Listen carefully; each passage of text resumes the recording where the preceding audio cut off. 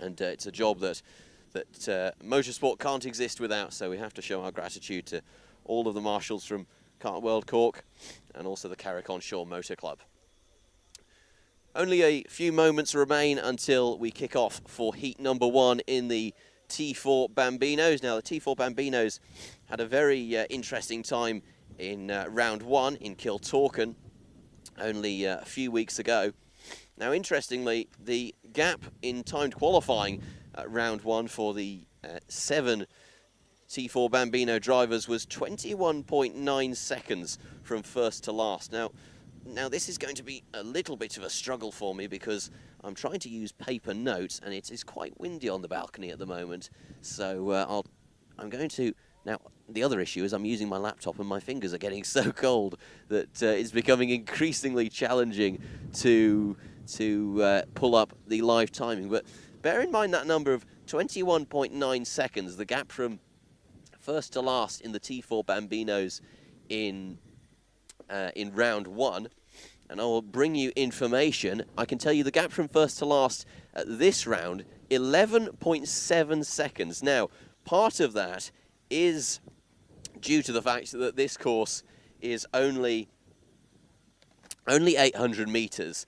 Kiltorcan does amount to a little over a kilometre, but nevertheless, a 10-second reduction in the gap from the first place driver to the 7th place driver on this grid of 7 karts is a huge reduction. So really showing the progress that these young drivers are making, doing a fantastic job.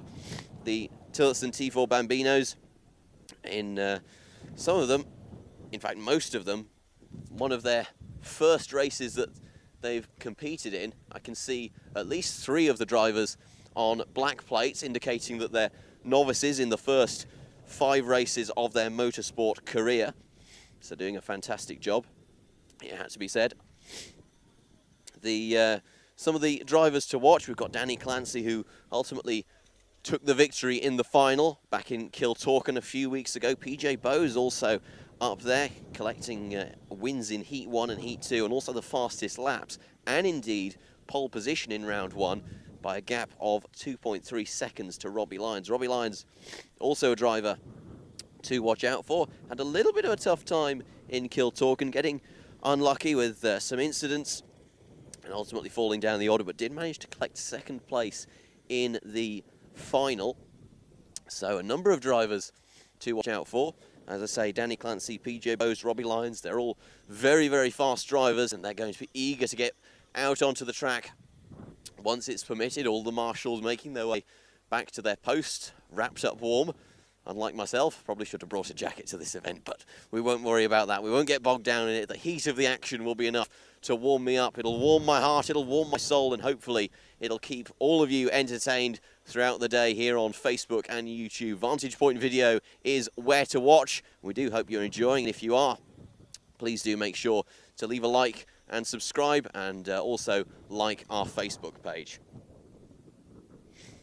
You wouldn't believe this now. We've got great hospitality here. Vantage Point Video. Senan, who is our camera operator for the day, he's currently running along the balcony to go and get me a jacket. Isn't that just lovely? Oh, I tell you what now, hospitality is what the Tillotson Island Karting Championship really does tremendously well in cooperation with all of our wonderful sponsors.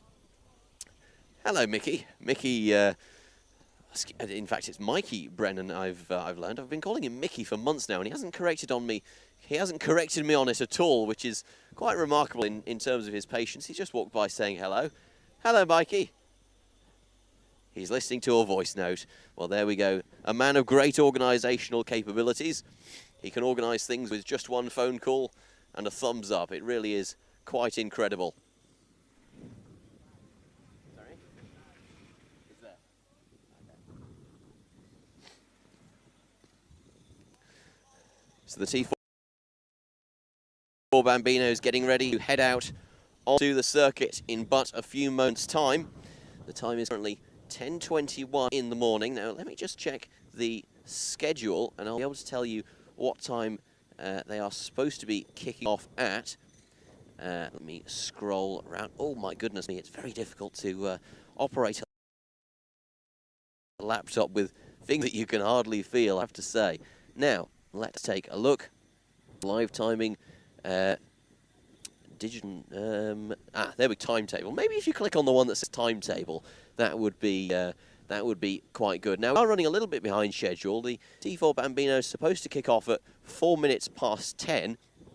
Currently 22 minutes past 10, so we're about 20 minutes delayed, but that's no problem at all. Admittedly, the Bambinos are going to be anxious to try and get out on track, but a final few words being exchanged with the mechanics for, I believe that's the 105 machine.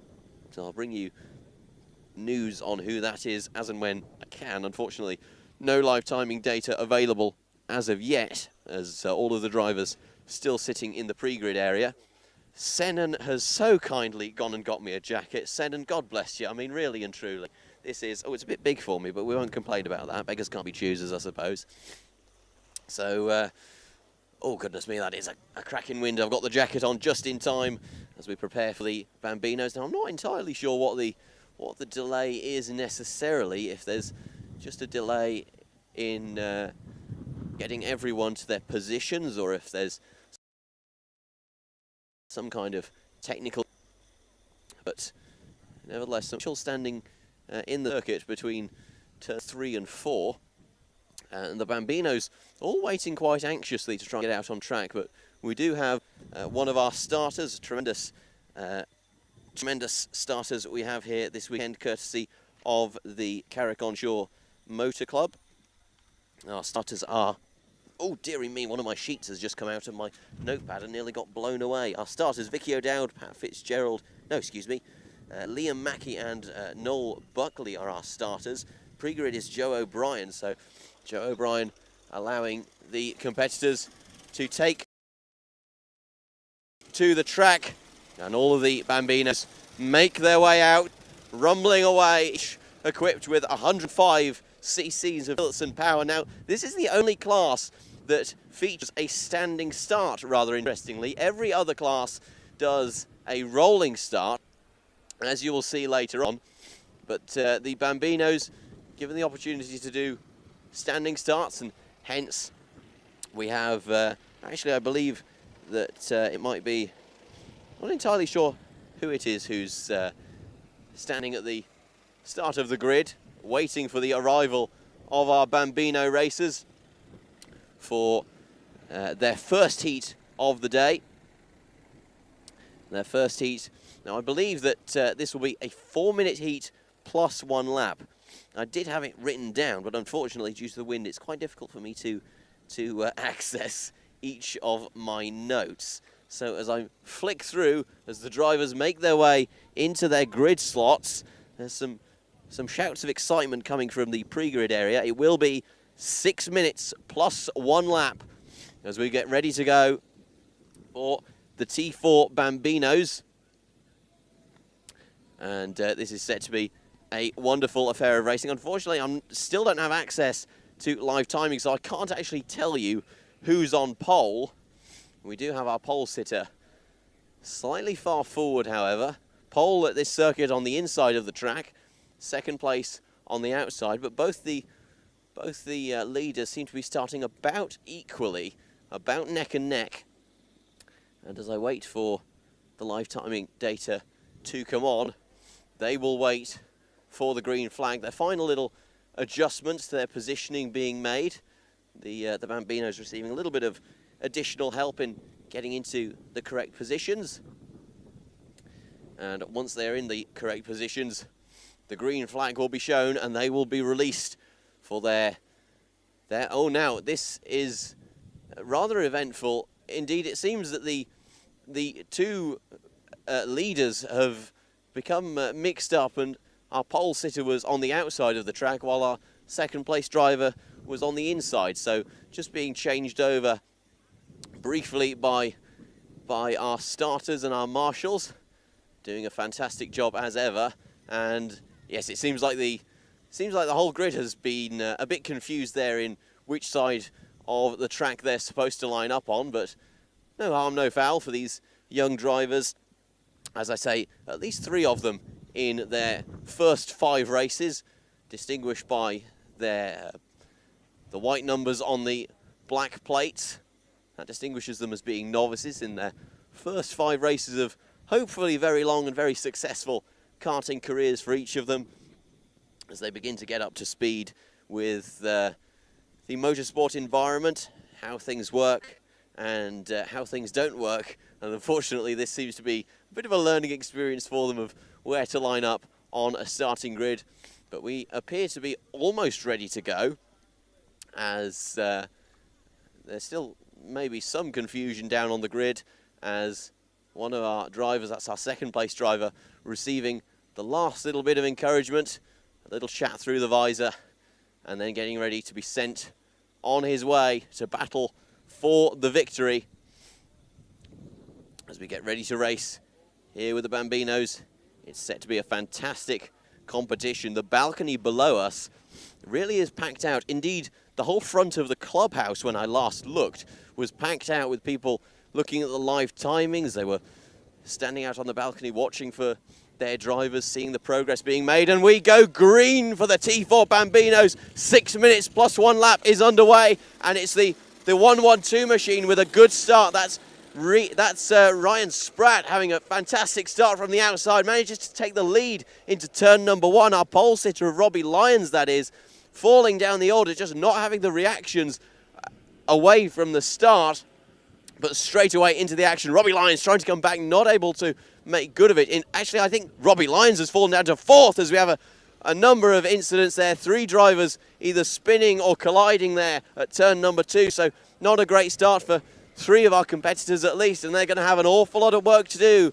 over the next 6 minutes, or, well, 5 minutes and 15 seconds at this stage, plus 1 lap. We'll bring you information as to who those 3 drivers are as and when they cross the line, and the live timing updates. But at the end of lap 1, it is currently Robbie Lyons who leads the way. Ryan Spratt, who leads the way in front of Robbie Lyons, and then Danny Clancy, then PJ Bowes currently in 4th. So a hotly contested battle for the lead already emerging. Hard to the inside there goes Danny Clancy, but thinks better of it, and oh no, he doesn't. Oh no, he doesn't. A big collision there at turn number 2. Too fast up the inside into turn 2.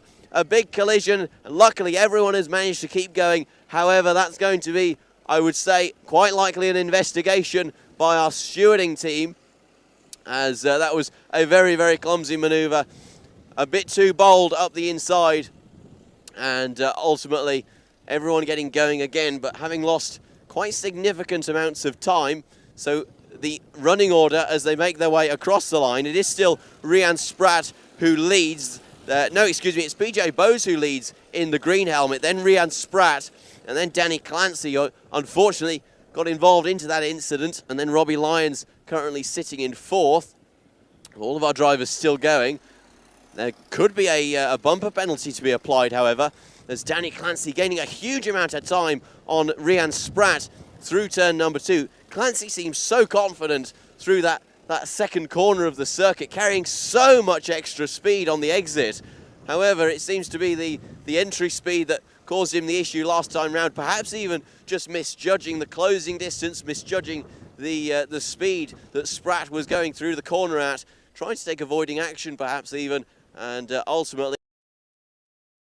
it just not working out. Goes Clancy though, hard to the inside, but then tucks back in slipstream, and they're all closing down on PJ Bowes in the green helmet up the front, who hugs inside line through turn number 1.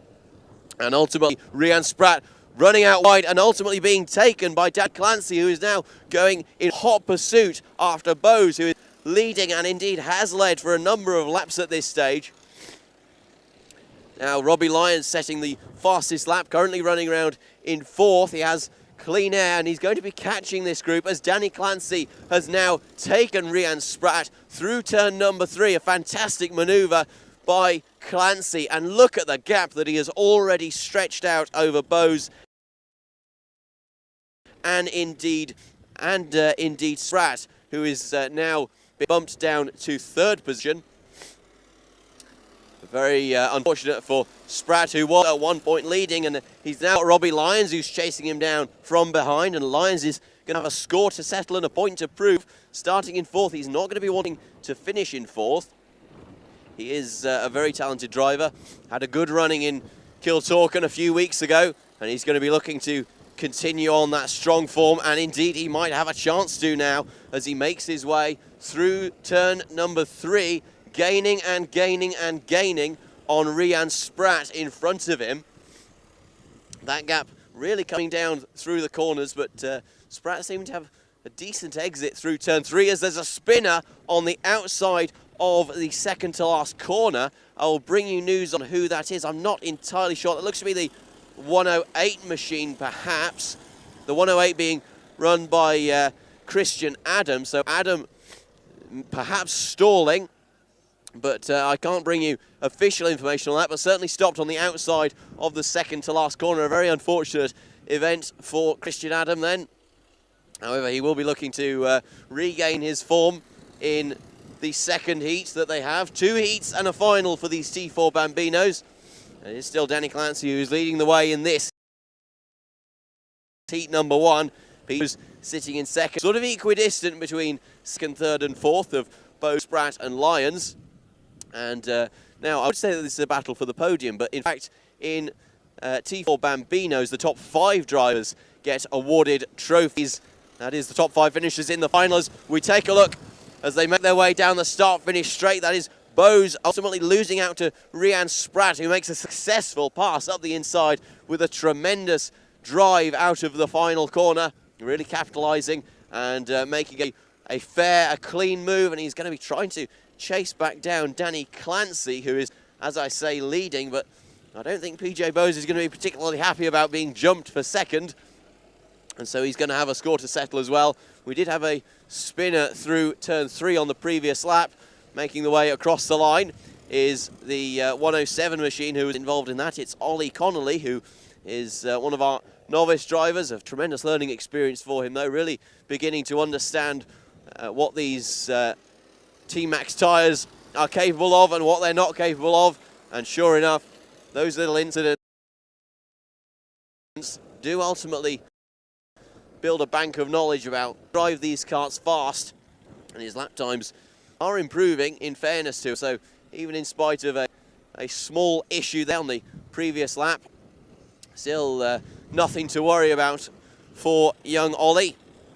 Doing a fantastic job, currently running in 6th position, setting quite competitive lap times, you have to say, for a young novice driver. He's doing very well for himself and can take as much pride as indeed Danny Clancy can, who is leading the race, but not by as much as he was previously. That gap is down to about 7.5 tenths, about 3/4 of a second as they make their way up to the line. It's going to be too little, too late, however, for Rian Spratt. Danny Clancy takes the victory in front of Rian Spratt and PJ Bose, who ultimately finishes in 3rd. Robbie Lyons wasn't able to make good. He finished where he started in 4th position. Still a decent showing for him, and he can carry that form into heat number 2 and be very happy with himself.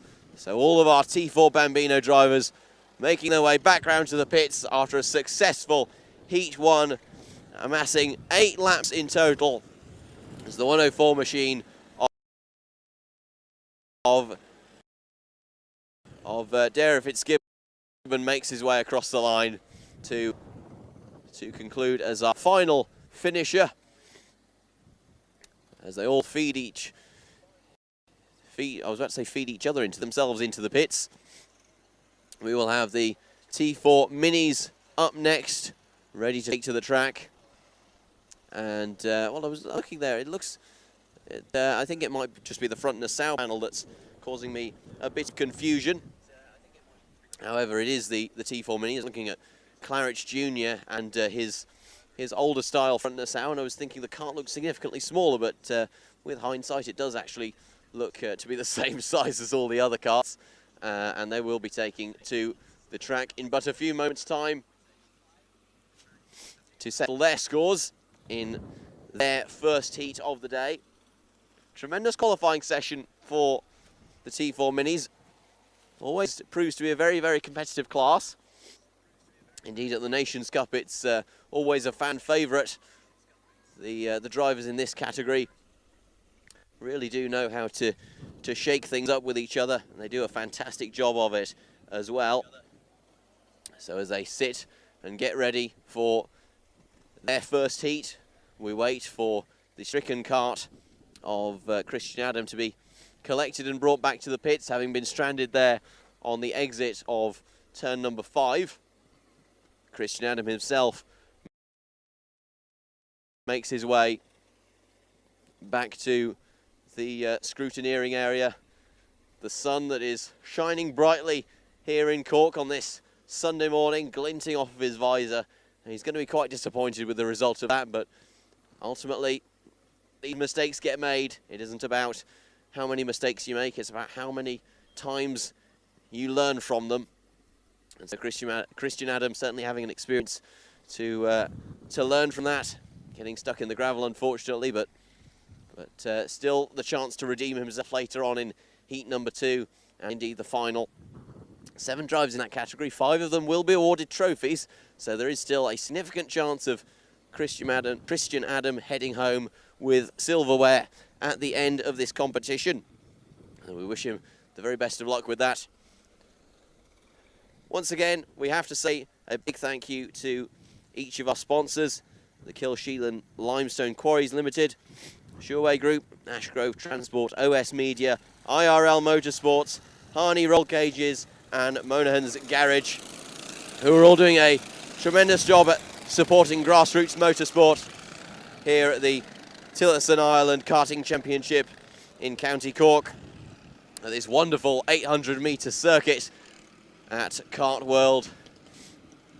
All of our T4 Minis making their way around for the first rolling start of the day.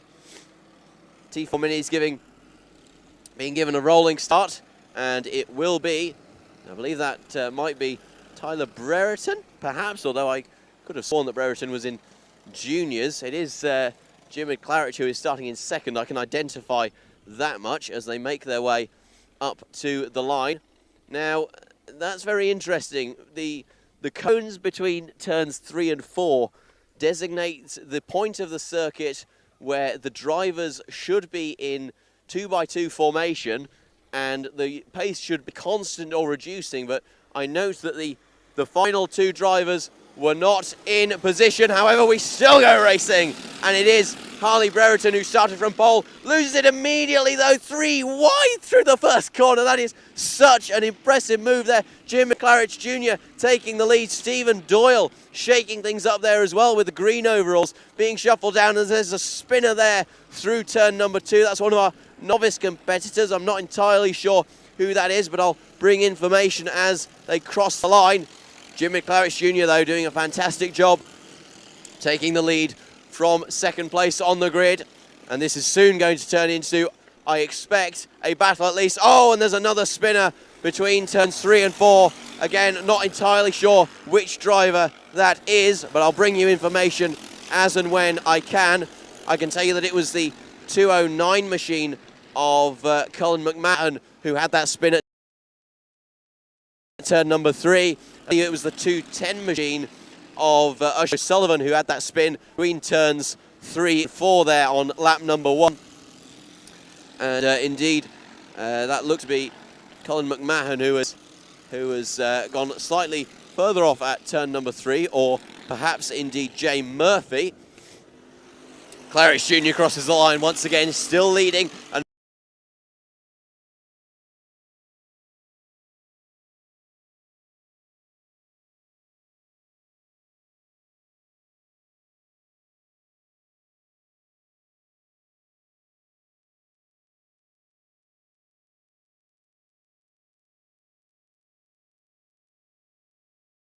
lap number 3, they're really starting to lay down the gauntlet for each other as there's a battle emerging towards the rear of the pack between our novice drivers.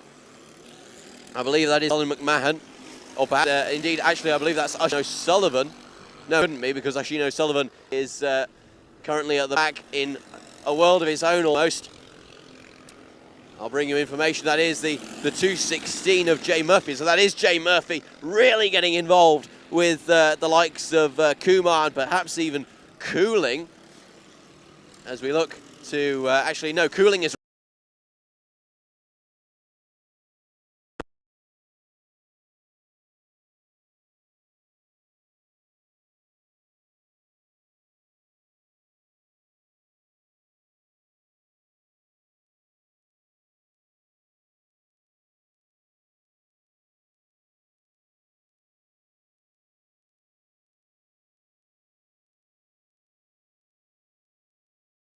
as we see Claridge and Brereton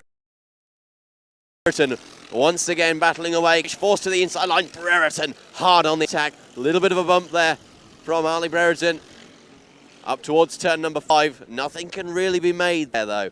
Nothing done through turn 5. Look for the run on the exit though. That's going to be the position of Harley Brereton. Slipstreaming all the way down, start finish straight. You move to the inside. Brereton up the inside of Claridge Jr. Can he make the move stick? Yes, he can. That's a tremendous move as we see a battle between Doyle and Green as well.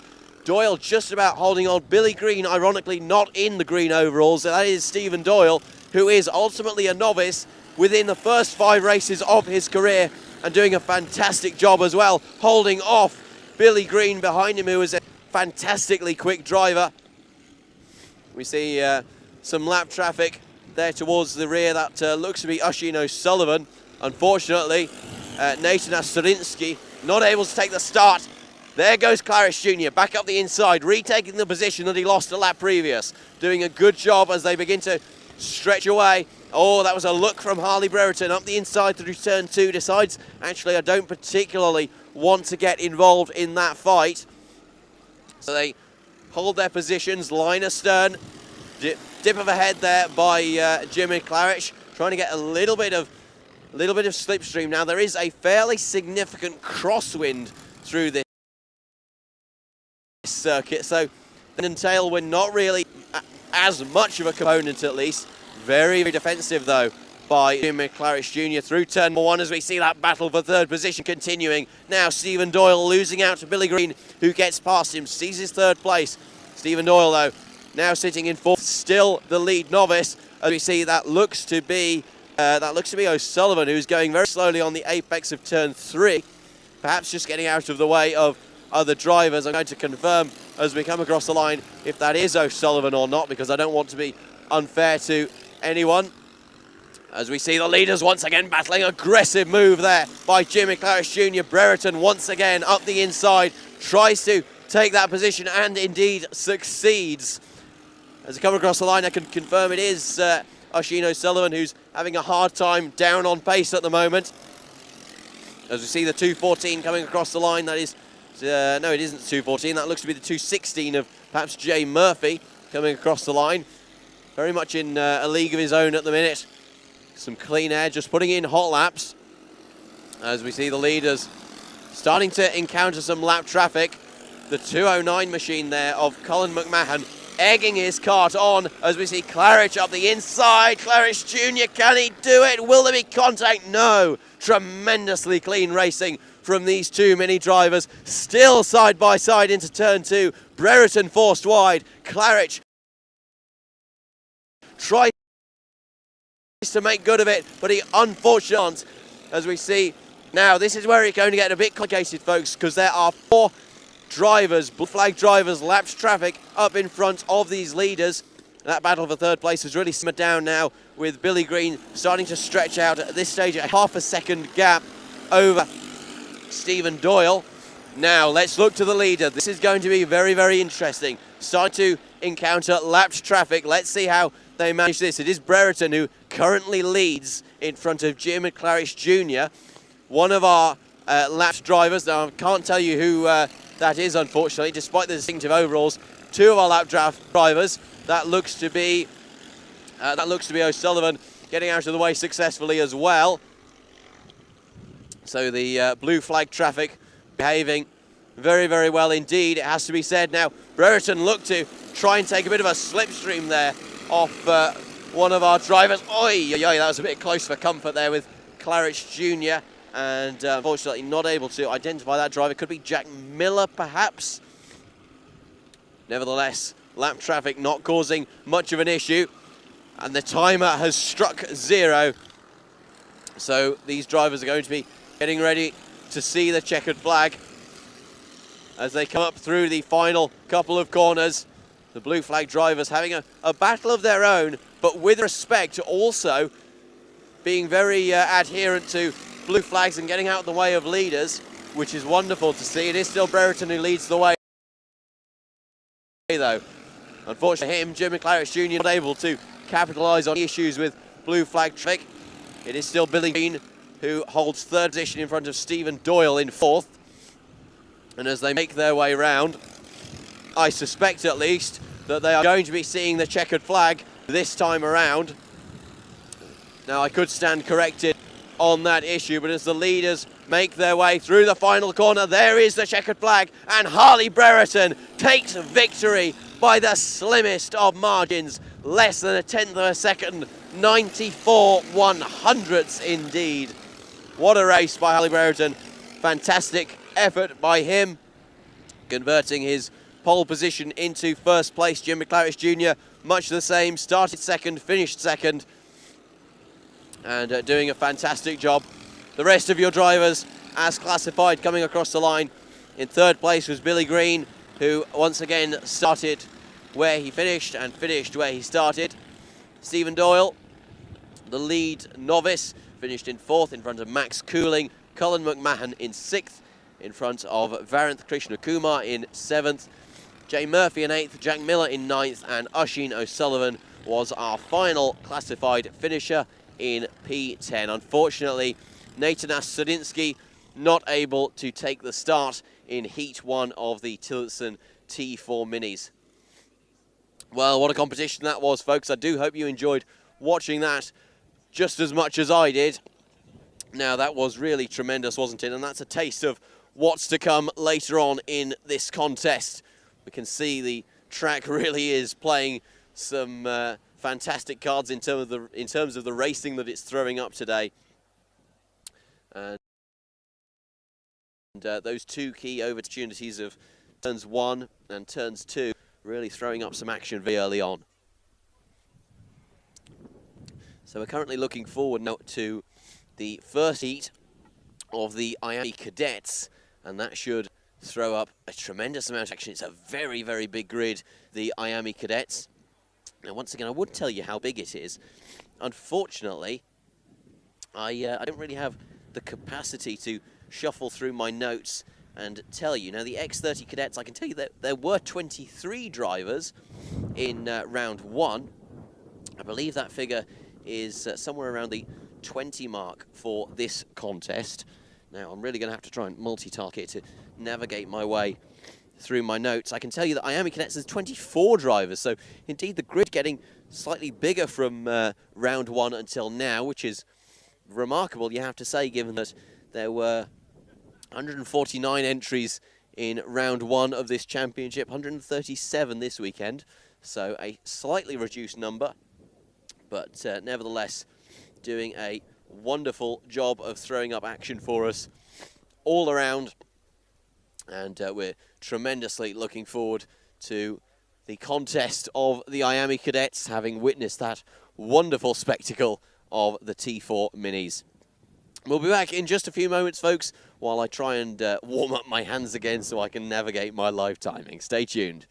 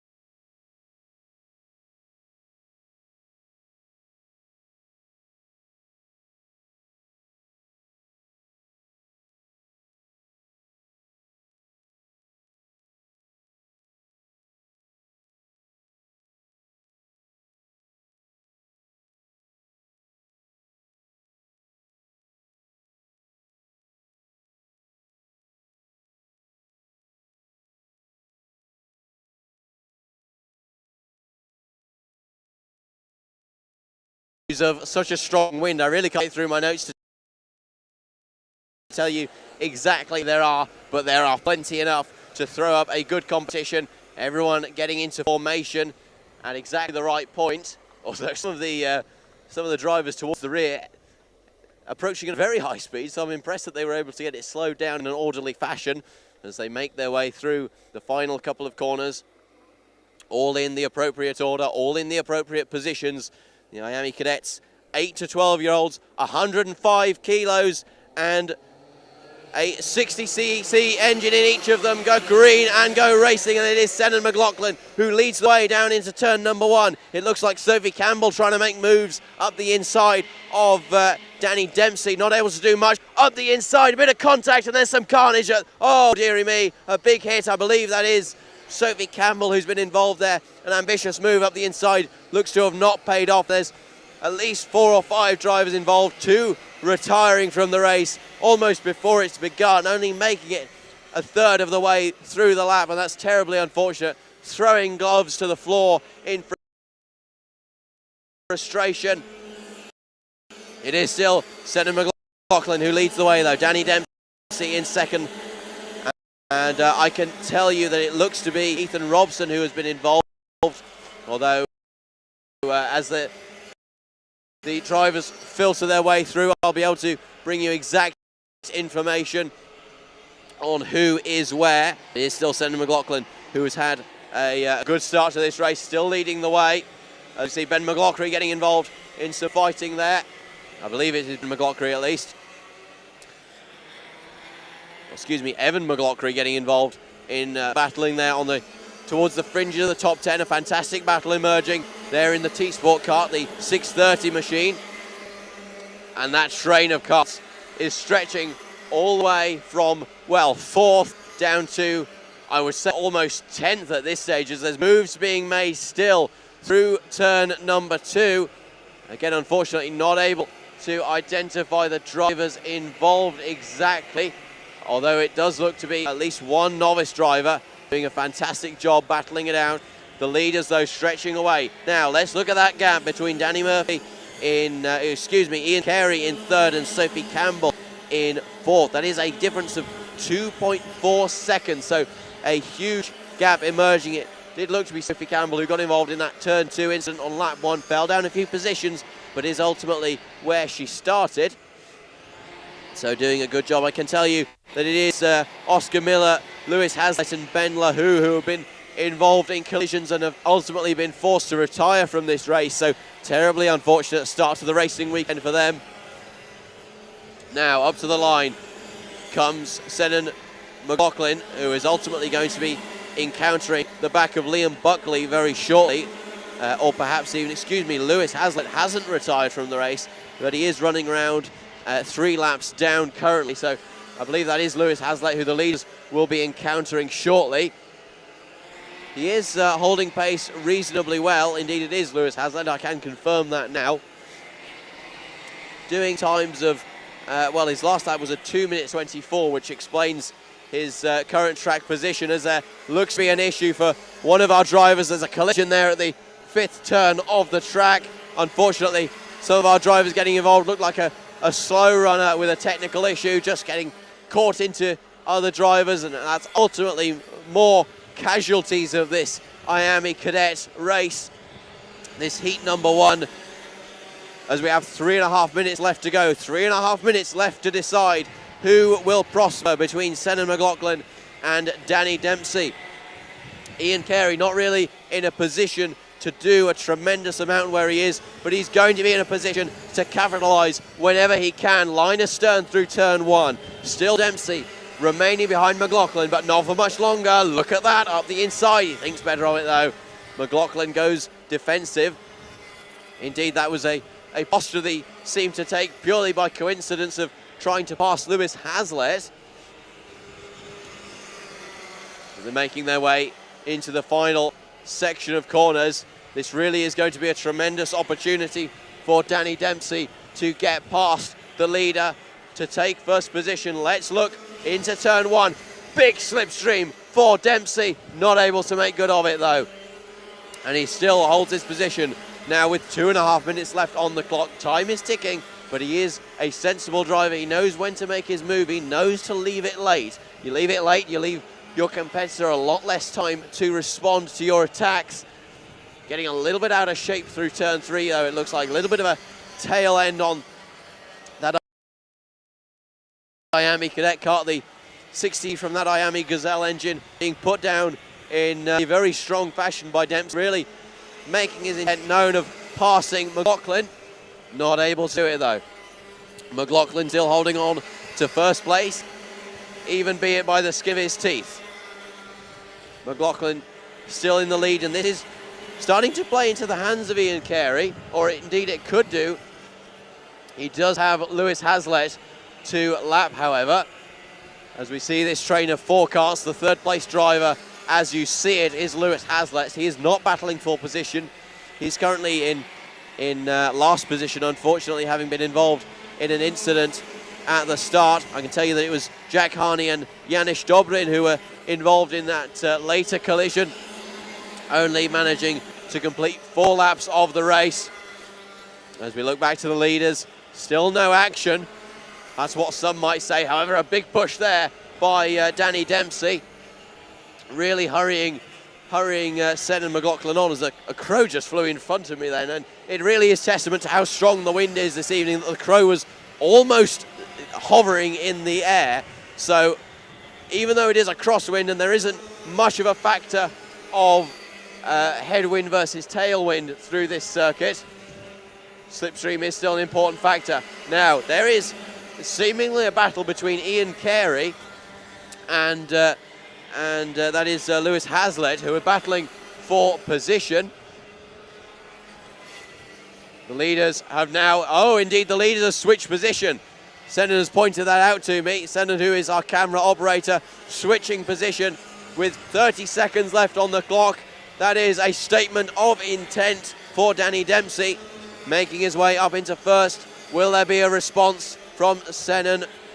No, there will not. McLaughlin holding position for now. Will there be a move into turn 2? This is really the main overtaking opportunity other than turn 1.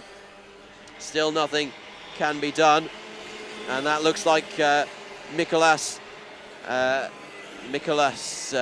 Ujestus, who is currently being lapped. Apologies for my inability to pronounce Lithuanian surnames. I did look it up over the weekend, but unfortunately in the heat of the moment it's difficult to remember how to pronounce surnames that you're not necessarily familiar with entirely. Leaders still remaining as you were, but not for much longer. Here comes Senan McLaughlin up the inside. Cut back from Danny Dempsey. McLaughlin the inside line for turn number 3. Manages to hold that position. Will there be time for a response for Danny Dempsey on this, the final lap of the race?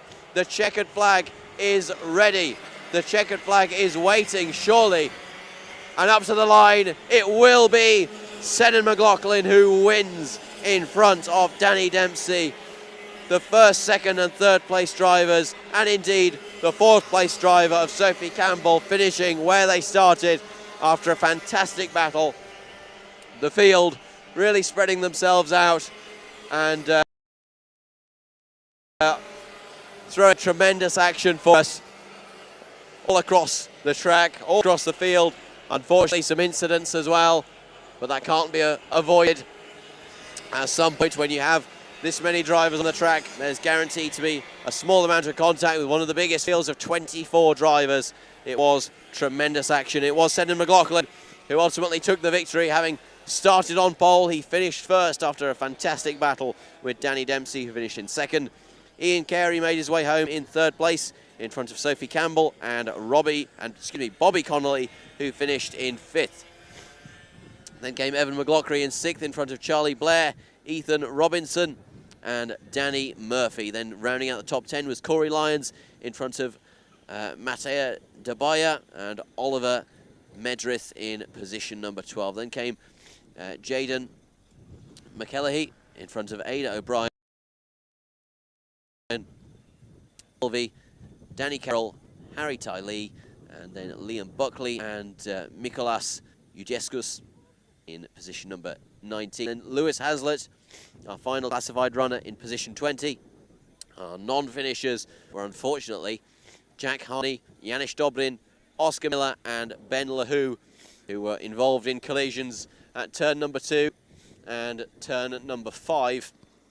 And unfortunately, having put on a tremendous display up until that point, even though Two of those drivers, namely Oscar Miller and Ben LaHoo, only made it to the second corner of the first lap. So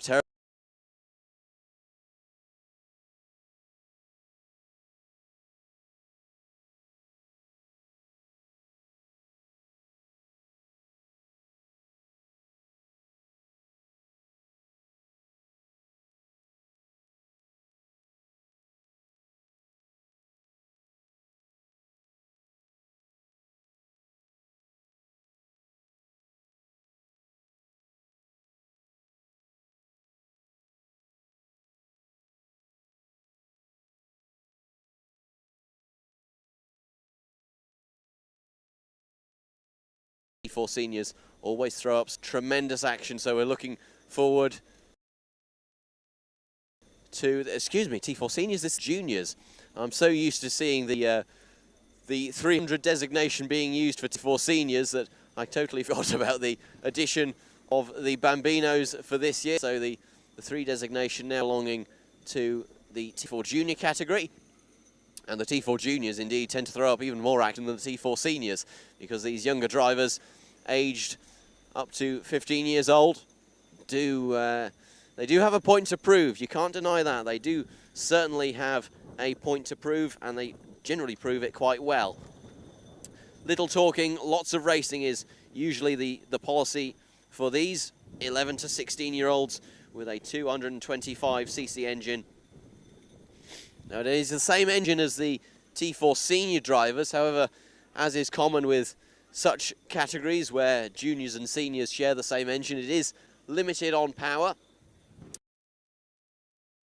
thanks to an exhaust restrictor and limited to 6,500 RPM compared to the 7,500 of the T4 Seniors. I believe it's 6,500 they're limited to, or it could be 5,500. I really should check. Nevertheless, you understand the point that I'm trying to make. There is a limit. The wind is really playing havoc with the notes. However, we won't get bogged down in that. For the signal, and indeed waiting for the marshals to make it back to their assigned posts and positions, where they will be able to legislate, adjudicate, and help out in whatever way with whatever drivers may need their assistance throughout this race. There is the whistle to designate 1 minute, I do believe. I didn't see the board, but I did see the number 1 hand signal being made. So 1 minute to go until the T4 Juniors take to the track for their first heat out of 3 races today. And it is set to be a wonderful affair. Away we go now. Now, that was significantly less than a minute, but we won't worry about it. The sooner the better for these T4 Juniors making their way out onto the track. A fantastic qualifying session earlier today for the T4 Juniors, as I mentioned previously, and a spinner immediately, a spinner in the middle of the track. You really do not want to see that. Now, losing significant positions there. That driver, unfortunately, I can't identify who it is at this stage. I might be able to identify it as they make their way past my position. Unfortunately not. Having the opportunity and availing of it to regain their track position up to the point of those cones between turns 3 and 4, making their way through the final section of corners. Will we go racing this time round? Yes, we will. We go green, and it is Wesley Brereton starting from pole who retains the lead going through turn number 1. Ben O'Keefe on the outside, battling away with Sean Dunnigan as they make their way up into turn number 2. Will we see incidents here as we have on the previous 2 occasions? We'll see a spin, but that is remarkably clean for the T4 Juniors compared to what we've seen earlier today. Sorry, I do realise, having said that, that sounds like the T4 Juniors are driving like maniacs the rest of the time. They're certainly not. They're a very clean group of individuals when it comes to their racecraft. Very advanced for their age, for these 11 to 16-year-olds, as they make their way through the final corner. And remarkably, no retirements on the first lap. That's tremendous for the T4 junior category. All of our drivers still in the contest, as it is Wesley Brereton who remains in the lead. But that looks to be Ben O'Keefe. Indeed, it is Ben O'Keefe trying to go around the outside with the orange overalls and the white helmet. That's changed to the inside, but not really an overtaking opportunity up into turn number 4. A significant gaggle of karts at the back of the field, all trying to sort themselves out into position. As we see now Ben O'Keefe with a big attack to the inside line with the Red Bull-esque helmet up into first place. A tremendous move by O'Keefe, taking Brereton. Billy Clancy might try and make good on this if he can sniff an opportunity. Indeed, Joey Carney's currently sitting in 4th place there with the Hamilton-style helmet and the black overalls. Is going to be looking to try and make the most of this as well. The leaders, all 3 karts appear to be sorting themselves into a fourth position as well. As we see up the inside goes, that looks to be Joey Carney. Well, Joey Carney is still in 4th, so it is remaining in the order that they were in previously. Just a little bit of posturing and positioning there from Billy Clancy in the orange helmet and orange overalls with those distinctive yellow gloves. And look at that battle for 2nd place. Really is heating up now, and this battle for 4th has now turned into a 4-kart battle headed up by Joey Carnes, and then Spencer Casey appears to be at the tail end of that with the green helmet. As we see breaking away at the front is still Ben O'Keefe doing a fantastic job. Wesley Brereton just about beginning to pull away from Billy Clancy, who is currently sitting, oh no, never mind, excuse me, Billy Clancy dropping down to 4th place, being overtaken by Joey Carney, who has bumped his way up into the podium positions and will now be on the hunt for Wesley Brereton, who did a fantastic job in qualifying, but at this stage of the race doesn't seem to be able to replicate that pace. And then that battle for 4th place again hotting up, as we see the leaders all making their way across the line. Here comes Joey Carney up the inside of Wesley Brereton, makes that move stick, tremendously executed by Carney, doing a fantastic job up into 2nd. As we see that battle for 4th also emerging, that's Sean Dunnigan and Robert Greenbolster. Greenbolster managing to take that position, Dunnigan falling down into 5th place. So doing a good job there, Robert Greenbolster, and managing to find his way up to 4th, and he'll surely be trying to attack the group in front, or at least pull away from the group behind, as we see a significant gap emerging for the leader. Brereton going defensive there into turn number 1, responding to the attack of Billy Clancy. As we see Greenbolster again battling away, and Sean Dunnigan looks to be having a good time there. Joey Carnes as well, having fallen down the order slightly, but it is still eyes on the lead group. Ben O'Keefe pulling away. He had a 1-second lead as they crossed the line last lap, and this group beginning to shuffle themselves out. As now I can see there, I missed it unfortunately as it happened, but Wesley Bowden dropping down, Wesley Brereton, excuse me, dropping down into 4th position. Qualifying, just not able to replicate it. Same story for I believe that's perhaps Sean Dunnigan, the other in 4th place, just not able to now I believe that is on the last lap. That with 3 minutes left to go in this race, that battle for 4th really is starting to be where the eyes are at, as the leaders all make their way across the line. That battle for 4th now headed up Sean Dunnigan, Robert Greenbolster, Spencer Casey and Joey Carnes. Spencer Casey really making shapes towards the back of Robert Greenbolster. Is the green helmet of Casey versus the orange helmet of Greenbolster. Greenbolster, very experienced driver in the T4 series. And Casey very much able to hold his own as well. He's no slowpoke, none of these drivers are. And this really is a testament to the level of competition in this T4 junior category. All of the leaders making their way now. In fairness, Wesley Bowden is beginning to catch the cart in front of Billy Clancy, as we see Spencer Casey making a move up the inside of Green Bolster, not able to make good of it though, unfortunately. Bowden still, Brereton. I don't know why I keep calling Wesley Brereton Wesley Bowden. Brereton able to retake the position away from Billy Clancy. Clancy bumped down into 4th position again. So apologies for my misuse of words. We have the battle for 1st and then the battle for 5th, although the battle for 1st is really very much over at this stage. Ben O'Keefe walking away now with a 1.5 second gap to Joey Carney behind. Joey Carney himself with a 1.4 second gap to Wesley Brereton, who is currently sitting in 3rd place. So all doing a very good job running their own races at this stage and sort of naturally shuffling each other into their rightful positions. Joey Carney still with a point to prove, tucking down behind the wheel, trying to minimise his drag profile along the start-finish straight. As we see that battle for 5th place really heating up now.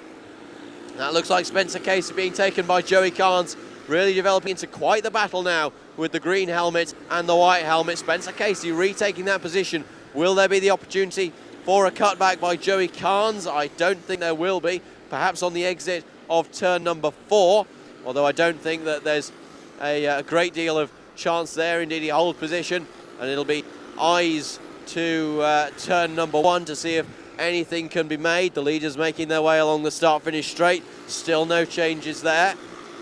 Joey Carnes, still no changes in the battle for, that is 7th position between Joey Carnes and Spencer Casey.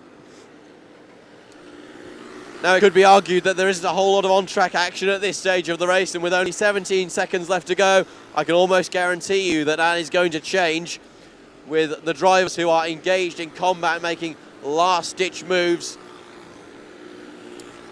Now, that is worth noting that the leaders have crossed the line with about 5 seconds left on the clock, so this is the penultimate lap. As we cross the line next time round, the leaders will see the last lap board, and they will begin their last-ditch efforts to try and retake places as they can. And as the 350 machine there going toe-to-toe with, that looks like Richard Boirescu in the 317, racing under the Romanian flag, but also racing under the Irish flag. On my live timing, it says he's Romanian, and on his cart, he has the Irish flag. So a very interesting situation there for Richard Boirescu. Still a novice, but doing a very good job and very competitive. Says that this season is very much a learning season, certainly the first few races in any case. As we look to the leaders, and indeed we look to Ben O'Keefe, making his way through the final couple of corners. Ben O'Keefe comes up to the line, and Ben O'Keefe will take victory in heat number 1 of the Tillotson T4 Juniors. Joey Carney with a fantastic effort to climb up to 2nd, indeed having started in 2nd. And then Wesley Brereton finishing in 3rd position. Actually, no, excuse me, Joey Carney did not start in 2nd position. I believe he started in 3rd or 4th.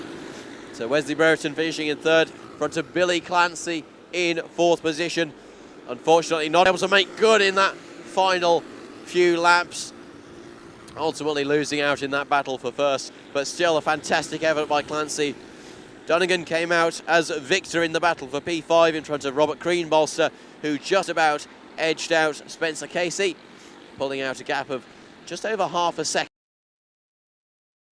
to him by the end of the race.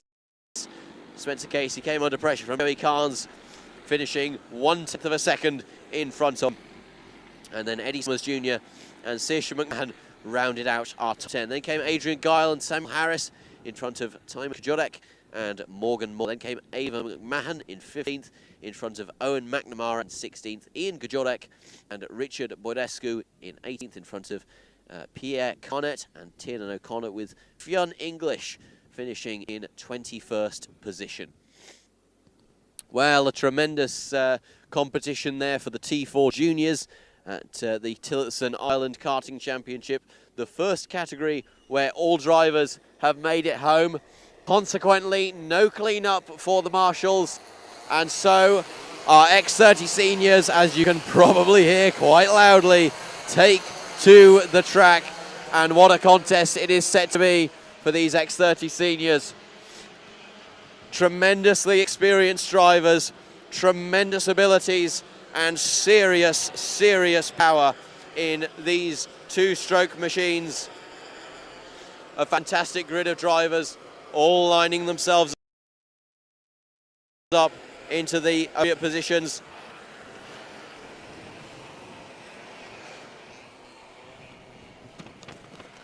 Forgive the silence, folks. I just had a small panic while my notes went absolutely everywhere. Nevertheless, all of the drivers get themselves organised, get themselves situated in the right places. They all make their way up to the line. Will we go racing? Yes, we will. The right foot hits the floor, and it's a very good start by Tig Buckley. He leads down into turn one. Ben McLaughlin also shoveling his way from third up into second place. Good start by McLaughlin. Battle for fourth place now emerging. That looks like Jamie English and perhaps Adam Holmes as well. No incidents through turn two. That's good to see as they all make their way up into the final third of the lap. Straight away, battling's beginning to happen. The only novice in this category is, two novices. We have Charlie Cosgrove and Jack Peters as we see a battle for third position. Bit of contact there. Could that be Jack McLaughlin? I think it is. McLaughlin being shoveled out and shimmied out through some contact, but trying to make his way back up. That promotes Adam Holmes into third position, and he's going to go chasing after the leaders, but there's still an awful lot to settle in that midfield battle. So Tig Buckley breaking away early. Good start by the young man. Ben McLaughlin in second, then Adam Holmes, as I say, taking third. I can confirm that it was I was right in my prediction of a lap ago. Well, my assertion of 1 lap ago about the incident at turn one. And I can't actually remember which driver it was, unfortunately, because as I see, now it was Jack McLaughlin. As I looked at my live timing, he fell down 5 positions on that previous lap.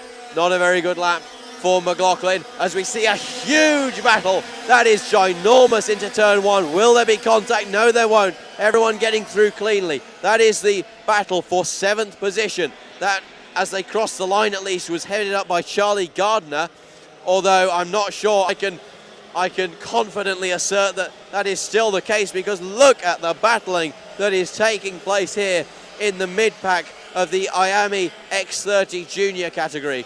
This is absolutely tremendous. Excuse me earlier when I said that it was IAME X30 Senior. It isn't, it is the junior category. Again, getting caught out by the designation as there is a collision at the final corner there. We'll bring you information as to who that is as they cross the line. And unfortunately, that looks to be Aaron Murphy and Chadler Mann who have got involved. Bobby Connolly, having retired at some stage, I believe he pulled into the pits. Indeed, he did pull into the pits, and not able to see the checkered flag in this race, unfortunately, due to probably a technical issue. Now all of the drivers sorting themselves out into nice, neat, even rows. This is what we like. This is easier to commentate on. As we see a move up into turn one, that's a very brave manoeuvre on the fringes of the top 10. Can't tell you exactly who that is, but very brave indeed, going up the inside of a driver through turn one at the speeds that these IAME X30 Juniors are hitting. 145 kilograms and 125 cc's. Again, same engine as the X30 Seniors, only with a 22.7mm exhaust restrictor, which restricts us. And the leaders very much doing their own thing at this stage of the race, with 4 minutes and 20 seconds left on the clock. It is still Tig Buckley who leads the way, just under a 2-second lead. Seconds to Ben McLaughlin behind. Then comes Adams, Jamie English in front, Jack McLaughlin climbing his way back up to 5th place. So the leaders already sorting themselves out at this stage of the event. As we see a move there through turn number 3, and indeed a spinner there that looks to be, I can't tell the number on that card, but arms being thrown in frustration. In any case, I'll bring you information on that driver as they come across the line. That is the 716 machine. So the 716 being piloted. Well, at least I hope it's being piloted, although I can't see it on my live timing. See, that is the issue with the X30s. They pass by my position so quickly, I can barely even see the numbers. Tig Buckley with the best lap so far of the race, of a 31.5 second lap time. Very quick lap here, and has now pulled out a 2.3 second gap to the kart behind of Ben McLaughlin.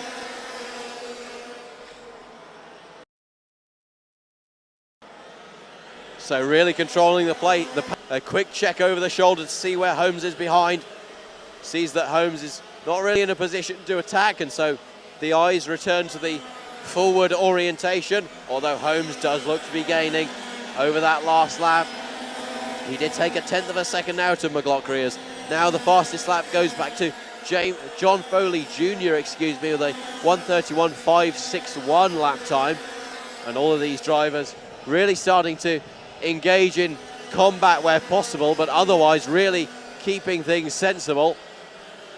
As we see Tig Buckley still leading the way.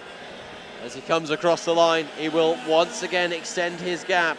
It was 2.4 seconds, it's now 2.7, still pulling away from Ben McLaughlin in 2nd place. Significant battle emerging for position number 6 there, headed up by Joel Murphy, then John Foley Jr. and Michaela Hart, all doing a fantastic job. Michaela Hart with some tremendous pace at this stage of the event, really putting pressure on John Foley Jr. in front. Everyone making their way down the start-finish straight. Here goes Michaela Hart once again in the 725 machine, makes the move and makes it successfully up the inside of John Foley Jr. in the 710 machine. Manages to hold on to the position, no retaliation offered by John Foley Jr., who still holds the fastest lap of a 1:31.561, but unfortunately not fast enough to hold back Hart, who makes her way past with assertion as they make their way up to the line. 1 minute on the clock. That's about 3 laps remaining. Here comes Michaela Hart once again. Hart really on the charge here, past Joel Murphy, although Murphy making a comeback. Nothing to be made of it by Murphy, who has now been taken by John Foley Jr. He tried to switch to the outside and ultimately left the inside exposed for Murphy to jump back through again. Oh, excuse me, for James Foley Jr. John Foley Jr., excuse me. I'm hearing me, I'm all over the place with my name today. John Foley Jr.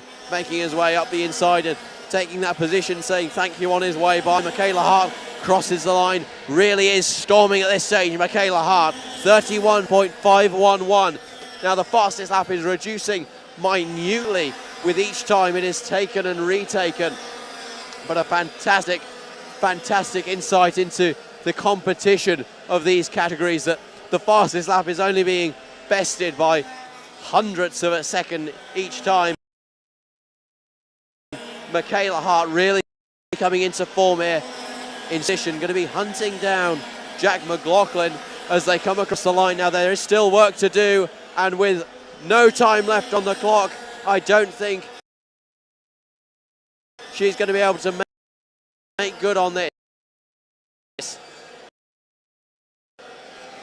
But it is still Tig Buckley who leads the way through the, having dominated this race, will come through the final corner, and Buckley, I was looking in the wrong place. Goodness me, that's a terrible oversight on, and indeed the race, goodness me, the race, oh my goodness me, the timer, I understand now what must have happened. The timer ran down just as I looked to it.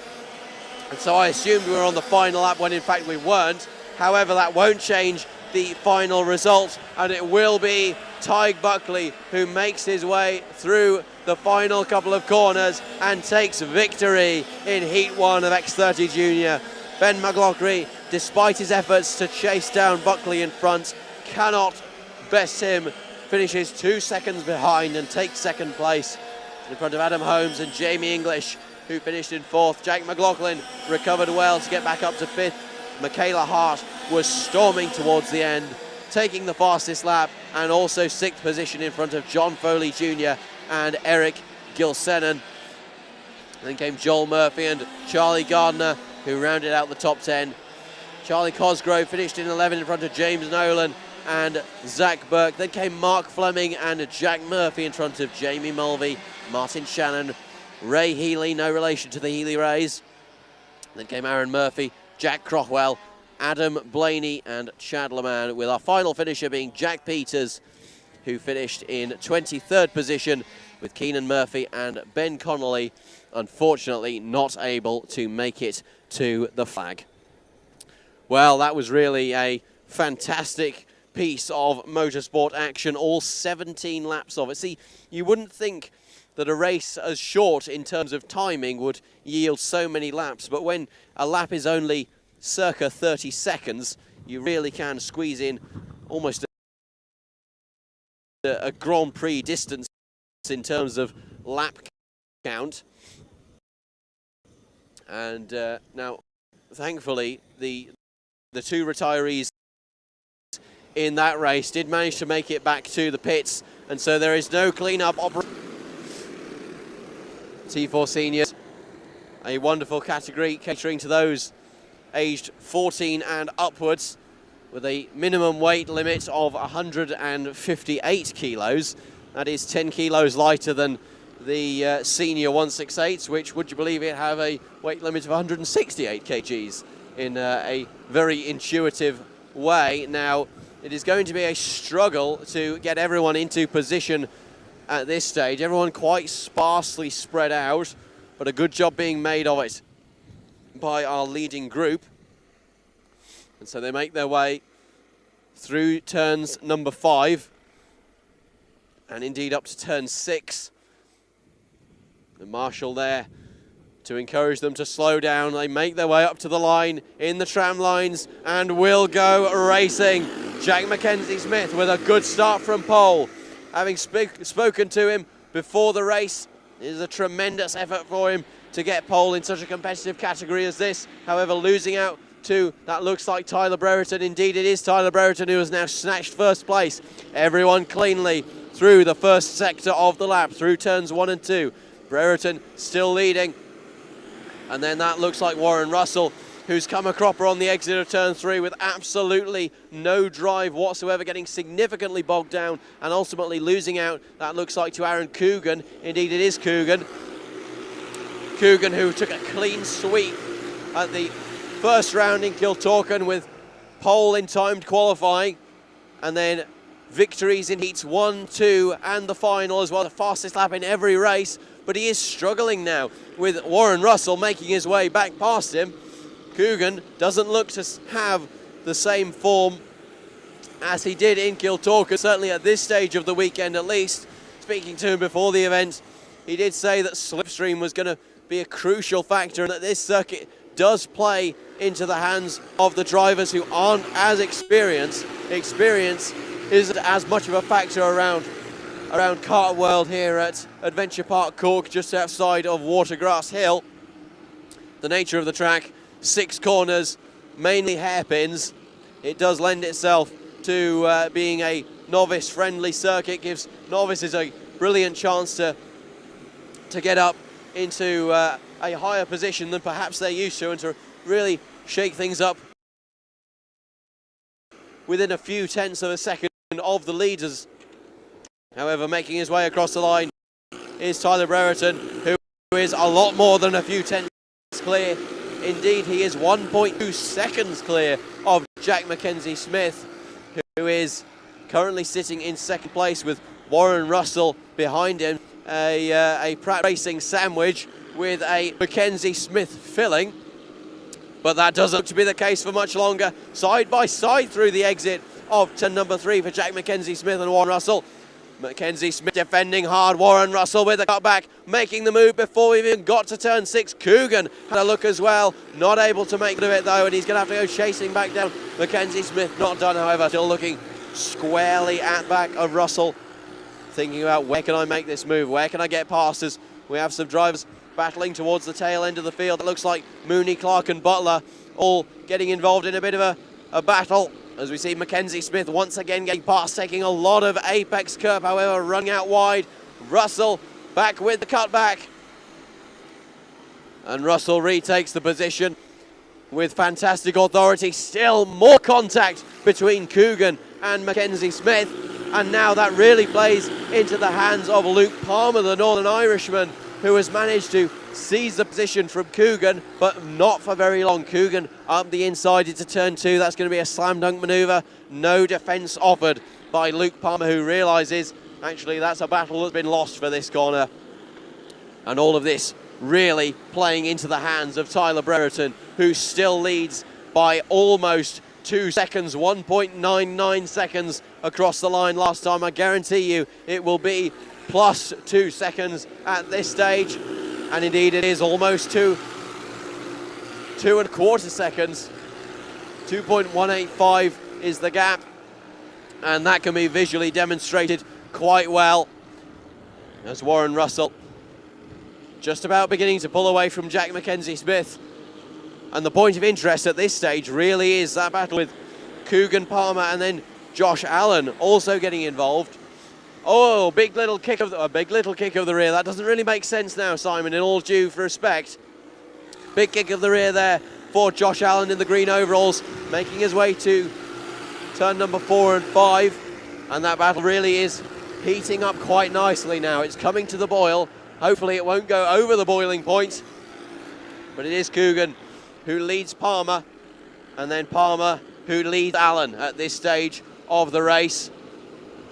Now Russell and Mackenzie Smith is a battle that could be hotting back up as well.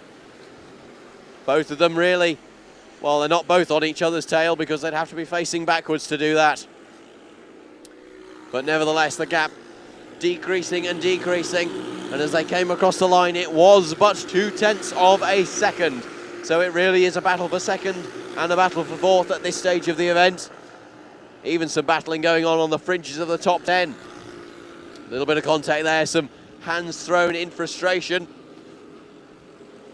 But our eyes remain firmly on the leaders. That looks to be Butler, who is getting involved in some action towards the rear. And someone getting spat out through turn number 4. Can't quite identify who that driver is. But the main focus at this stage is on the fact that Josh Allen has now jumped Luke Palmer. Luke Palmer will be trying to make that move back though. This is great news for Coogan. Coogan beginning to pull away, starting to close back up to Jack Mackenzie Smith, who is currently sitting in 3rd position. Now, have those two swapped? Have Warren Russell and Jack Mackenzie Smith swapped position by virtue of an overtake, of course? No one's going to be letting anyone else through. I do believe that is the case, and so now it is a Pratt Bros Racing 1-2 with Tyler Brereton leading the way and then Warren Russell sitting happily in 2nd place. I don't think that there's going to be a chance for Warren Russell to take the victory at this stage with only 1 minute and 39 seconds now on the clock. And so it looks to be squarely in the court of Tyler Brereton when it comes to the premiership of this race result. He makes his way across the line, and we can expect another 4 laps of racing at this rate. Still the leaders staying line astern though, and wants to show a hand too early at age. Still a number of laps of racing still to be done, but here comes Josh Allen. Allen up the inside of Coogan. Can he make that move? Stick it, turns to the inside for turn number 3, and it works brilliantly for Josh Allen in his distinctive green overalls, making his way past Coogan. Coogan no slouch, so that overtake does signal something. Either Josh Allen has really found a case of speed down the back of the sofa, or Coogan is struggling is the other alternative. And indeed, Coogan beginning to fall into the hands of Luke Palmer, and Palmer goes for the move up the inside of turn 2. He puts his nose in there, he puts his front bumper and his front fairing up the inside, but he can't make anything of it as they make their way through the middle sector. Still nothing can be done. Battle's really simmering down at this stage of the race, and with only 17 seconds left on the clock, this is now the penultimate lap. As they cross the line next time round, they will see the last lap board. And so it really is a question of who is going to finish in second and who is going to finish in, well, fourth at this stage. That battle between Coogan and Palmer could really hot up at any moment over the next minute or so. Making their way through the final sector once again for the second to last time. They will come across the line, they will see the last lap board. And this is game on for Tyler Brereton to try and take the fastest lap, even without slipstream, as they make their way through turn 1. Still no hands being shown. Look at Palmer in the tail end of that queue. Will he go for a move on Coogan into turn number 2? No, he won't. Climbing up the elevation through turns 2 and 3. Here comes Palmer on a move up the inside of Coogan. Squeezes Coogan, he keeps it tight on the exit, as we also see a battle there between Mackenzie Smith and Russell. Russell coming out on top in that, holding his position, but it will be across the line Tyler Brereton who takes victory, and in spite of Jack Mackenzie Smith's best efforts, Warren Russell will take second place. Josh Allen had to settle for fourth in that event. Luke Palmer did manage to hold that position and bumped down Aaron Coogan into 6th place. Ewan Miller finished in 7th in front of Luke Kavanagh, and Max O'Neill in 9th in front of Brian Wilson in 10th, and Robert Butler in 11th. Then came Ollie Clark, Adam Butler, Adam Perry, and then Peter Brett, Elijah Mooney, Niall Leahy, and then Yuri Bechtold having a difficult day, not making the finish. Same can be said for Jake K. Brunel, who had a tough time. Yuri Bechtold managing 11 laps out of the 15 completed, with Jake Brunel only managing 8, unfortunately. However, both those drivers did make it back to the pits, which means, once again, no clean-up ahead of this next race of the Tillotson T4 Senior 168 category. Now, these lads, over the age of 14, and over the weight limit of 168 kgs.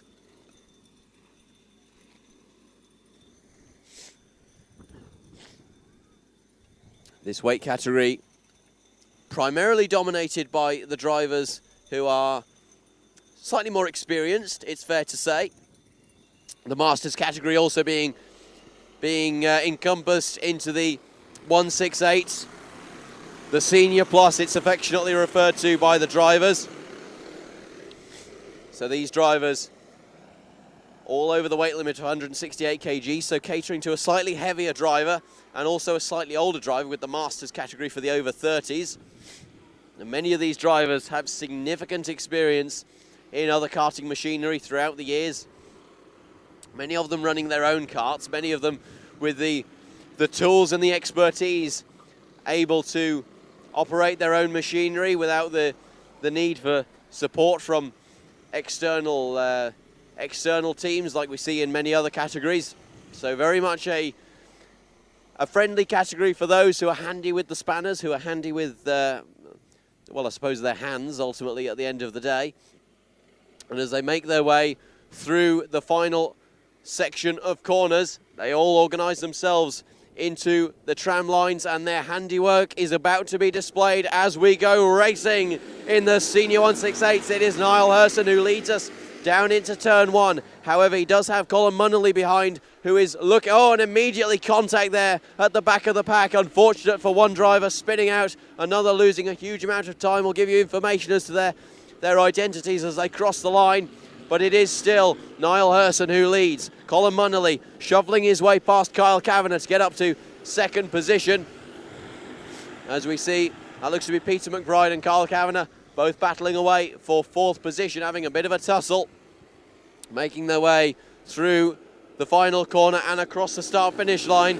We'll be able to update you on the order. It is Herson from Munnelly, from Mickey Brennan, in fact, in those white overalls. Mickey Brennan having a fantastic start, gaining 2 positions, with Kyle Kavanagh losing 2. Then Peter McBride in 5th place. And I can tell you that it was Kevin Walsh and Kevin Stanley who were unfortunate to be involved in that collision at turn number 1 on the first lap, making their way through the middle and into the final section of the lap. It is still Niall Herson who leads the way. And that is Kevin Walsh, who is trailing at the back, but trying to make up time as the gap that has been pulled already exceeds half a second there. In fact, it is 7/10 from Niall Herson to Colin Munnelly, and then Mickey Brennan putting significant, Mikey Brennan, I really should correct my pronunciation on that. Mikey Brennan putting a significant dollop of pressure on Colin Munnelly. But Munnelly, a very experienced driver with no shortage of wisdom.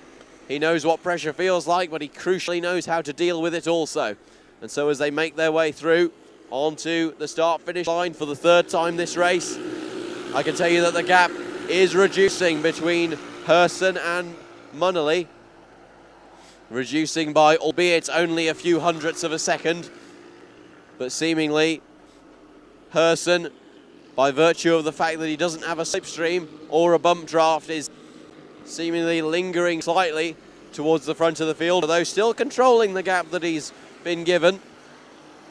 And so you have to give him credit where credit's due at this stage of the race, as we see some battling going on towards the back of the pack. That looks to be, as I take a look at my timings, that looks to be Herson and Garvey. Ryan Herson getting a bit close to Garvey. Or perhaps even Shauna Summers. As we see, still no change at the pointy end of the field. All of the leaders separating themselves out now. There looks to have been a mistake somewhere for Mikey Brennan, who has now lost a significant amount of time to Colin Munnelly in front. Kyle Kavanagh really putting him under pressure over yonder as they make their way up to the start-finish line. Mikey Brennan saying, come on, let's work together. Hitting the back of his helmet, saying, let's push. Let's try and catch Colin Munnelly in front, who is now more than half a second up the road. 6/10 of a second is the gap. As we see, battling there for position number 5. That's a battle between Eddie Roach and Peter McBride. And currently it looks like Peter McBride has come out on top in that affair.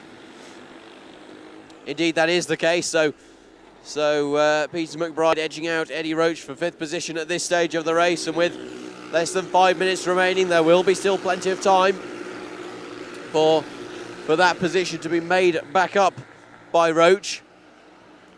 No point showing any hands too early. No point making unnecessary moves and getting involved in unnecessary battles at an early or midpoint of the race. Moves should only really be made if absolutely necessary. Now, that was a very aggressive entry into turn number 3 from Kyle Kavanagh, who's really chasing down the back Mikey Brennan. Mikey Brennan. Keep getting that wrong. I really should give myself a metaphorical slap across the face and tell myself to wake up. You'd have thought the cold wind would have done that to me, but unfortunately not. The leaders all making their way through the first few corners. Then these gaps really starting to spread out at this stage of the race. It is now 0.8 of a second from Munnelly to Brennan. And then Brennan coming under pressure, as I say, from Kavanagh. The gap across the line was 0.3 of a second. I wouldn't be at all surprised if that has now reduced, as there is only about 2 kart lengths that separate them. Less than a kart length now as they make their way through the final sector. Up to the line they come. And I can tell you that the gap is now 0.2. So that's a battle that is really hotting up, as Peter McBride also with the possibility of getting involved. He's chasing down the back of Kyle Kavanagh too. So Kavanagh will really, that is Eddie Roach in the grey overall. So Eddie Roach putting in a significant performance. So apologies for my misreading of the situation earlier. It was Eddie Roach who got past Peter McBride indeed. And now these senior 168s, very much strategic in the way that they plan their racing. Here comes Kyle Kavanagh trying to make a move on Mikey Brennan. Not able to do it though. Not able to make his way through. Now I'm told that Mikey Brennan's name is pronounced Mikey Brennan. However, on my timing screen it does read as being Mickey Brennan. So I think for the remainder of this race I may just have to refer to him as Brennan, because I don't want to get names wrong, although knowing him personally I know he probably won't mind at all. Although I probably shouldn't annoy him in any great way, because he is a dear friend and colleague. Not that I'm biased in any way whatsoever, but equally you do want to respect the competitors. Now Brendan coming under significant pressure still from Kyle Kavanagh, but doing a good job holding it off, you have to say. Here comes Roach. Roach up the inside of Kavanagh, very nearly tagged to the back of Brendan, gives Kavanagh a good shove out wide, says, no, actually, I don't want you between the white lines, but ultimately Kavanagh using that to retake the position. And that is, I understand, still a legal manoeuvre. You are allowed to use that runoff.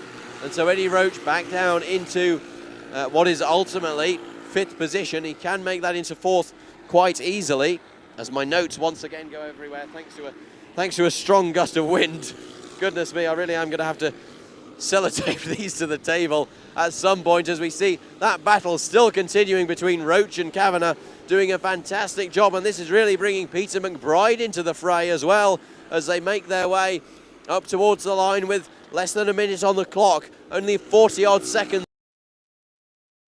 as the leaders cross the line. So next lap will be the second to last, I do believe, oh no, the third to last lap. Not that I believe that that's a particularly commonly used saying, the third to last lap. Now that battle up the front, Niall Herson and Colin Munnelly really are getting quite close for comfort. They really are chasing each other down, and that gap, which was around 0.7 of a second, is now down to 2. So a significant reduction in the gap between them, and it really has turned into a battle for first and a battle for third between all of these drivers. Doing a fantastic job as well, it has to be said.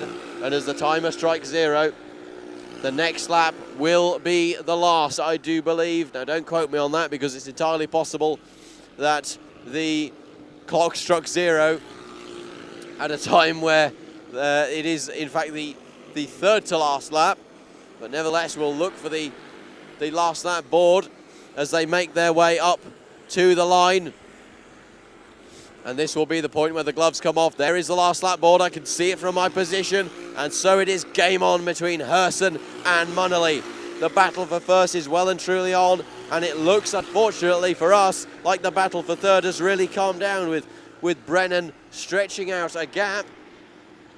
And then Kyle Kavanagh doing his best to close it, but unfortunately not being able to make the most of it. As we saw there, Peter McBride clipping the grass through the exit of turn number 3. However, it will remain as you were. Through the final corner they come, and it will be Niall Herson who takes victory in Heat 1. Colin Munnelly, with a sterling effort to close him down towards the end, takes 2nd position. Mickey Brennan is very happy with third. He pumps his fist coming across the line as he edges out Kyle Kavanagh for 4th place, or for 3rd place, excuse me. Oh, dearie me, and there is unfortunately, a collision after the checkered flag. That looks like Eddie Roach, perhaps, getting involved with, well, as I look down the order, it could be perhaps Scott Garvey, is my estimation in that regard. Although I can't quite be sure of that at this stage. Although Blue Overalls does suggest to me that it was in fact Scott Garvey who got involved in that collision. So your finishing order was Niall Herson from Colin Munnelly, then came Brennan, Kavanagh and McBride. Eddie Roach in 6th position in front of Summers and Herson.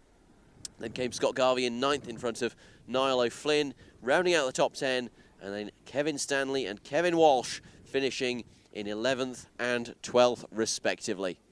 So a fantastic effort by our senior 168 competitors, doing a fantastic job, playing a very strategic race.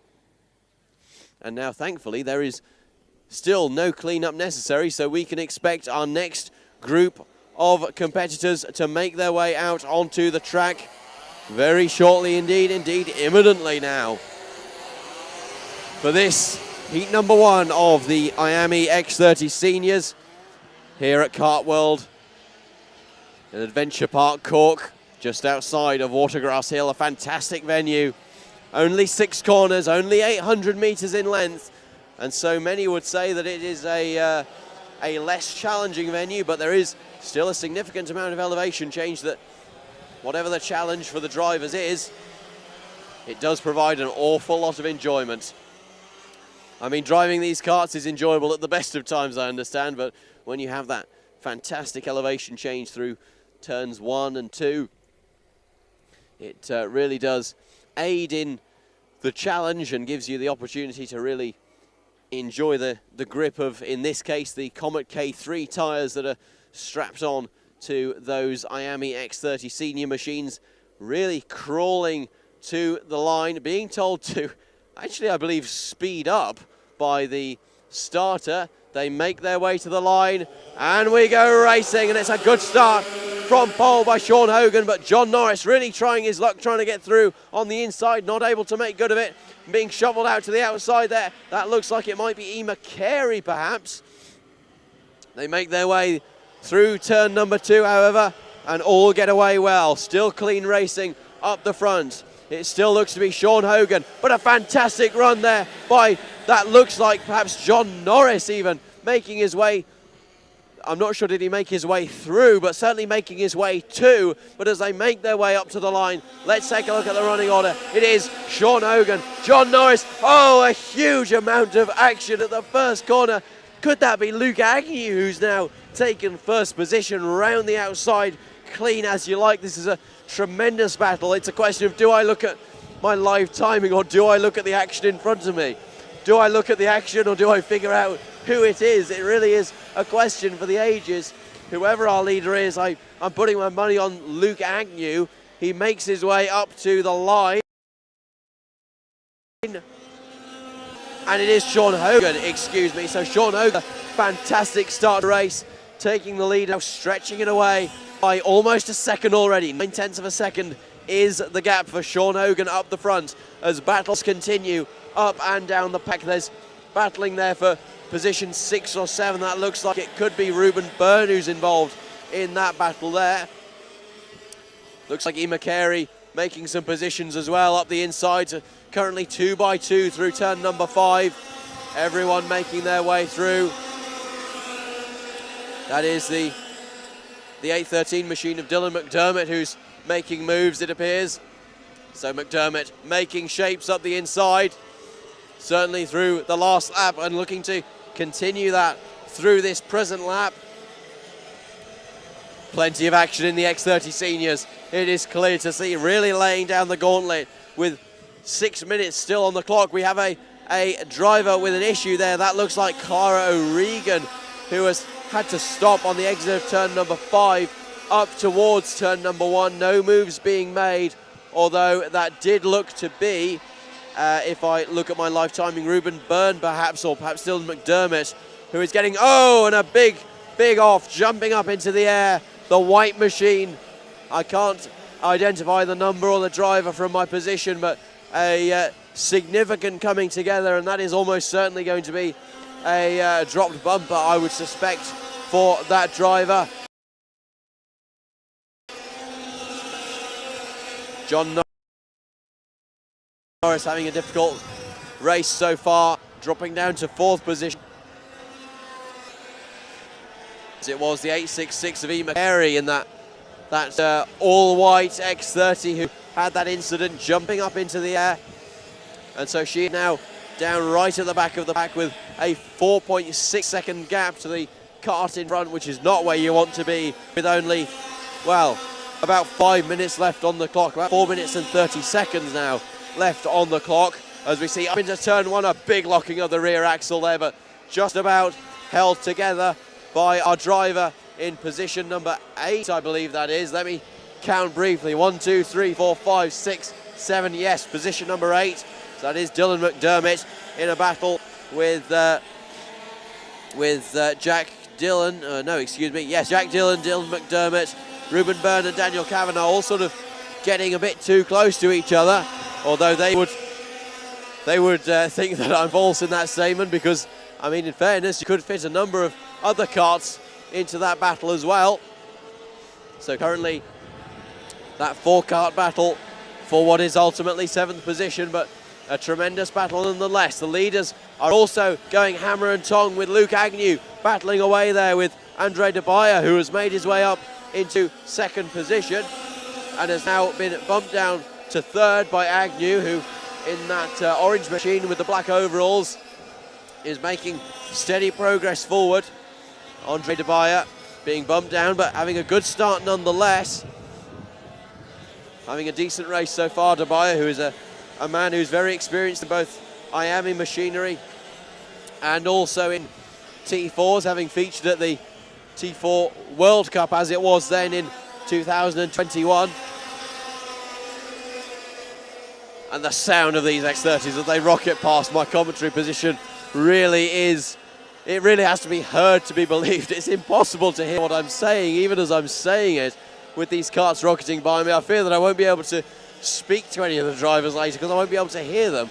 Quite likely they won't be able to hear me either, with the racket that they have behind them with these 125cc IAME X30 engines revving to 16,000 RPM, and you can hear every single one of them as they make their way around this 800-metre international loop here at Kart World at Adventure Park Cork. It is still Sean Hogan who leads the way by more than 1.5 seconds, just a fringe more than 1.5 seconds. Luke Agnew in 2nd place, having made up 11 positions. Get that, 11 positions. The Northern Irishman currently also holding the fastest lap and keeping that gap to the leader just about consistent, although with 2 minutes left on the clock, he would sort of want to be shimmying on if he wants to have a stab at that 1st place. Then in 3rd is Andre De Bayer, doing a decent job. Behind him, John Norris, then Jack Buckley in those that Tony Kart overall. All of the leaders pressing on with their own races at this stage, not really getting involved with each other, maintaining their pace, trying to pull away from the kart behind as much as is possible at least. Now that gap from Hogan to Agnew is reducing at a rate of about 0.2 of a second a lap. However, with less than 90 seconds on the clock, it is probably going to be a day late and $1 short for Luke Agnew, unless there is a freak mistake, which I don't suspect for a moment,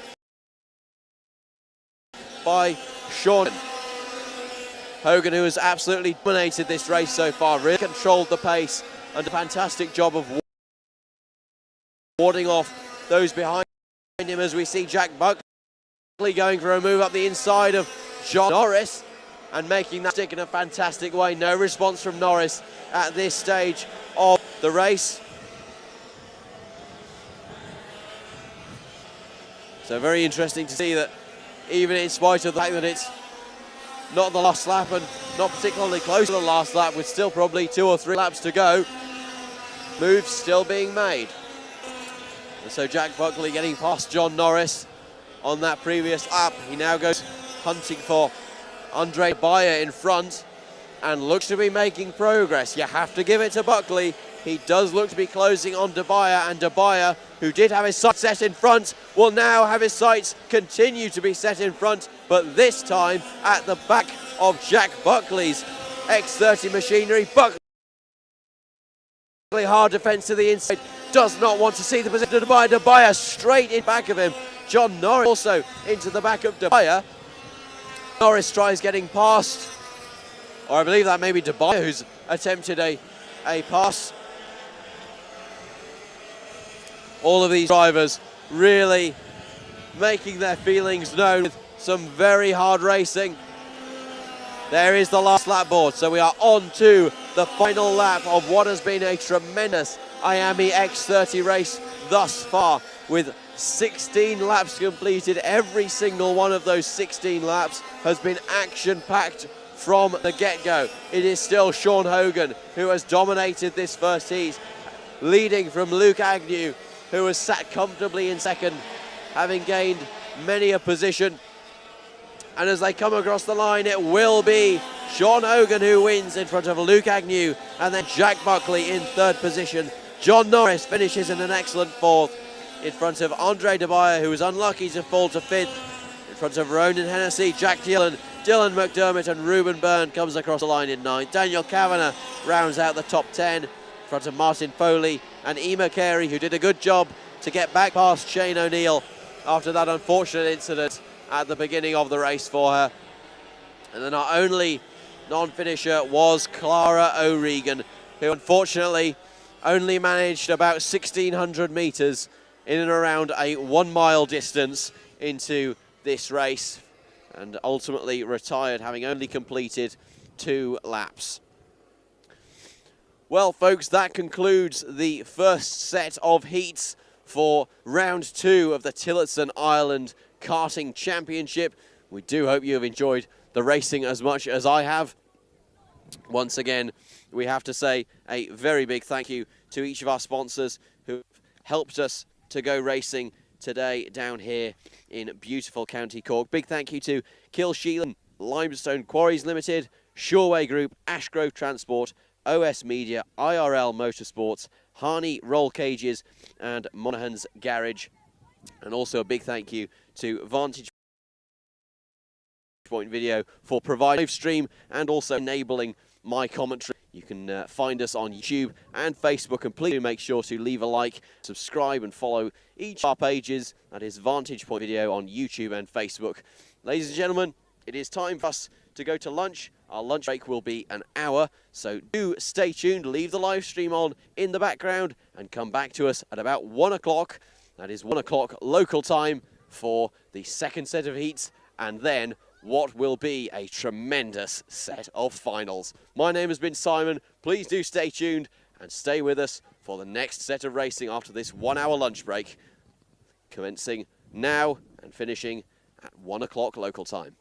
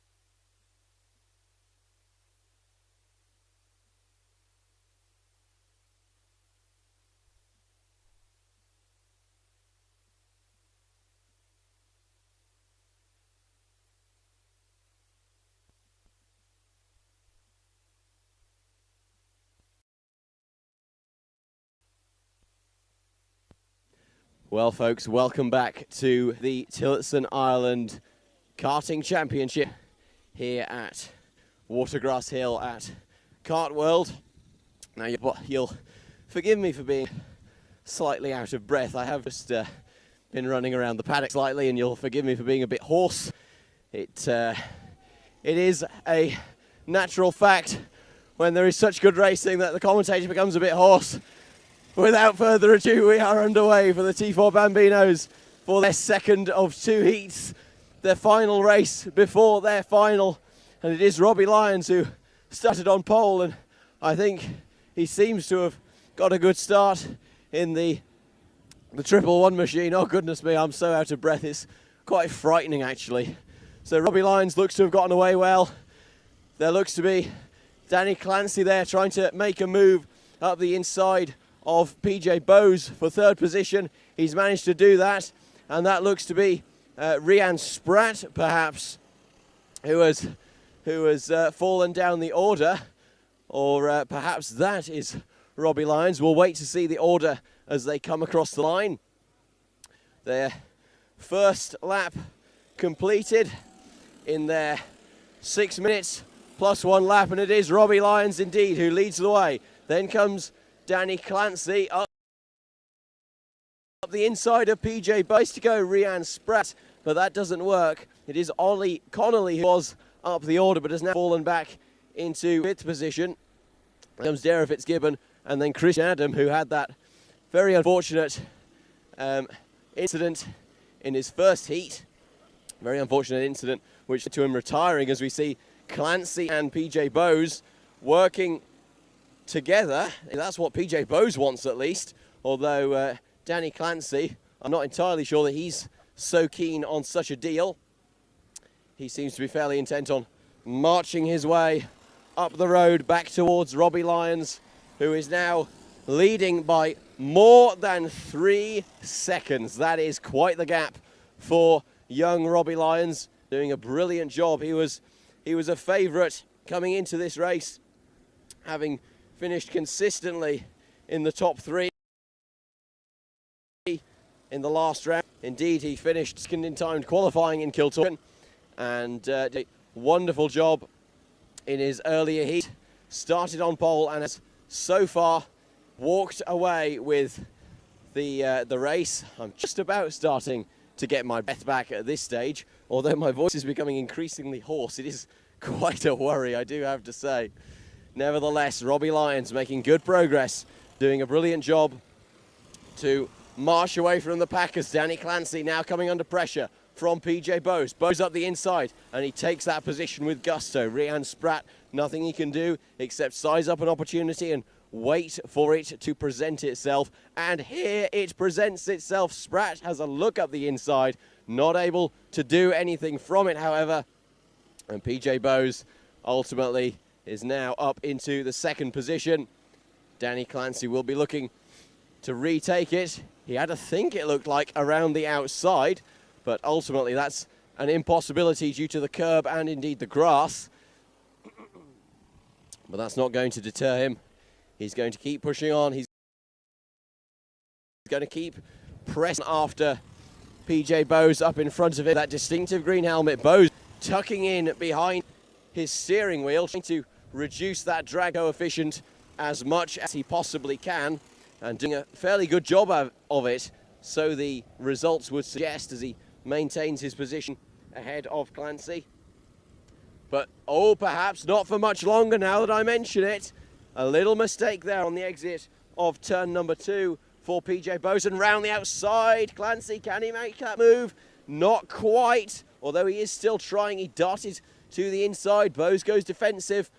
Clancy trying everything, trying the up and under, trying the under and over, trying the up, under, over, through, in and around the place, out and about, inside out, outside in, everything. He's throwing the kitchen sink at this as they make their way down into turn number 1. Christian Adams having another tough time running around it towards the back of the pack, now coming under blue flags as he has the leaders approaching him. And how will he navigate this? He moves to the outside, and that's really, really hampered Clancy. Clancy's lost a good bit of time. Rian Spratt is also losing time as a result of that. But he does seem to have made his way out of the way at this stage. And we'll be trying to learn as much as is possible about this T4 kart, the T4 Bambino kart, which is new to him, it is fair to say, and in his first couple of outings, doing quite a good job of picking up the pace throughout the day. As we see, PJ Bowes still maintaining the lead. Well, maintaining the lead in this battle for second. The overall lead is still maintained quite comfortably by Robbie Lyons, with a 2.7 second gap to Bowes behind him, making his way through turn number 3, doing a very good job of controlling the race, it has to be said. Look at the aggression from Clancy. Clancy getting very, very feisty with only 22 seconds left on the clock. This race 6 minutes plus 1 lap. So as they come across the line, this will be the third to last lap, to use my infamous analogy once again. Well, I'm not sure how infamous it is, but that's by the by at this stage. When they come round and cross the line next time round, Robbie Lyons will see the last lap board, as will PJ Bowes and Danny Clancy. Bowes and Clancy still going hard at it. Now these two, they had a good opportunity to battle in Kiltorcan, and ultimately in the final it was Danny Clancy who came out on top, with PJ Bowes finishing in a near second. Clancy also clinching the fastest lap in that affair but a few weeks ago, and he's going to be looking to continue that on. That looks like Christian Adam has had a spin there at turn number 2 as well, but has managed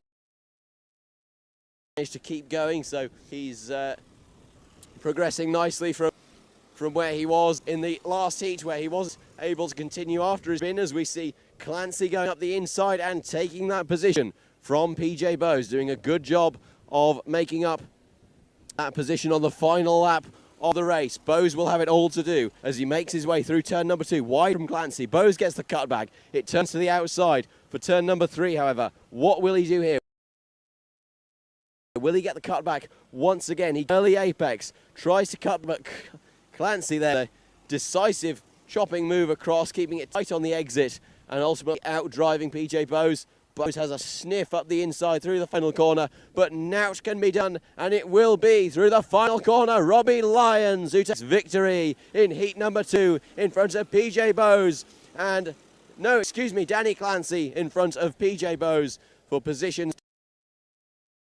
2 and 3 respectively. And Spratt comes home in a comfortable 4th position in front of Dara Fitzgibbon and Ollie Connolly, and then Christian Adam will round out the finishers. Everyone making it home to the flag. Everyone will see the checkered flag, including Christian Adam. As I say, improving well, given his unfortunate incident in the previous heat. And that concludes our T4 Bambino heat number 2. The next time we see them out on the track, it will be for their final. Isn't that wonderful to see all of the parents there lining the fence by the scrutineering area, giving support and cheering on our young drivers. The T4 Bambinos catering to 6 to 9 year olds and doing a very good job of doing so. And next up we will be having the T4 Mini category. The T4 Minis catering to 7 to 13 year olds, and that will be kicking off after Christian Adam has made his way back to the pits. Well, it was a tremendously entertaining affair for the T4 Bambino category, with that battle with Danny Clancy and PJ Bowes really gripping us for the full 9 laps that were completed in that 6 minutes plus a lap. So doing a very, very good job. The best lap, well, my live timing has now just disappeared and it's changed over to the minis, so I can't tell you, unfortunately, who had the fastest lap in that race, but whoever it was, they were very much deserving of it. Could it have been Lyons? Could it have been Clancy? Could it have been Bowes? It could have been any of them. But unfortunately, I can't bring you that information at this moment in time. Out onto the track, we have the Tillotson T4 Minis now for their second of 2 heats. Again, the last. Oh, and there's a spin for the leader. There is a spin for our leader. That is a disastrous start to this T4 Mini affair. Plenty of time to retake his rightful position. He has until the cones by the marshal, which will be entering the frame in just a second. And he's trying to do that well. And now, that is interesting because the rule book does technically state that you have to be back in position, moving at a constant or reducing pace in a 2x2 order by the time you get to those cones. Now, our leader, and as I say, I don't have the information on my screen just yet as to who it is, didn't necessarily fulfill all those requirements. It was Harley Brereton, and he's had a poor start off the line. Stephen Doyle trying to get past on the inside. Has he succeeded? Yes, he has. Jimmy Claridge also doing a good job. Round the outside, Stephen Doyle goes round, pitches into one of the other carts. Could that be Oshino Sullivan, perhaps? It could well be. And that competitor is out of the fray immediately, unfortunately. So Stephen Doyle having a very unfortunate turn of events there. Running round down at the back, having been in the fight for the lead up until the first corner. He had a tremendous start, an effort to go up the inside, ultimately ended badly for him, and Jimmy Claridge has now taken the lead once again. The winner of the previous heat, Bill to second, Harley Brereton down to third, all the way into turn one, all the way down and through. I see that if it is Jay Murphy, I can tell you, who is stranded in the gravel on the outside of turn number one. As we see a battle for position number 5. That's Max Cooling battling with Natanas Surinsky. Position number 5, the two novices doing a good job fighting it out amongst themselves. In front of them they have, in front of them they have Cullen McMahon in the yellow overalls. Jim Claridge Jr. coming under some pressure now from Brereton. Brereton gets past through turn one, and that does leave Jimmy Claridge Jr. vulnerable to the clutches of the fast-starting Billy Green, who is making an effort, and a significant effort at that, to attack our winner of heat number 1. Oh, and another collision, a collision at turn number 3, and that's Cullen McMahon has come together with the 212 machine of Max Cooling. So an unfortunate instant there for Cooling.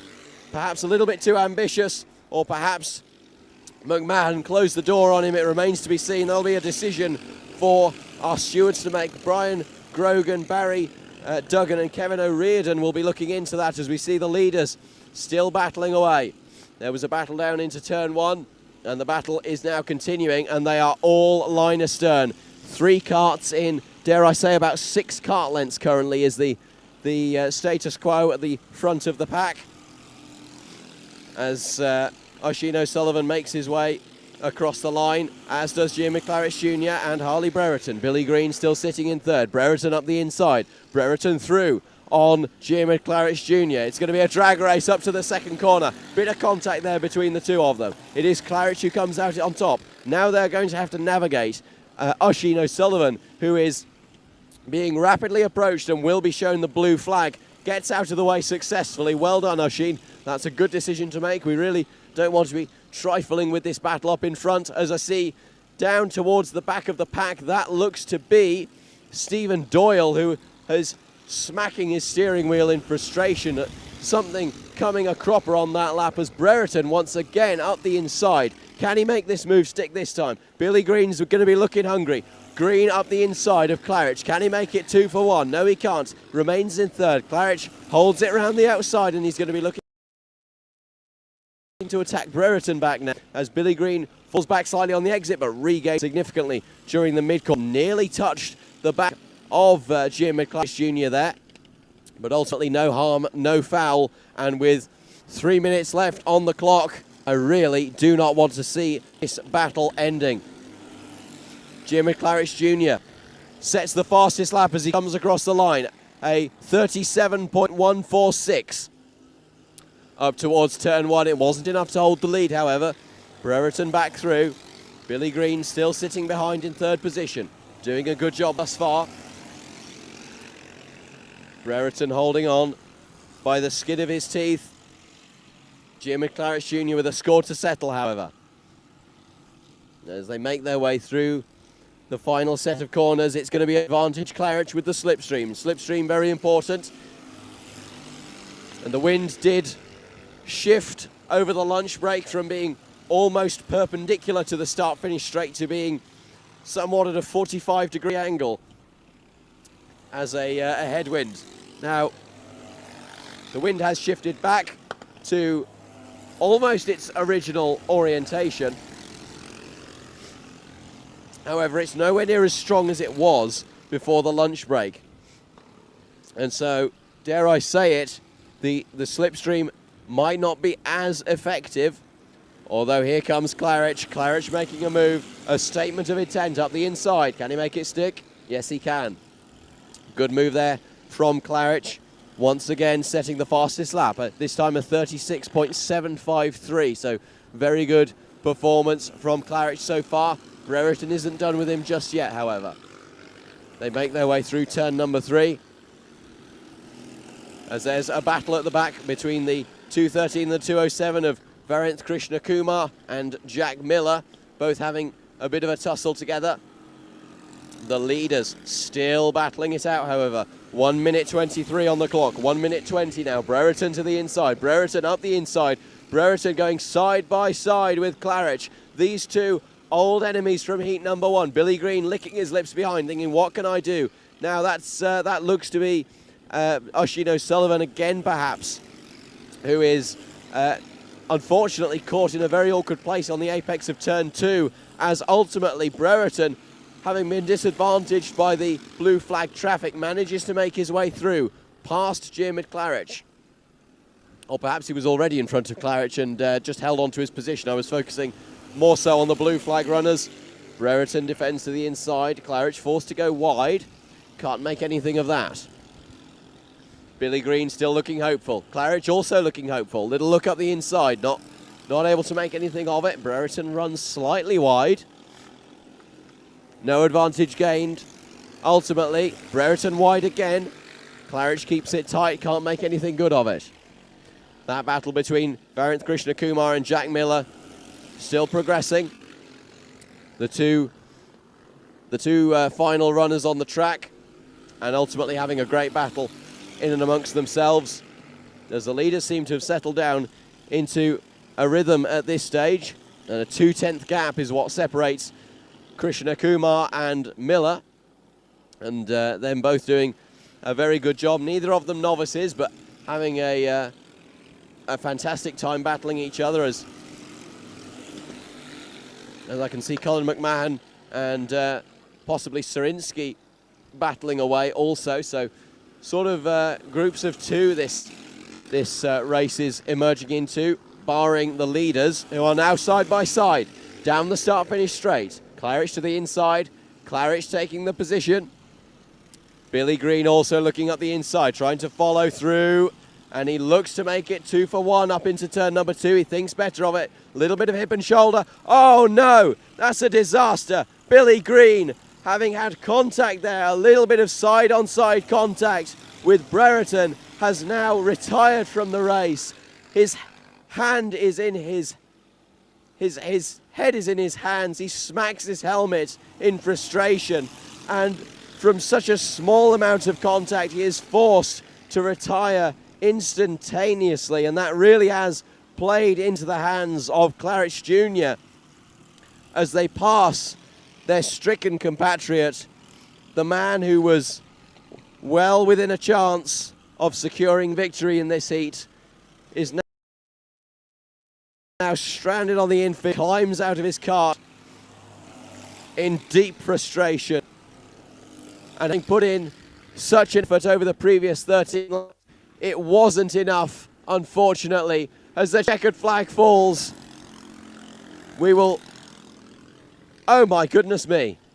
The checkered flag fell without me even noticing it. I was so caught up in the battle for first that I didn't even notice that the checkered flag had been flown. Consequently, Jeremy Claridge Jr. has won the race from Harley Brereton, and Cullen McMahon, the novice in the 209 machine, has been promoted to third. That is a brilliant result for McMahon. An awful, awful time, however, for Billy Green, who retired on the final lap. He was 4 corners away from a third-place finish, and he is absolutely devastated. He walks back to the pits, and he is slapping his knee in frustration. It could not be a worse result for Billy Green. To fail to finish at the first corner or first lap is one thing, but to make it all the way to the last lap and then to be taken out by a mechanical failure, assuming through a small amount of contact, you have to feel for the young man as he makes his way back to the pits in the Ayrton Senna tribute helmet. He makes his way back to find some consolation, hopefully, from his mechanics and his teammates. But ultimately, I dare I say it, few things can bring consolation to Billy Green in a situation like this.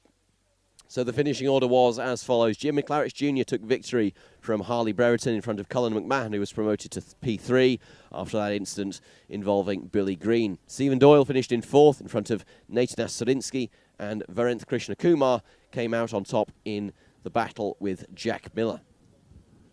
And now the timing has disappeared, so I can't tell you any further about the finishing order of that race, unfortunately, unless I was to go into the results tab on my live timing.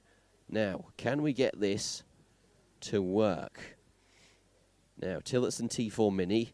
I've got the Heat 2 grid, but unfortunately, I don't have the Heat 2 final classification, so I'm afraid I can't reveal to you the final standings of that race, barring the fact that that Miller finished in 7th, if my memory serves me correctly.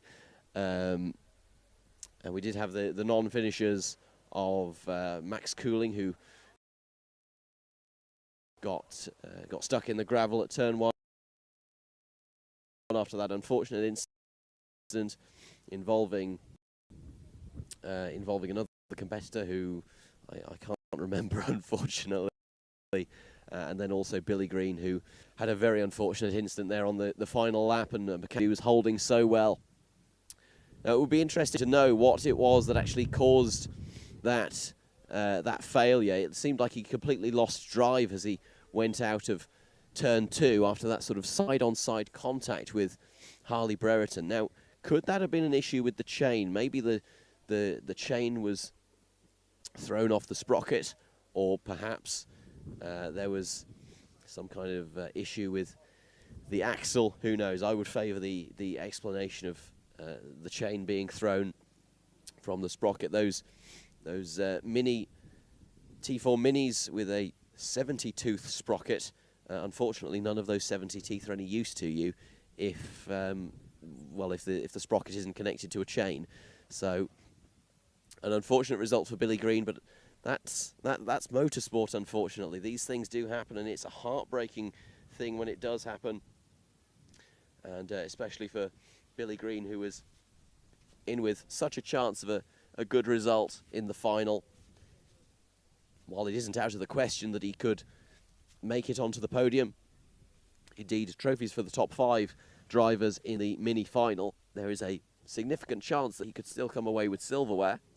But the top 3 finish that he so desperately wanted, unfortunately slipping away from him, and a very disappointing time for Billy. But I'm sure he'll be back stronger in the final. Apologies also, ladies and gentlemen, if I do sound slightly more subdued for this half of the commentary. I realised walking through the paddock during the lunch break, when I went to make a smart comment to some of the drivers who were playing rugby with Yuri Bechtold, the Dutch competitor in the T4 Seniors. I made a smart comment about the Irish being better at rugby than the Dutch are, which, in fairness, isn't a controversial thing to say. And realised in that moment just how hoarse my voice had become. So you'll forgive me if I'm not quite as animated for the final set of heats and the final, or each of the finals. There are still 16, or well, at this stage, 15 races left to go through, and I do have to get to the end, and I also have to be prepared to announce the winners for the podium ceremony, and so I am in a position of trying to conserve my voice the best as I can. So you'll forgive me if my commentary isn't quite as animated as it was in the first half of the live stream, or in the first 1/3 of the live stream. And yeah, if you don't like it, well, I'm terribly sorry, but it sounds better me being less animated than me trying to continue on and losing my voice entirely in the finals. And then, you know, ultimately I'd have to hand the commentary over to Senan, and he's, I'm sure, a brilliant commentator. He's probably much more apt when it comes to camera work at operating the camera independent from the microphone. So that's why we're dividing tasks between ourselves as our Miami Cadets come to the line and take the start. It's a good start by Senan McLaughlin. He will lead through turn 1. No incidents thus far. Nice clean start from all our competitors. McLaughlin leads into turn 1. That looks like Sophie Campbell trying to make progress. Sophie Campbell ultimately being pushed out by, I believe that could be Ethan Robinson, excuse me. Everyone making their way nicely through the second half of the lap. Nice and orderly, almost line astern, barring one or two exceptions. Oh, big crash, big collision there at the final corner. One driver going over the top of another, and a disaster for one of our drivers. I can confirm they are out of the car. That looks like it could be Liam Buckley, but I will bring you confirmation on that. No, excuse me, it is Lewis Hazlitt and Ian Carey perhaps as well, also involved in an incident somewhere. But as they make their way through this second lap, there's been a warning to cart number 607 to charge the transponder. Now, competitor is that? I'm not entirely sure, but obviously taking to the track with a faulty transponder is not a good course of action. Senan McLaughlin has now lost the lead to that is Danny Dempsey. So Danny Dempsey taking the lead away from McLaughlin. Bobby Connolly now sitting in third position. In comes a battle of about 6 between Campbell down in position 12. Leaders making their way across the line. Danny Dempsey is confirmed as being the leader as they cross the line. The battle for fourth hotting up between Oscar Miller and Ethan Robinson. And indeed some battles progressing down towards the tail end of the midfield. So this battle involving Ethan Robinson and Oscar Miller seems to be our go-to piece of action at this stage of the race. As Bobby Connolly sitting nicely in third, Ethan Robinson holds on to that position with his distinctive pink and blue overalls. And then comes Corey Lyons, Evan McLaughlin, Jack Hardy, Charlie Blair and Danny Murphy, who are all in that battle. And then also involved, slightly further back, is Ada O'Brien, Jaden McKellehy, I believe that is, and also Oliver Meredith, I think. Yes, that is confirmed on my timing screen. So a significant battle of, well, 7 carts, it has to be said. You can't say it in any other terms. Making their way through the first corner. Significant battling going on in the midfield. Now it is very tricky to understand who is making moves and where. I can tell you it is Evan McLaughlin who is now leading that pack. So Evan McLaughlin doing a good job piloting the T-Sport IME Cadet. But up the front it is still Danny Dempsey pulling away. That's the fastest lap, 35.7 second lap time, pulling away from Senan McLaughlin. Doing a very good job, it has to be said. As that battle for fourth is now going 3 by 3. Excuse me, that battle for sixth. Evan McLaughlin falling down the order. But still a very strong battle taking place. It looks like it could be Corey Lyons who's been promoted up the places as Danny Dempsey continues setting fast times. Now a 1/6 of a second gap. It is Jack Harney who now leads that battle for position number 6. Then comes Charlie Blair. And then Corey Lyons.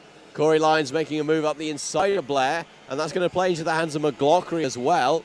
So Lyons jumping past the Northern Irishman of Charlie Blair. Evan McLaughlin not able to make much of it at this stage, however. Gap from first to second is now 9/10 of a second, so 3/10 of a second a lap faster is Danny Dempsey. Then Senan McLaughlin. As now Ethan Robinson begins to pull away from the cart behind of Oscar Miller. And indeed Jack Harney starts to build a small gap over Corey Lyons. Corey Lyons still sitting in front of Evan McLaughlin and I believe Charlie Blair as well. So this battle has the potential to hot up with 1 minute and 30 seconds remaining on the clock. Still all to play for.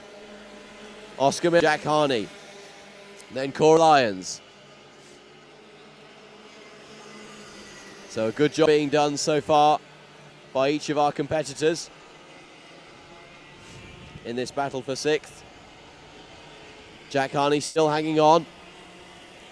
Corey Lyons still chasing him down. For 6th position, Charlie Blair made up a position on Evan McLaughlin through the last lap, and as they come across the line, McLaughlin having now found himself in front of Danny Murphy. So Danny Murphy attempting to make up some positions. Only 2/10 of a second, however, separate Corey Lyons and Jack Harney. Jack Harney tucking down behind the wheel, doing his best to make up as much time as he can. Doesn't have a slipstream, so he has to make the best of a bad bunch. Corey Lyons just about hanging on. Charlie Blair behind. Charlie Blair making a move up the inside. Blair not able to make good of it. McLaughlin could come into the fray here momentarily. So Charlie Blair doing his best to get past Corey Lyons. Blair in the orange helmet, Corey Lyons in the white helmet. The white helmet in front of him, that is. The white helmet and black overalls behind, being occupied by a certain Evan McLaughlin. And as they come across the line, this is the final lap. So the leaders will be making their way through. It is still Danny Dempsey comfortably leading in front of Senan McLaughlin, and then Bobby Connolly coming under pressure from Ethan Robinson behind. Robinson will be doing his best up into the final set of corners. Robinson up the inside, a bit of hip and shoulder. Robinson takes the position, but it will be Danny Dempsey who takes victory in heat number 2 in front of Senan McLaughlin. And Bobby Connolly will battle it out to the line. Who will come out on top? It will be Bobby Connolly from Ethan Robinson, separated by 68/1000ths of a second. Jack Harney ultimately won out in his battle in front of Charlie Blair, in front of Corey Lyons, and then Evan McLaughlin. So line astern, as you were until the finish. Then came Danny Murphy, then Jaden McElhey in 11th place, Ada O'Brien in 12th, and Oliver Meredith in 13th. Then came Matea Dabaya, Carroll, Harry Ty Lee, and Ben Lahoo. Then came Danny Mulvey in P18 in front of Janis Dobrin in 19th, with Miklas Udiskus in 20th position. Then came Leah Buckley in 21st as your final finisher, with the non-finishers being So Campbell, Ian Carey, and Lewis Hallett. So 3 non-finishers from our second Miami X30 Cadet heat, and what a heat it was. Tremendous action all the way until the end, with some wonderful 7-kart battles there through the early stages of the race. So now we can look forward to our Tillotson T4 Junior Heat number 2, with a posted start time of 13:45. So in spite of running slightly behind schedule at the start of the day, the officials and organisers from the Carrick-on-Shore Motor Club have managed to bring things actually back ahead of schedule, which is wonderful to see. So full credit to all of the officials at Motorsport Ireland, and especially the Carrick-on-Shore Motor Club.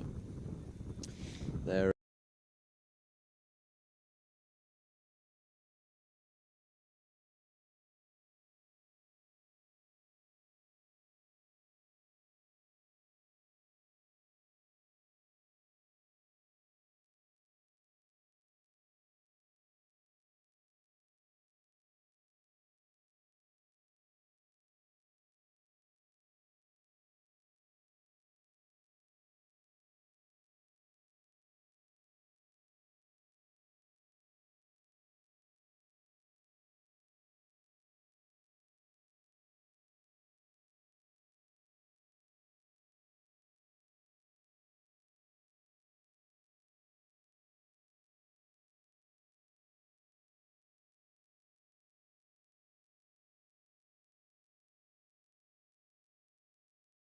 necessarily, I take a look at my results from the Kiltorkin round, I may be able to tell you who it is. No, unfortunately I can't, but we will learn in but a few seconds' time as they make their way up to the start line very quickly, it has to be said. Being told to slow, we go racing nonetheless. It is Ben O'Keefe who's starting on the outside. Wesley Brereton holds the lead through turn 1. Good start from Brereton. Ben O'Keefe falling down the order. That looks like it's Sean Dunnigan who has made up positions, as indeed has Joey Carnes and Joey Carney. So Joey Carney up to 3rd position.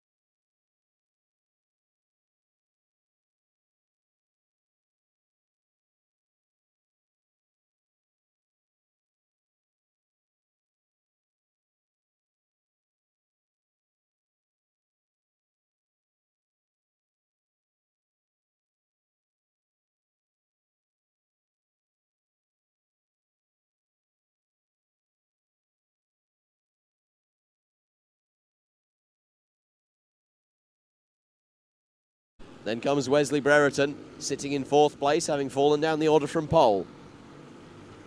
Billy Clancy will have business with Brereton in just a few seconds.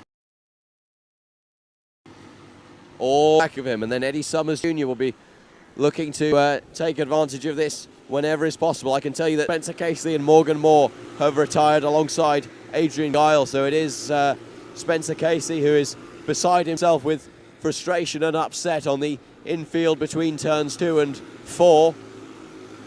Devastating for Spencer Casey. Such a good performance in the first heat of the T4 Juniors, but he will be back in the final for more. I can absolutely promise that, as there goes Summers Jr. Summers Jr. battling with Brereton, actually. So Clancy having jumped Brereton during the lap, and Brereton having a really tough time. What is up with that T4 Junior kart? What has he done? What has he changed that has caused it to lose as much pace as it has? He's saying let's work together, but I don't think that that's a feasible strategy in the mind of Summers Juniors, as Joey Kahn's battling there with Billy Clancy. Kahn's getting shoved onto the curb and the grass as they're side by side through turn 4. Clancy ultimately wins out in that fight. Understandably so, very difficult to go around the outside of turn number 4. Joey Carney still leading the way. The gap is 0.9 seconds, doing a good job, it has to be said. Carney still leading. Sean Dunnigan holding his own in 2nd place, equidistant to the car in front of the car behind, give or take a 1/10 of a second. So all the competitors making their way through turn number 3. Now I would be tempted, in my own personal opinion, to ask the driver, who I believe may be Adrian Guile. Indeed, it is Adrian Guile, who is sitting on tyre barriers at the exit of turn 3, to move, because that can be quite a dangerous place. Indeed, he is moving now, as Brereton getting increasingly involved now with Ben O'Keefe and also Eddie Summers Jr. Summers Jr. losing out to Ben O'Keefe, and O'Keefe doing his best to pursue Brereton in this fight. Brereton having fallen down 4 positions, could be about to lose one more on this next straight. We'll take a look as he comes across the start-finish line. It's a very narrow gap. Ultimately nothing to be made of it by Ben O'Keefe. And O'Keefe indeed is now coming under a bit of pressure from behind from Summers Jr. as Joey Carnes runs out wide. Carnes out wide. Here comes O'Keefe with the switchback. O'Keefe with the switchback, doing his best to make his way past Brereton up into turn 4. That's a well-executed move. Brereton holds it around the outside. It turns to the inside for turn 5, and he retakes the position. So very good battling between O'Keefe and Brereton. O'Keefe not done yet. Side by side along start finish straight down into turn.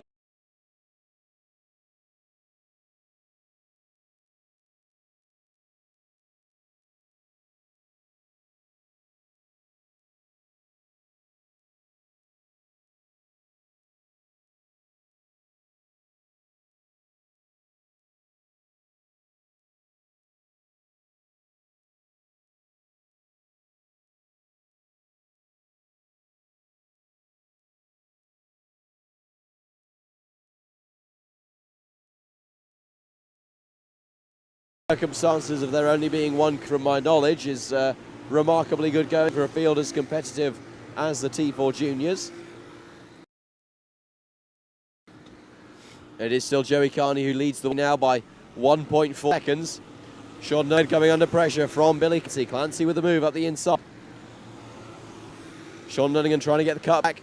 Clancy cuts to the inside, ends his position well. Through the final sector they go. Clancy stretching a small gap through the technical left-right switch of 4 and 5.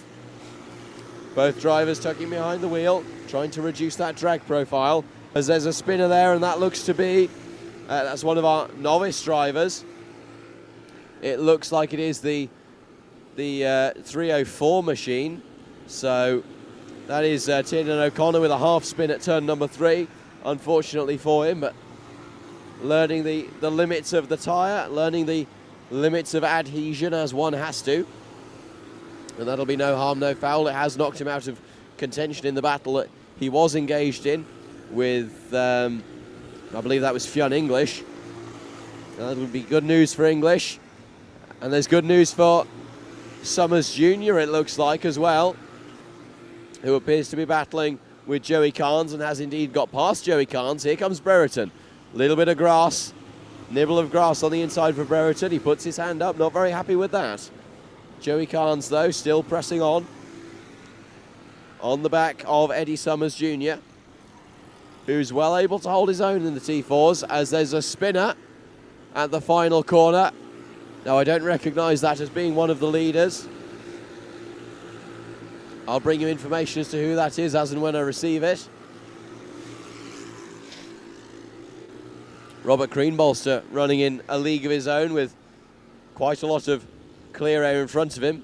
Indeed, 2.7 seconds of clear air is what my timing screen shows across the line.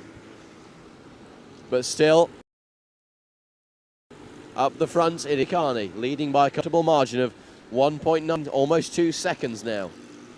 So Joey Carney doing a very good job. I can tell you it's Saoirse McMahon who has come stranded on the outside of turn 15 and has subsequently had to retire from the race. So an unfortunate incident there for Saoirse McMahon. I've missed the checkered flag once again. Oh, dearie me, dearie me. It was, however, Joey Carney. Oh, my goodness me, what am I like? Joey Carney took the victory in the 15-lap dash to the flag in front of Billy Clancy with a gap of 2.1 seconds from Carney to Clancy. Sean Dunnigan came home in third position, having lost that second place. Then came Ben O'Keefe and Eddie Summers Jr. in front of Joey Carnes, who fell down the order slightly. Then came Wesley Brereton and Robert Greenbolster. Then came Samuel Harris, Pierre Carnett, Owen McNamara, Taman Kajorek, Ian Kajorek, Richard Boyrescu, Fionn English, Ava McMahon, and then Tiernan O'Connor was our final finisher. Our non-finishers were 4 in all: Saoirse McMahon, Spencer Casey, Morgan Moore, and Adrian Guile. And they're all making their way back to the pits, courtesy of the van, which is proceeding over to seemingly attempt to collect Adrian Guile's kart, despite being on the far side of a tyre barrier. So that'll be one to collect when they get back on the far side of the lap. So all of the drivers beginning to make their way back to the pit area, with, it looks like it may be Morgan Moore who's walking across the infield of the track in quite a frustrated and passionate fashion, as Adrian Guile makes his way back, also awaiting the kart to be collected by the recovery van. And while Spencer Casey did attempt to have his kart restarted to bring it back to the pits under its own power, he has also decided to give up in that regard and to allow it to be transported back to the scrutiny area, where it will be looked after by Jim Murphy and Sinead Carey, who are our scrutineers for, no, excuse me, they're the secretaries. Scrutineers are Vicky O'Dowd, Pat Fitzgerald, and Michael Linehan. Great respect to Murphy and Sinead Carey. They do a wonderful job as secretaries for this event, looking after everything and ensuring everything goes ahead smoothly. But I'm not sure how well they would be able to navigate the TTP 225R engine that is in the back of these T4 junior karts.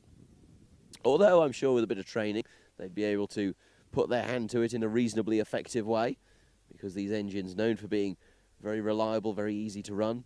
The nature of the T4 competition is that it is supposed to be very beginner friendly, with no allowance for opening the engine or breaking the engine seal. It can only be tinkered with by Tillotson mechanics, which really does provide a very level playing field in terms of the competition within the category. And that was demonstrated quite plainly in the qualifying session earlier today, where the top 7 drivers in the T4 Juniors were covered by a 1/10 of a second. It was phenomenal. This track really does throw up some fantastic action just outside of Watergrasshill here, Kart World at Adventure Park Cork. It's a wonderful privilege to be here on this 800-metre international loop. And we are very grateful to all of the staff here at Kart World Cork for their efforts at this wonderful circuit, which originally opened in 1994 and amounts to part of the greater Adventure Park Cork complex, which comprises of paintball and a smaller national karting track, also off-roading activities, laser tag, really you name it, it can be found at Adventure Park Cork. So we're very grateful for their efforts in accommodating us and in accommodating the Tillotson Ireland Karting Championship. Now the wind, which was very, very strong this morning, has now died down quite significantly. Indeed, it's quite warm on the balcony where I'm sitting, which is quite nice, I have to say, sitting down in my chair with my water bottle and my live timing, my notes, which are now firmly masking taped to the desk in front of me. I learned my lesson, folks, from last time, from before the lunch break, where the wind was blowing everything everywhere, and I a number of times had to catch multiple sheets with the same hand while also holding the microphone in the opposing hand. So the weather improving, the temperature rising, and I'll be able to give you an accurate weather report if I click on the weather tab, and I can tell you that the wow, goodness me, the track temperature, this is really insightful, the track temperature of 25.7 degrees, so that'll be warming up the tyres nicely. Air temperature of 11.4 degrees. See, this isn't what you get on the 6 o'clock weather. You don't get the decimal points, so 11.4 degrees air temperature. With the sun included, it feels probably even a little bit warmer than that. Air pressure of 1001.6 millibars and a humidity of 72%, which is very interesting. And now I'm not sure how relevant those pieces of information are to our current situation of awaiting the imminent arrival of the X30 Juniors once the remaining cart of Casey is collected and loaded into the back of the van, delivered back to the pits. I can tell you that the wind direction is from the southeast. It's 12.9 kilometers an hour, which is good for drying, and it's good for racing as well, it seems. So from the southeast direction, now I'm not exactly sure where north is from here. I assume it's somewhere towards the top of the start-finish straight. So the wind coming in from a southeasterly direction, in all honesty, it's probably easier to just look at the conveniently placed Munster rugby flag, which is just off the balcony to my right. And I can tell you that the wind is reasonably brisk. It's not gale force, but equally it's not a still day, providing quite nice conditions for racing. It does provide a slight challenge for the drivers through turns 1, 2, well, through all the turns, in effect, barring maybe turn 4, that left kink. The drivers having to contend with a crosswind through the turn-in points. Now, that would play more of an impact if these were downforce machines, which they naturally aren't. But nevertheless, it will still play a factor. And as the X30 Juniors make their way out onto the circuit for their second heat, they will be attempting to warm up their Comet K3 tyres on this nice 26.4 degree tarmac surface. Everyone making their way through the midsection of the track, getting into order quite late, it has to be said, although so long as they're in position by the start line, I wouldn't anticipate A false start being signalled to slow down as they make their way up to the line. We prepare to go racing, and we go racing now. Tyg Buckley leads us away down into the first corner, maintains the lead. Jamie English starting on the outside, trying his best to hold that position, although it will be difficult. And now entering the track is the 724 machine. So the 724, who currently is not on my live timing, but will be in a few moments' time, already starting on the back foot, having missed the start, having missed the warm-up lap. Will now have to warm up their tyres and also try to catch up to the pack in front. It is still Tyg Buckley who leads. Adam Holmes is in second. Then Michaela Hart has made shapes. She's up to third. She gained 3 positions on that last lap. Aaron Murphy behind her gained 4. Now Aaron Murphy appears to have lost out to Jack McLaughlin there, who is now up to 4th from his 5th position. Michaela Hart with a very strong start to this race, it has to be said. All over the back of Jack McLaughlin. So Jack McLaughlin is the driver in front of Michaela Hart, to correct myself earlier. It is Tyg Buckley doing his best to break away. Tyg Buckley and Adam Holmes running in first and second, already with 2 seconds from Buckley in first to McLaughlin in third. McLaughlin starting to pull away from Michaela Hart. Aaron Murphy beginning to put her under pressure. So Murphy ducks his head along the start-finish straight. He moves to the inside. Oh, and there's contact. Michaela Hart with a half spin.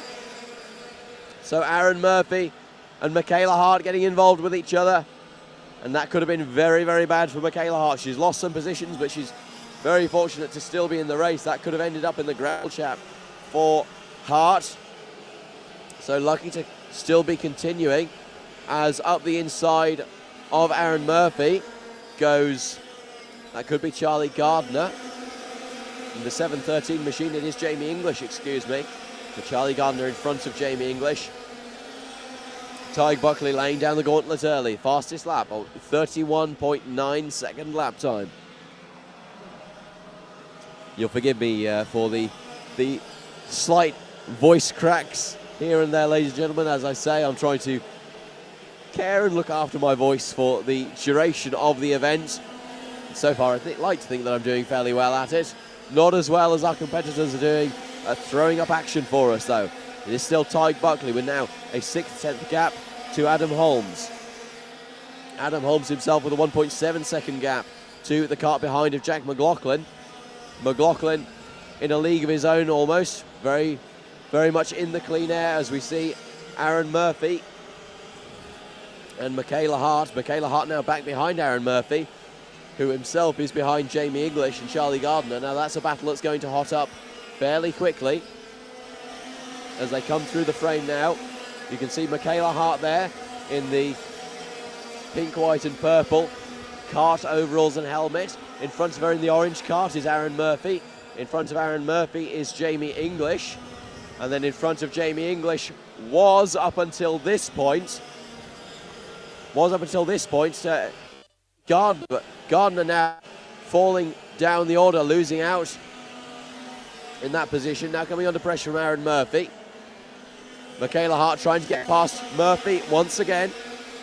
So Murphy now behind Gardner as English has surpassed him. Michaela Hart with less than 2/10 of a gap.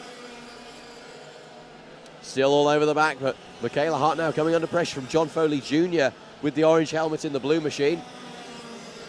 John Foley Jr. himself being followed there by Eric Gilsenan in the orange machine. And that looks like John Foley Jr. John Foley Jr. with a brilliant move. 2 for 1. John Foley Jr. doing a brilliant job, making his way up into 5th position, gaining 3 places on that lap. And what a performance from John Foley Jr.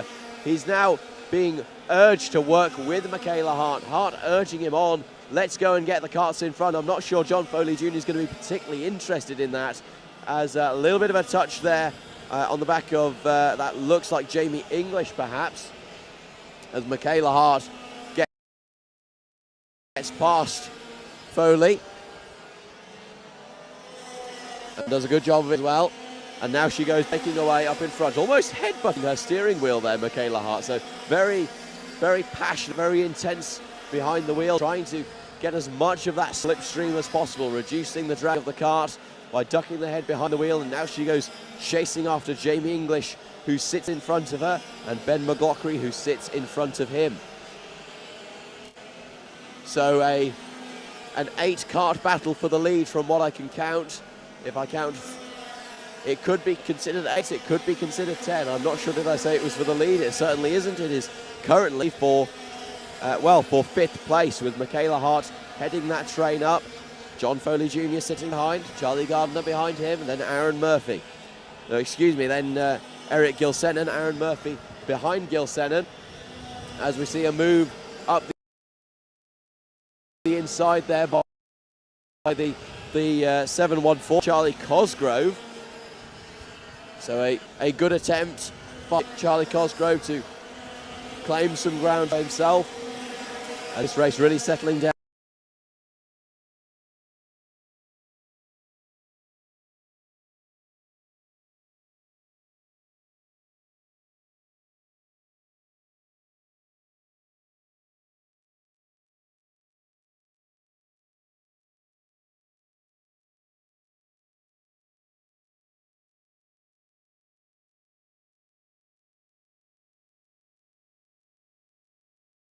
Battle there between McLaughlin and Jamie English round at the start of the lap. Coming into turn number 2, that looks like McLaughlin up the inside of Jamie English. Indeed it is. He's made the move stick. Michaela Hart's going to be thinking, what can I make of this?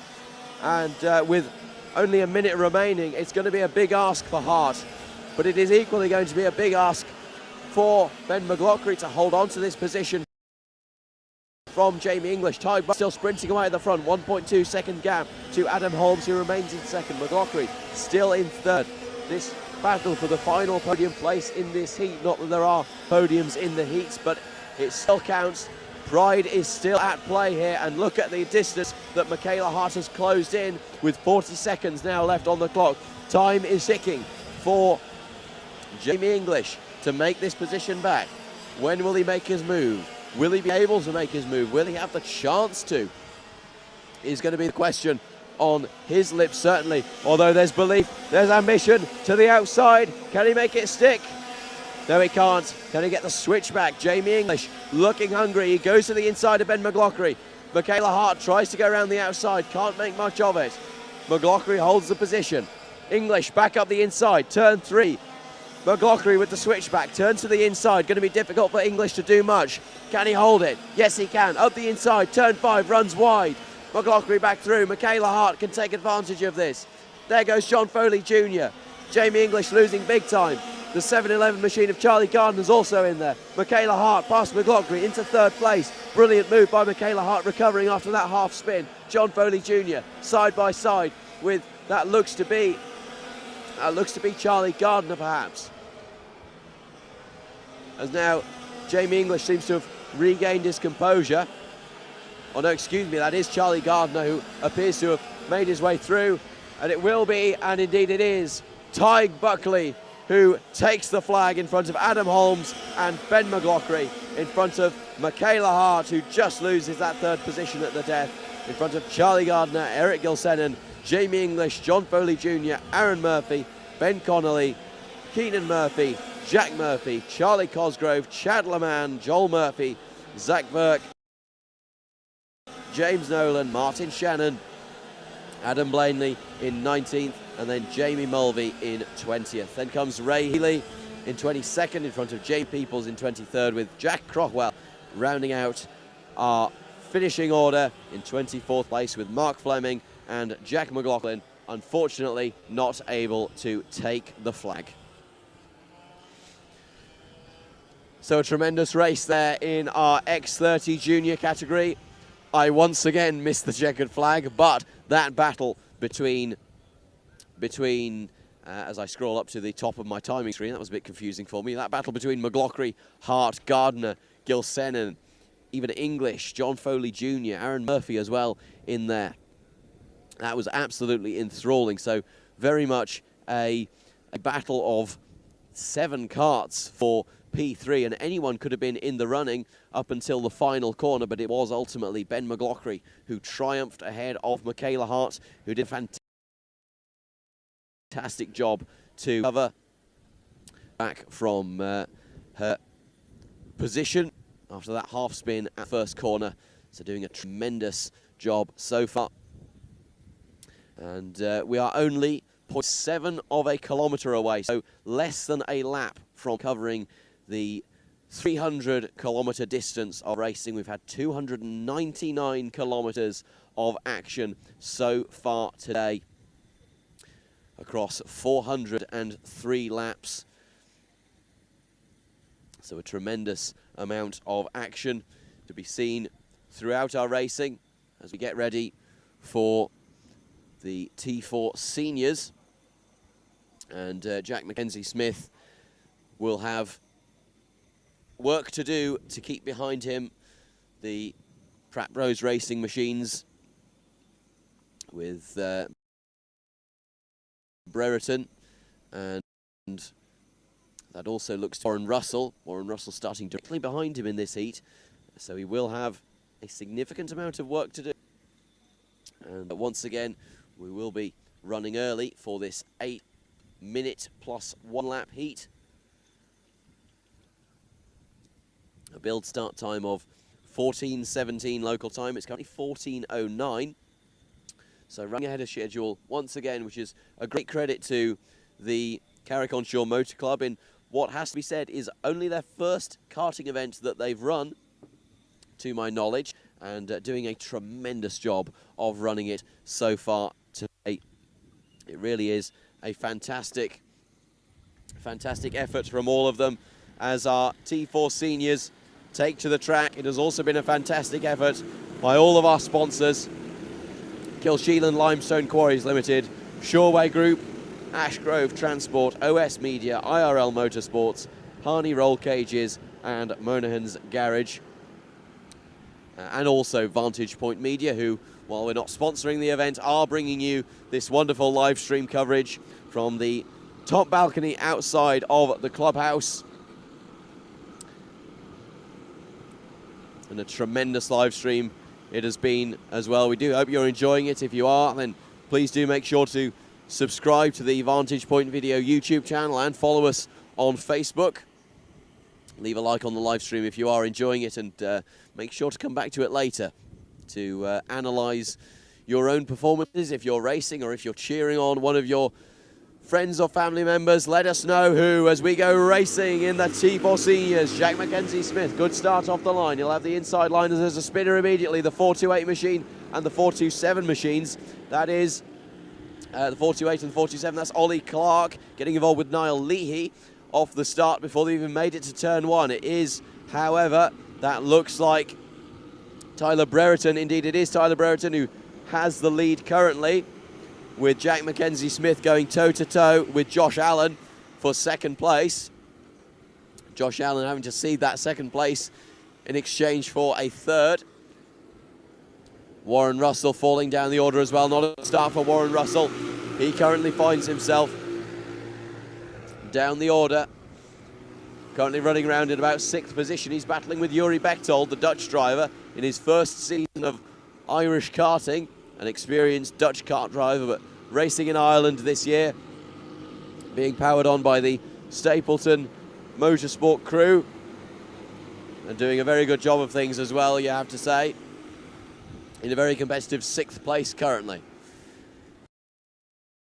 So it is Tyler Brereton who leads us. Jack Mackenzie-Smith will down, however, as he hits in the slope. Josh Allen sits behind, then comes Luke Palmer. So Luke Palmer coming under pressure now from Aaron Coogan. Coogan up the inside at turn 2. Nice clean move from Aaron Coogan. Again, no defence offered by Luke Palmer in what was a copy-paste manoeuvre of what we saw in Heat 1 by Aaron Coogan. Same driver, same corner. The only thing that's different is the time of the day. And a significantly greater amount of sunshine and significantly lesser of wind. That's really the only difference in that manoeuvre. As we see, going for the move is the 416 machine. So the 416 of Luke Kavanagh going for a pass on Ewan Miller. Now, whether he was able to make that move, I didn't quite catch.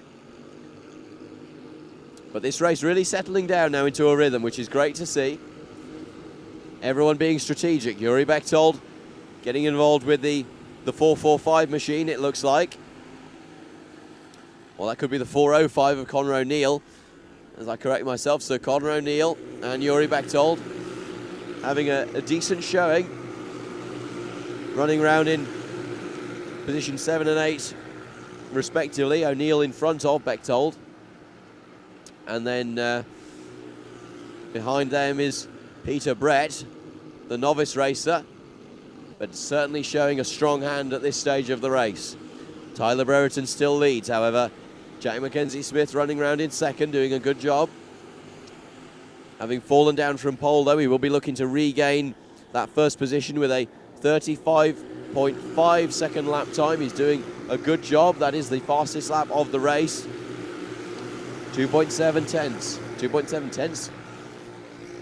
That's a very weird way of saying it. I was about to correct myself, and I wasn't even sure what to correct myself to. So 0.27 seconds was the gap across the line between Brereton and Mackenzie Smith. So doing a tremendous job at holding that lead is Tyler Brereton, as everyone else sort of sorts themselves out. Adam Butler getting into a bit of a battle at the back. Excuse me, Robert Butler. Well, Adam Butler as well. Now, as I look at it, it's Robert Butler, then Brian Wilson, Adam Butler and Adam Perry. So 2 Adams and 2 Butlers in a 4 battle. That's quite a unique situation, but the battle is certainly heating up, and I can tell you that it is now Adam Butler who is in front in that battle as they make their way through turn 3. They all sort of start to simmer down. The leaders all doing a very good job at this stage of the race. Everyone tucking down into their slipstream. Let's take a look at Coogan. Coogan may be under pressure now from Luke Palmer, or perhaps Palmer will just stick to the back of Coogan as they make their way up into turn 2, excuse me. Now, Coogan did go defensive there. That's interesting from Coogan. Perhaps feeling some pressure from Luke Palmer behind. However, ain't no pressure high enough to cause Coogan to crack, apart from in this situation. Palmer tried the up and under. He tried the inside. Ultimately gave Coogan the cutback, and Coogan lapped that up like a kitten with a bowl of milk. You don't have to ask Aaron Coogan twice if he wants to make a move up the inside. A very experienced racer, very strong in round 1.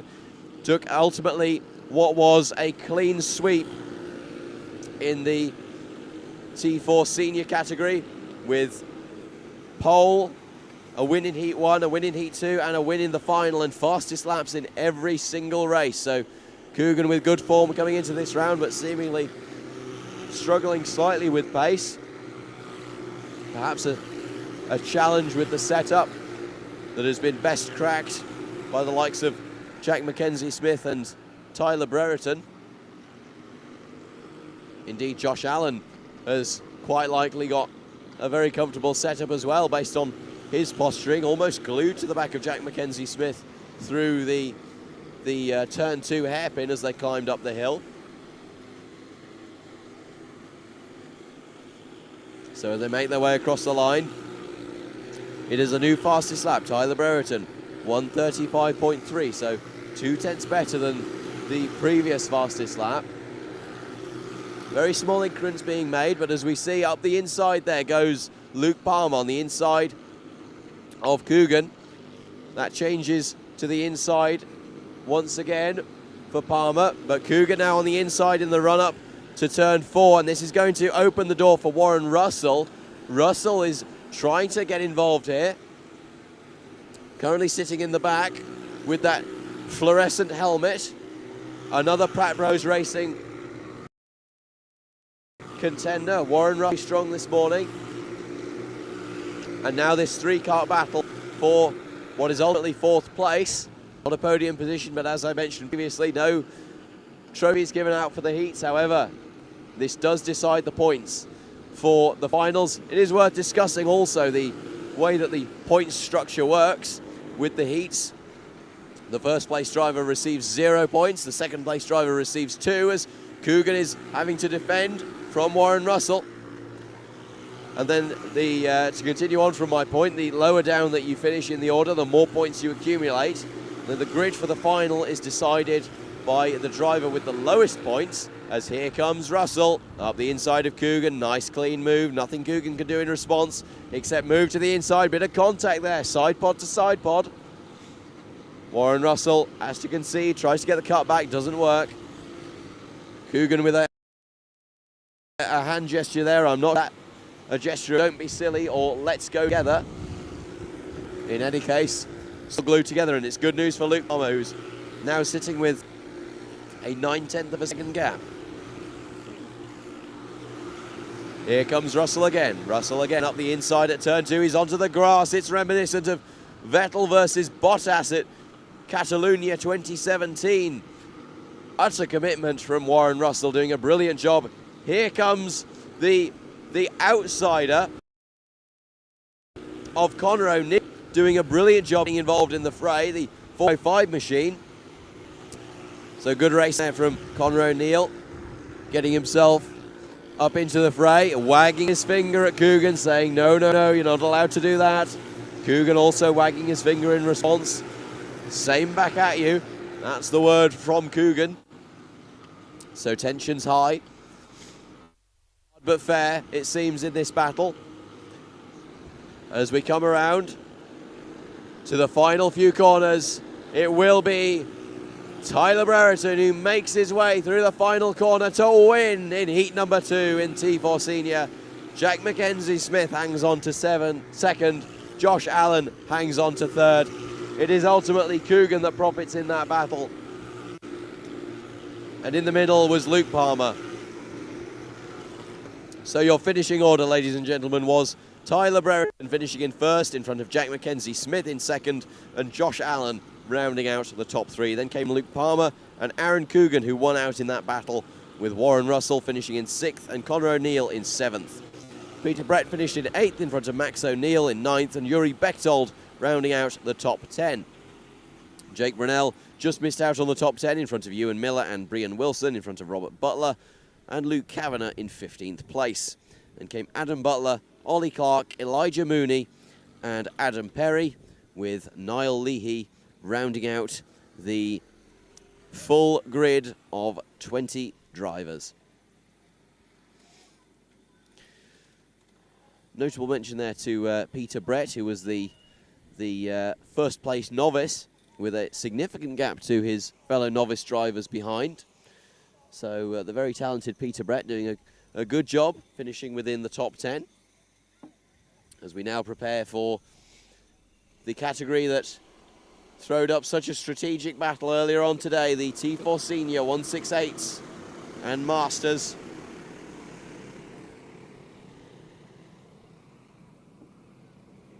Slightly higher weight than the regular T4 Seniors, which we just witnessed. The regulars have a minimum weight limit of 158 kilos. The 168s, as I'm sure you have probably guessed from their name, have a weight limit or a weight floor of 168 kilos, so catering to the slightly heavier and also the more experienced driver, with the over 30s Masters category also being encompassed. These senior 168s having the exact same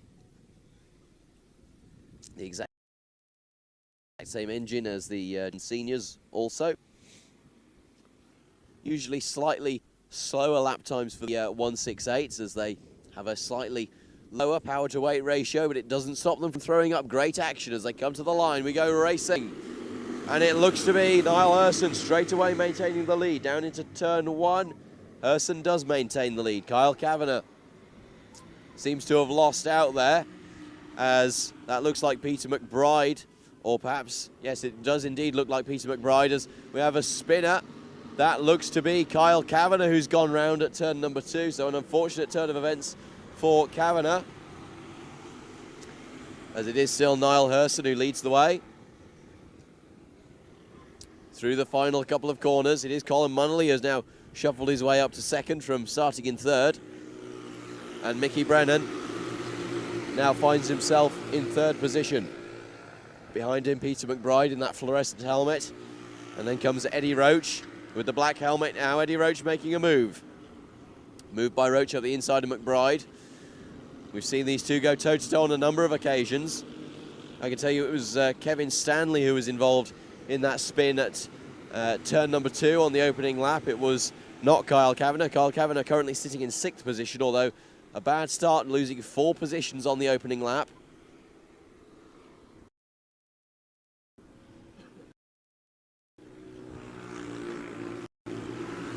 All the drivers making their way down the start finish straight.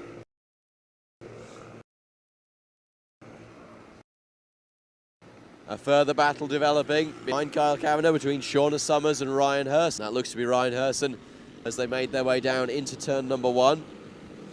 Together, and that doesn't seem like a bad idea at this stage of the race. So Mickey Brennan choosing to be wise, trying to employ diplomacy in order to catch up to Colin Munnelly in front, who is now a little less than a second behind Niall Hurson, who has just set the fastest lap with a 36.4 second lap time. So, as I say, slightly slower than the regular seniors, which we previously witnessed.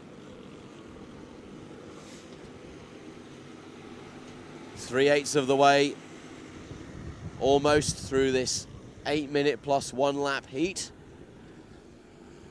Heat number 2 we saw in heat number 1 earlier, Niall Hurson and Colin Munnelly really trying to bring it to each other, but Colin Munnelly ultimately not able to do much, as we see again there Summers and Hurson again with argy-bargy. Peter McBride is going to try and make something out of this. McBride trying to get to the inside, not able to do much. We see Summers and also Hurson still going side by side. Little flick of the hand there after a bit of contact. That's no harm, no foul. I don't think the stewards will be looking into a little bit of rubbing his racing. So it is Hurson who leads Summers, and then Peter McBride in that fluorescent yellow helmet and the orange overalls. He's coming under pressure from Scott Garvey behind. Scott Garvey, who I was speaking to in the paddock earlier, was looking forward to this race. Very experienced kart racer. He was in juniors previously, but unfortunately, due to the lower weight limit, wasn't able to find competitiveness. And now Hurson beginning to break away from Summers, as indeed Eddie Roach is breaking away from Mickey Brennan, and Mickey Brennan from Kyle Kavanagh behind, although not quite at the same rate as Roach in front of him. Niall Hurson still controlling the pace, although Kyle Kavanagh is on the charge with the fastest lap, 36.2 second lap time with just under half the race distance left to go. That looks to be Roach getting involved once again.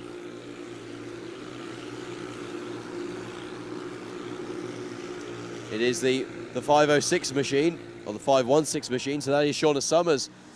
Apologies to Shauna for this identification, but Summers doing a good job of trying to pick up this position. Battling away with Scott Garvey. Now, she has lost significant ground there to be battling with Scott Garvey from where she was. A few positions further up, she's lost out to Peter McBride, and she's also fallen away significantly from Ryan Hurson, who she was battling with at one stage. Eddie Roach has now made his way up into third position. Mickey Brennan falling back down the order, now coming into the clutches of Kyle Kavanagh, who, as we say, is on the charge with the fastest lap so far, now besting his previous 1:36.2 for a 1:36.1 second lap time. Very strong showing from Kyle Kavanagh. Indeed, putting some serious pressure on the driver in all white in front of him, Mickey Brennan. With 2.5 minutes left on the clock. Lap number 8 is concluded. And it is still Niall Hurson in the lead, quite comfortably. Little less than a second is the gap to Colin Munnelly behind, and then a further 0.8 to Eddie Roach behind him. Then we have this battle that's emerging of Mickey Brennan versus Kyle Kavanagh. Another battle could be emerging slightly further back between Scott Garvey and looks like Ryan Hurson. All Mickey Brennan there once again with the signal. Let's work together. With less than 2 minutes to go, that only gives them about 5 laps. So 5 laps to make up what is ultimately a 1.2 second deficit. Now that's going to be a big ask, as there's some tyre squealing in the background. That looks to be Kevin Stanley, who's had a bit of a rear lock into turn 1, but has gotten away with it without issue. Kyle Kavanagh still hunting down Mickey Brennan in front, holding his position. At this stage of the race, no point making trouble and ultimately losing time. That will only play into the hands of Ryan Hurson, who's waiting in the wings behind them with his blue overalls and white helmet, and is indeed closing that gap up quite nicely. Ryan Hurson with a 1:36.1 last time, ever so slightly quicker by about 5/100ths of a second. By about half a tenth, he's quicker a lap. And with 43 seconds on the clock, dare I say it, that's going to be enough for Hurson. However, Niall Hurson, his brother, is doing a tremendous job up at the front of the field. With 30 seconds to go, the next lap will be the penultimate one. And it is still as you were at the moment. Will we see any last-ditch efforts? Scott Garvey is busy battling with Niall O'Flynn, it looks like, or perhaps no, excuse me, that is Peter McBride, I believe.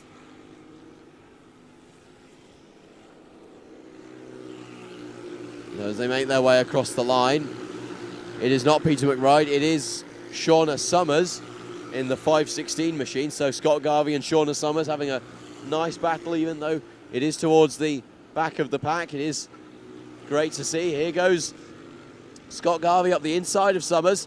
Little bit of a touch on the grass, not able to make good of it, unfortunately for him. Mickey Brennan still hanging on.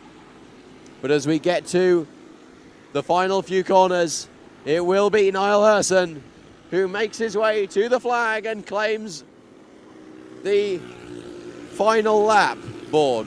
He hasn't claimed the checkered flag, he's claimed the final lap board. My mistake. Oh, dearie me. I'm really not having much luck with the old checkered flags today, am I, folks? Nevertheless, the battle continues for another 800 metres. Another 36 seconds of racing action.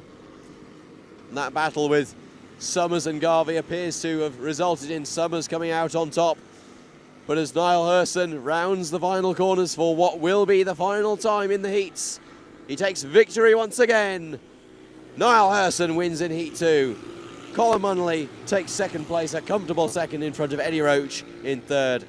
Mickey Brennan just misses out, meaning that he collects a third and a fourth in the heats. Kyle Kavanagh finishes in fifth in front of Ryan Hurson in sixth. And then Shauna Summers, then Peter McBride in seventh and Shauna Summers in eighth. Scott Garvey and Niall O'Flynn round out the top 10, with Kevin Walsh and Kevin Stanley rounding out our final two runners, with all drivers making it to the flag. Now that's not something that we get to see too often. Oh dear, ignore that just happened, folks. That's not something that we get to see too often, but when we do, it's always tremendous, because it means that we will get the chance to see what will be the X30 Seniors on track next for what is set to be a tremendous festival of racing action, one of the biggest grids in this championship. I believe the X30 Junior grid is the biggest, with 24 participants in this weekend, and then around 20 or 22 in the senior category. And the volume of the X30s never fails to astonish me. Compare it to the TPP 225R engine that is in the back of the Senior 168. Oh, and a spin there immediately while warming the tyres for our leader. That is a very common mistake. Unfortunately, we have seen it all too often. And now managing to take position. Oh, dearie me. Now that is quite late to be taking position. So I'm not sure, will there be some question marks about the procedure following there by our leader.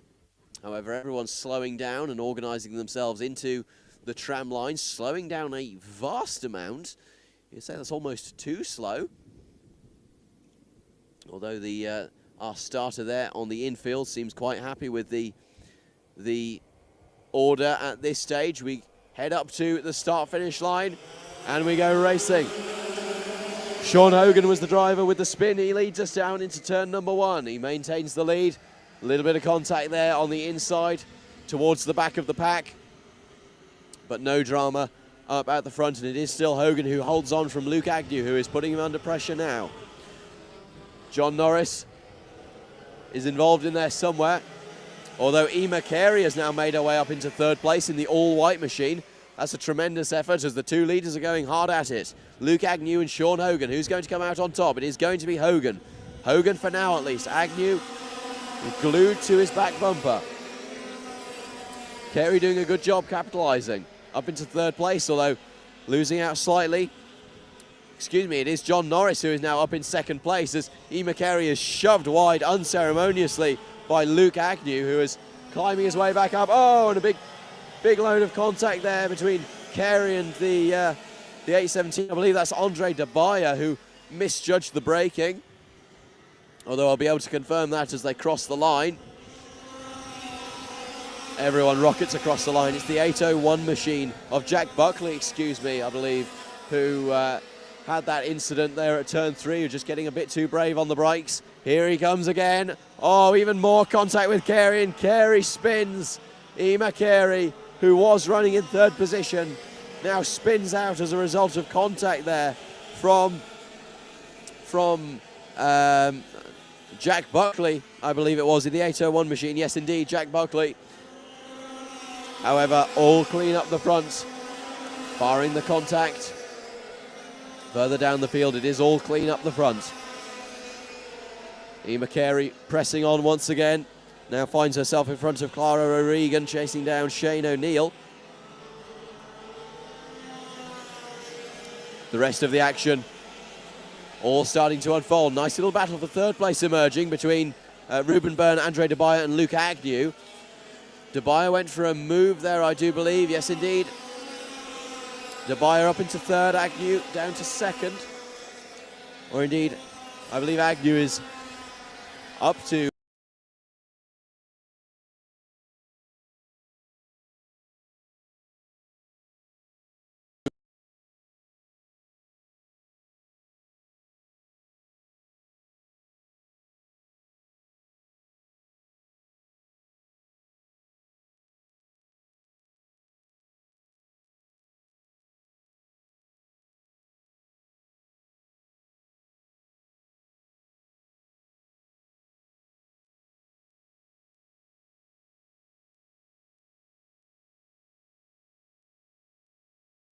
way. John Norris still down. John Norris, the only driver in the Masters category, reigning Masters champion. And unless someone else joins the Masters category this year, he is destined to be champion again.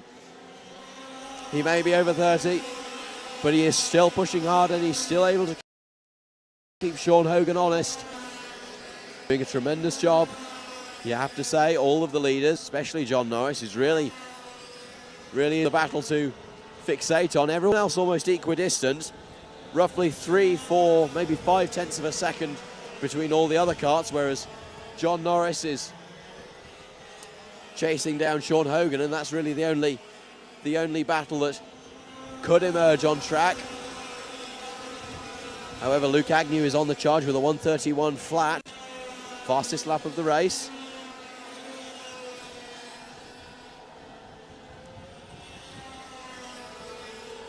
Not too many of the leaders, however, are besting their times. Last time round it was only Andre De Bayer and Ruben Byrne who were improved.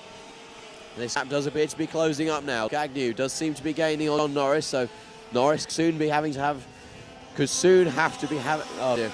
Right, John Norris at some point in the future will have to look behind him and he will see Luke Agnew. That's the message that I'm trying to convey. I'm not sure what sort of conveyance that was, but that was the intention behind the message in any case. Indeed, John Norris now appears to be increasingly falling into the clutches of Luke Agnew. Agnew really gaining. Sean Hogan starting to stretch his legs at the front. Agnew, however, not improving his lap time, so it does just seem to be that the pace is falling off for John Norris. Maybe the dirty air, the high G corners of turn 1, and also the final corner, maybe just putting a little bit too much energy through the tyres. Here comes Agnew. There goes Agnew, up the inside and through. Agnew with more superior grip, more superior braking, more superior traction in the first quarter of the lap at least. It is still all to play for though. John Norris not far behind him. Less than 2/10 is the gap as they cross the line. Still all to play for.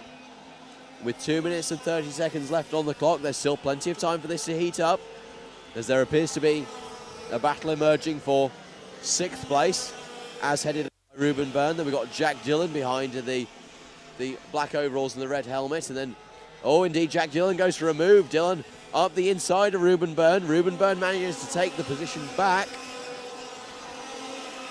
And then waiting in the wings is Ronan Hennessy, who is now glued to the back of Jack Dillon.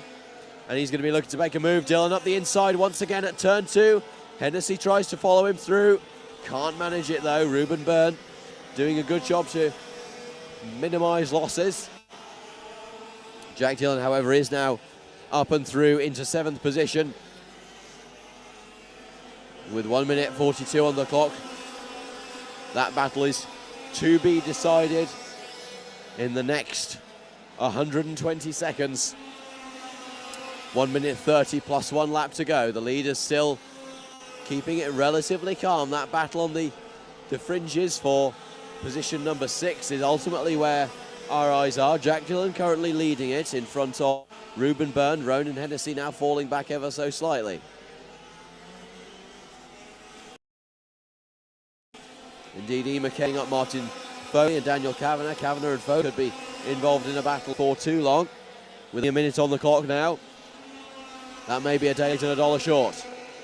However, down into turn 1, it is quite wide there from Kavanagh, so that may be his chances gone of a fight with Foley. Dillon still heading up this train, this 3-cart train of Byrne and Hennessy behind. With less than a minute now, only 35 seconds left to go. So that tells me that the next time round will be the penultimate lap. Everything will be coming down to this. Foley and Kavanagh still having a bit of a ding-dong battle at the back of the pack. There's only 1 point difference between the two of them in terms of the result for this battle, as we see more action up at the front. Sean Hogan battling away with Luke Agnew. Agnew to the outside. Agnew now cuts back to the inside. Inside line up into turn 2. Surely advantage Agnew. Now the question is, Sean Hogan, can he get the cutback? No, he can't. Will he go for the move up the inside? Yes, he will. Agnew was expecting it. He knew to turn out of the corner. Bit of a bump for Hogan from behind by Agnew. And here comes John Norris trying to make the best of both worlds. Trying to come round to bring something out of this. They see the final lap board and they know that this is it. The game is up, the game is on. It is still Sean Hogan who leads. John Norris now sits behind. Luke Agnew falling down to third place in that orange cart. John Norris had a look. He had to think about it, but too far back to make anything of it. So as they make their way through the final couple of corners, Norris once again, big move from Norris. Luke Agnew trying to capitalise. Agnew up the inside, Agnew from third to first. What a performance by Luke Agnew. He takes victory in Heat 2. Third position going into the final two corners. He pulls it back, and from the mouth of death, he snatches victory. Well done, Luke Agnew. That was a sterling performance for the young Northern Irishman, beating the experience of John Norris through a switchback, through an undercut, and through extreme bravery, it has to be said, going side by side through that final corner. Sean Hogan, having dominated the race, finished down in third, so disappointing for Sean, with Jack Buckley finishing in fourth and Andre De Bayer in fifth position. Jack Dillon then finished in sixth in front of Reuben Byrne in seventh, Ronan Hennessy in eighth, and Emma Carey, after those unfortunate incidents earlier on in the race, finished in ninth. Daniel Kavanagh ultimately won out in his battle with Martin Foley, with Foley finishing in 11th and Kavanagh in 10th. Then came Shane O'Neill in position number 12 and Dylan McDermott in 13th place, with Clara O'Regan finishing in 14th as our final finisher. All making it to the flag. And so that's no bad thing. As I'm sure you can understand, it does mean that we will likely be able to start our finals ahead of time, and it will be the T4 Bambino final once again. T4 Bambino is a very cost-effective class with, rather interestingly, I found out while doing my research for this commentary, T4 Bambino is only allowed to use 2 sets of slicks for the entire season. So, out of the, I believe, 6 rounds on the calendar, only 2 sets of slicks are allowed. Now, 2 slicks of, or 2 sets of wets are also mandated per event, I believe, as we have a spinner there. That's Danny Clancy, has spun round, and oh, that's very good sportsmanship from PJ Bowes, and indeed all the other drive behind to slow down and give Danny Clancy a chance to retake his position. And the T4 Bambinos, as I mentioned previously, are the only class this weekend to have a standing start, and we hope that that the T4 Bambinos have understood which side of the grid they're to be on. It will be Danny Clancy who will lead us down to the first corner. He will lead us away after the green flag flies. So it is set to be a tremendous occasion. PJ Bowes looks to be slightly unsure of where he should be lining up. So a word will be had with him, and he lines up directly behind his compatriot of Danny Clancy in the red overalls. Danny Clancy doing a fantastic job so far this weekend, doing a brilliant job yesterday, and an even better job today in his qualifying and in his heats. So we wish all of our T4 Bambino competitors the very best of luck. We know that they'll do themselves proud. They are a credit to themselves, these drivers. And over there, their 6-minute and 1 lap final. They are sure to throw up tremendous action, and away they go now.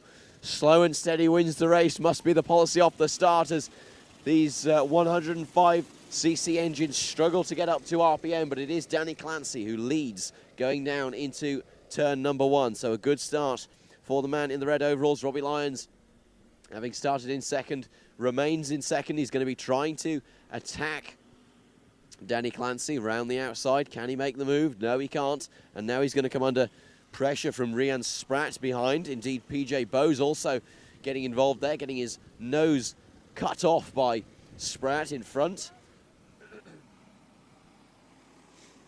And so a good clean start for all of our competitors, with Danny Clancy still leading the way. Robbie Lyons still in second. And PJ Bowes now falling down to fourth off the start, having started in third.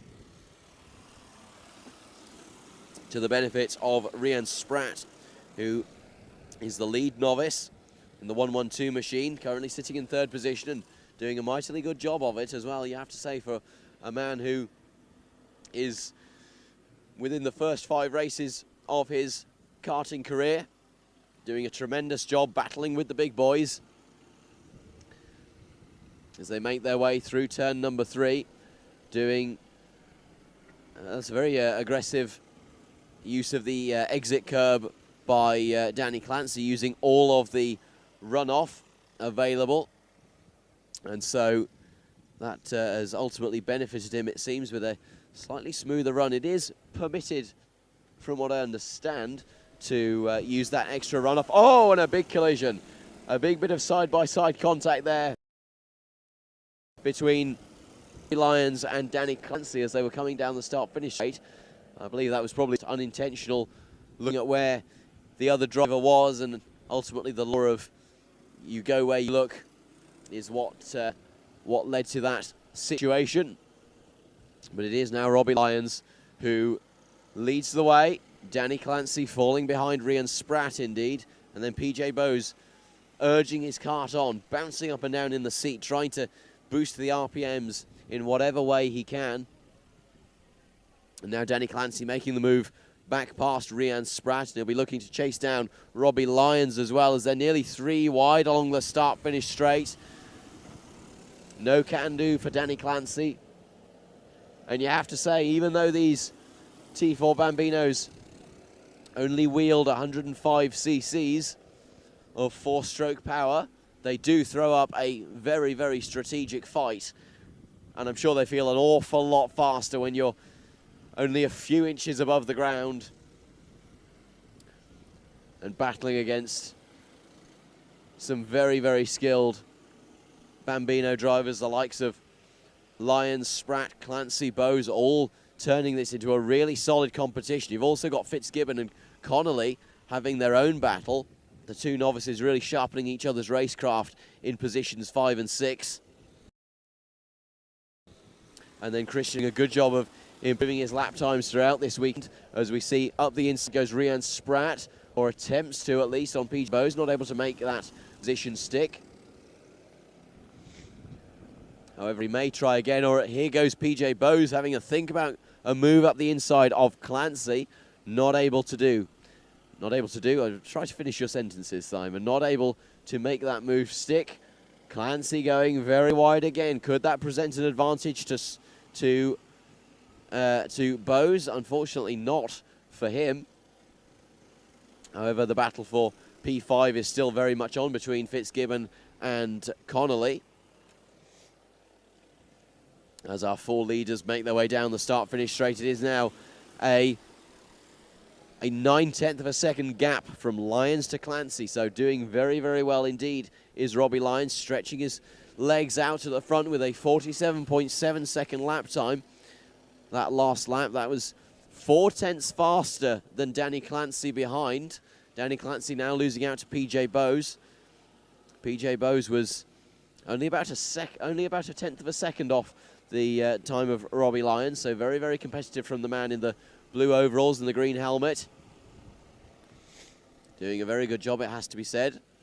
Unfortunately not able to catch up to Robbie Lyons at this stage of the race, and with 1 minute left to go, they now have to navigate Christian Adam in the 108 machine, and Christian Adam doing a good job of staying out of the way, but unfortunately getting caught in that awkward position on the apex of turn number 1, and that does provide a little bit of a disadvantage to our runners in 2nd, 3rd and 4th position. Look at how wide Danny Clancy is going, really trying to minimize the energy being put through the tyre, trying to use the smoothest path possible, as Christian Adam suffers an unfortunate spin on the exit of turn number 3, and will soon have to yield to the hard battling Fitzgibbon and Connolly.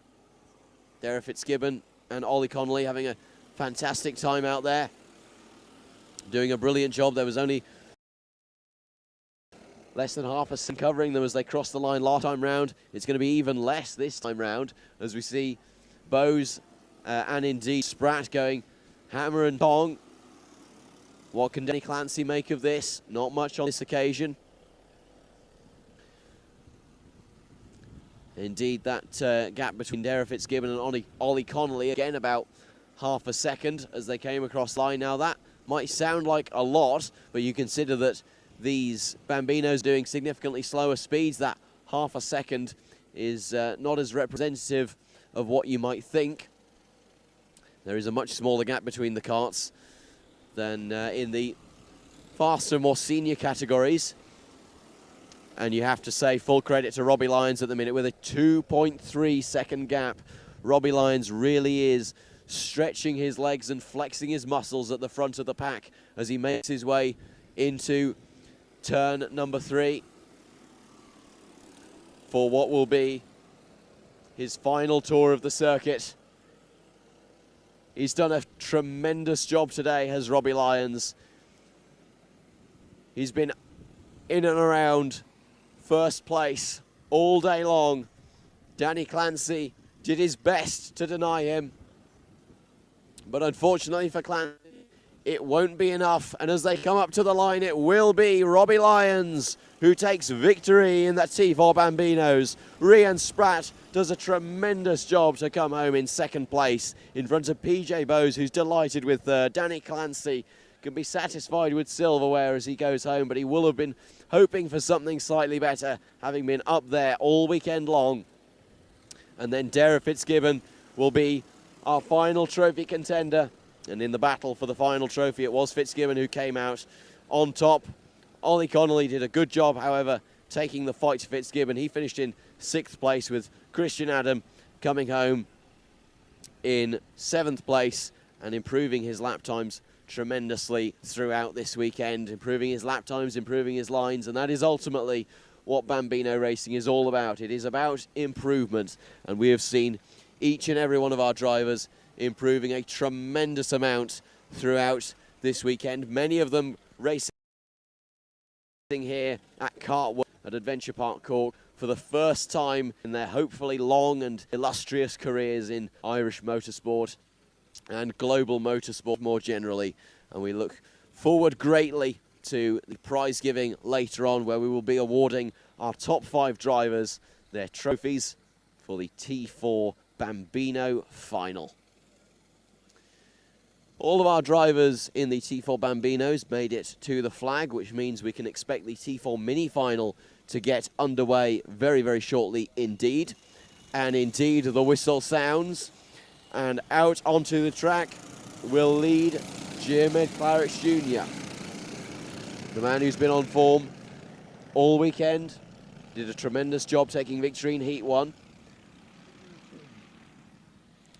and is doing a tremendous job at taking the fight to slightly older drivers, slightly more experienced drivers even. And all of the minis being very well behaved in getting into their grid orders nice and early.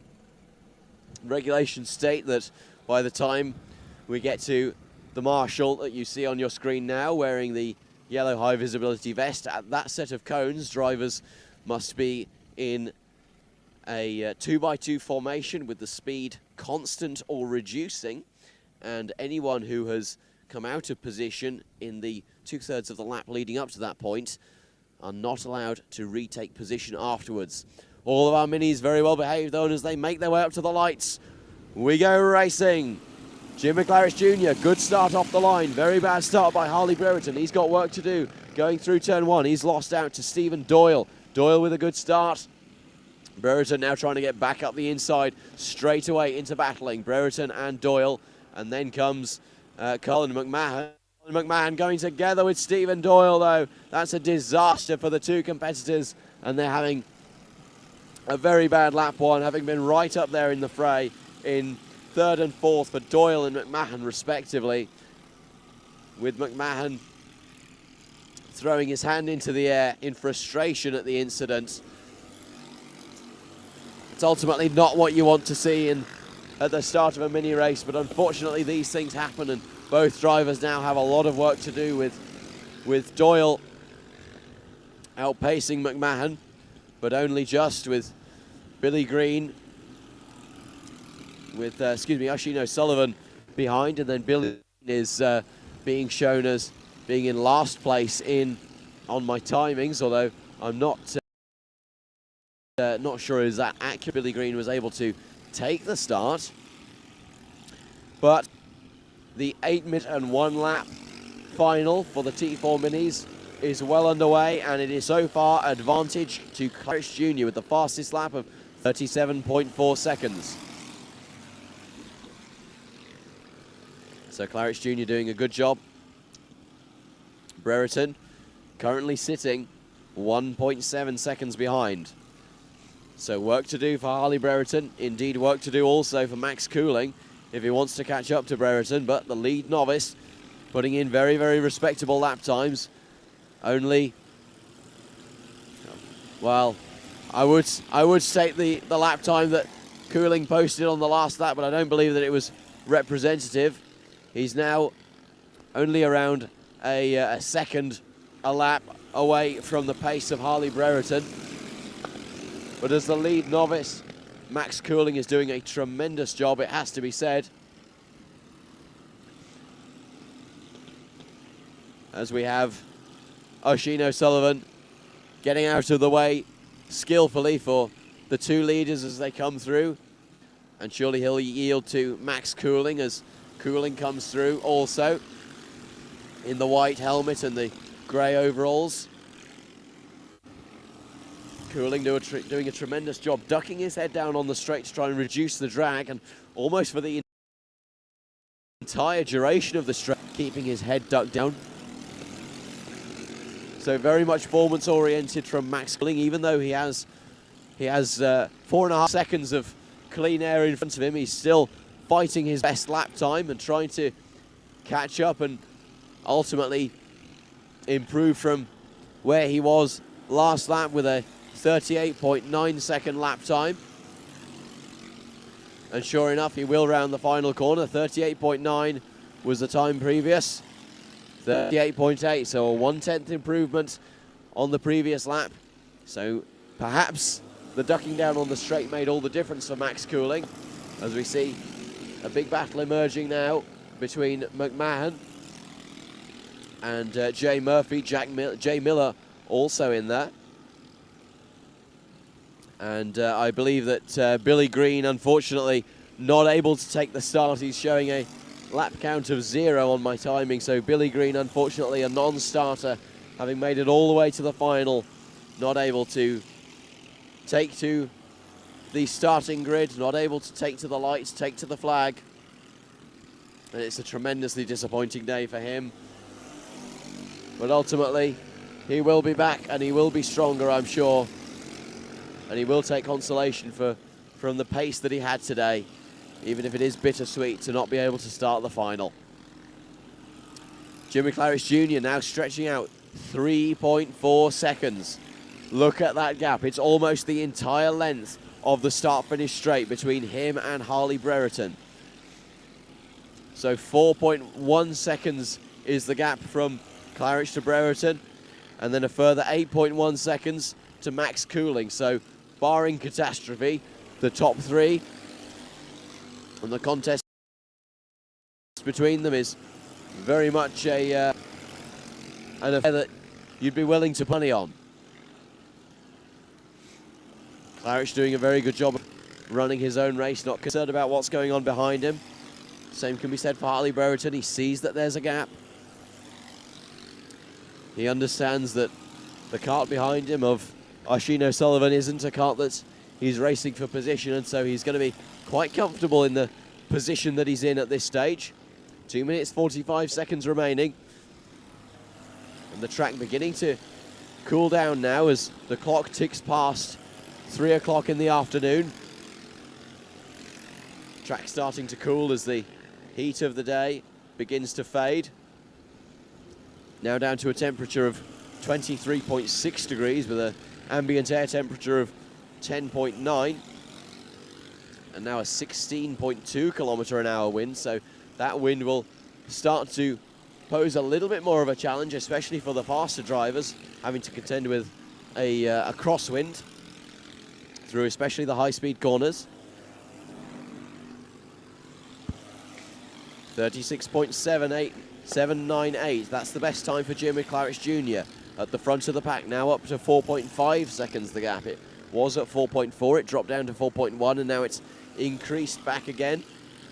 So very consistent laps from Jim McClarich Jr. to stretch out that gap. And doing a tremendous job, it has to be said. All the drivers beginning to sort of space themselves out. The closest gap on the track is that between McMahon and Krishna Kumar, which stands at 1.5 seconds as they make their way through the final corner. 213 machine of Virendra Krishna Kumar doing a good job trying to chase down the fluorescent-dressed Colin McMahon in front.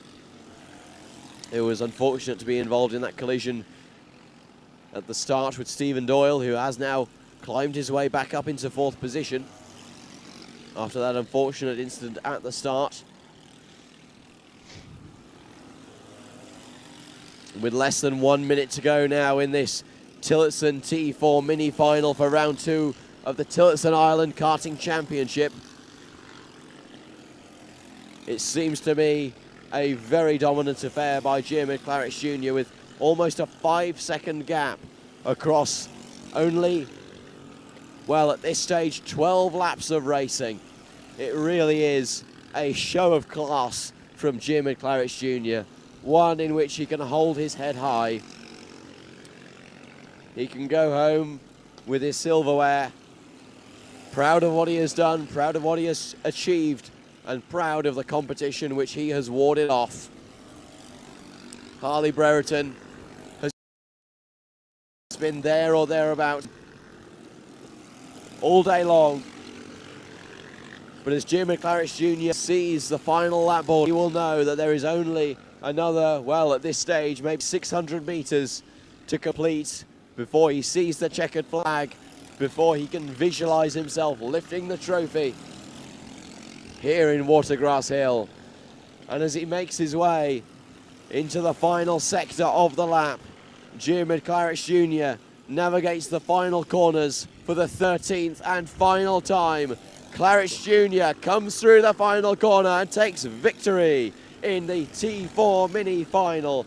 Harley Brereton will take a disappointing but ultimately very well deserved 2nd place. He would have been hoping for the win, but unfortunately the 5.5 second gap from Clarich to him was insurmountable over the 14 laps of racing. A very, very strong effort from Brereton nonetheless.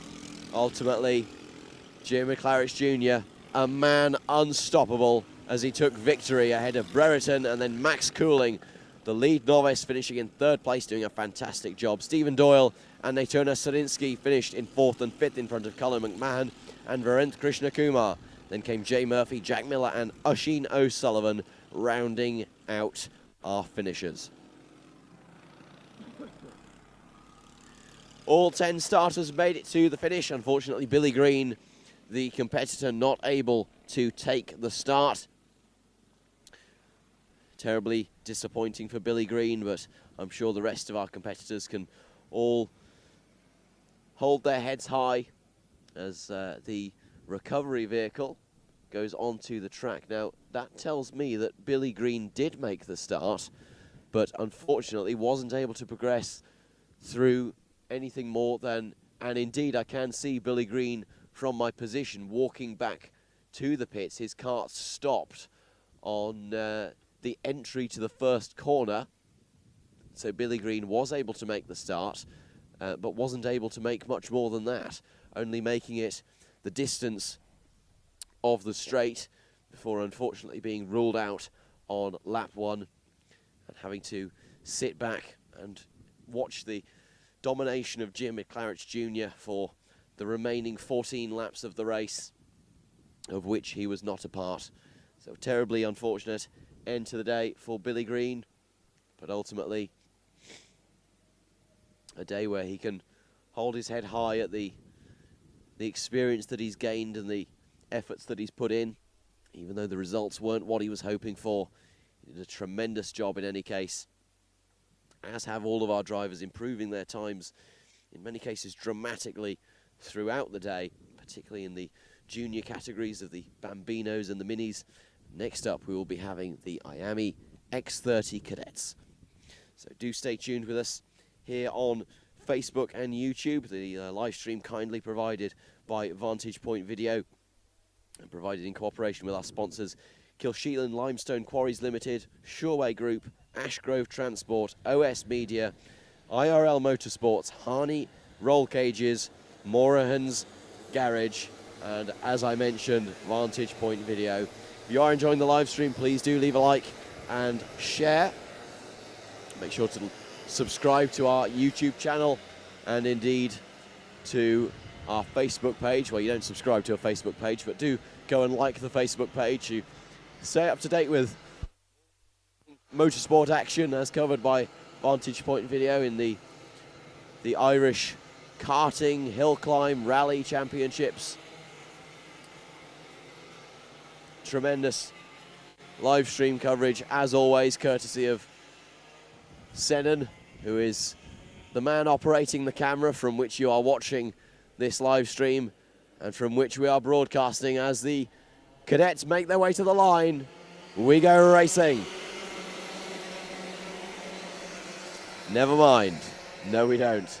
Our first false start of the day, and it is in the X30 Cadet Final.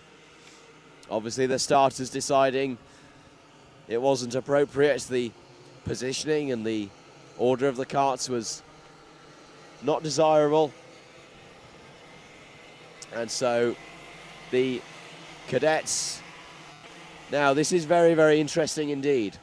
As I mentioned previously, you are supposed to be in a 2x2 formation by the time you reach that first set of cones. The cadets, there's no two ways of saying it, weren't. And so there may be an investigation afterwards for what went on as part of that start. A very, very interesting turn of events. But nonetheless, we do go racing this time out, and it will be Danny Dempsey who leads us through turn 2. Continuing on, a little bit of contact there in the midfield, and McLaughlin's involved. A couple of other drivers having a little bit of an argy-bargy, the 617 machine too. That is Danny Murphy having a little bit of contact on the opening lap, but doesn't look to have caused any great disadvantage. Danny Dempsey still leads the way. Bobby Connolly is in second. Senan McLaughlin is in third, in front of Charlie Blair in fourth. Sophie Campbell doing 8 positions. Sophie Campbell, tremendous start for the young woman from Northern Ireland. The 8 positions, currently sitting in position number 5 as she came across the line. The racing really beginning to hot up now, particularly in this midfield battle. Danny Dempsey still leading the way. Bobby Connolly still sitting in second.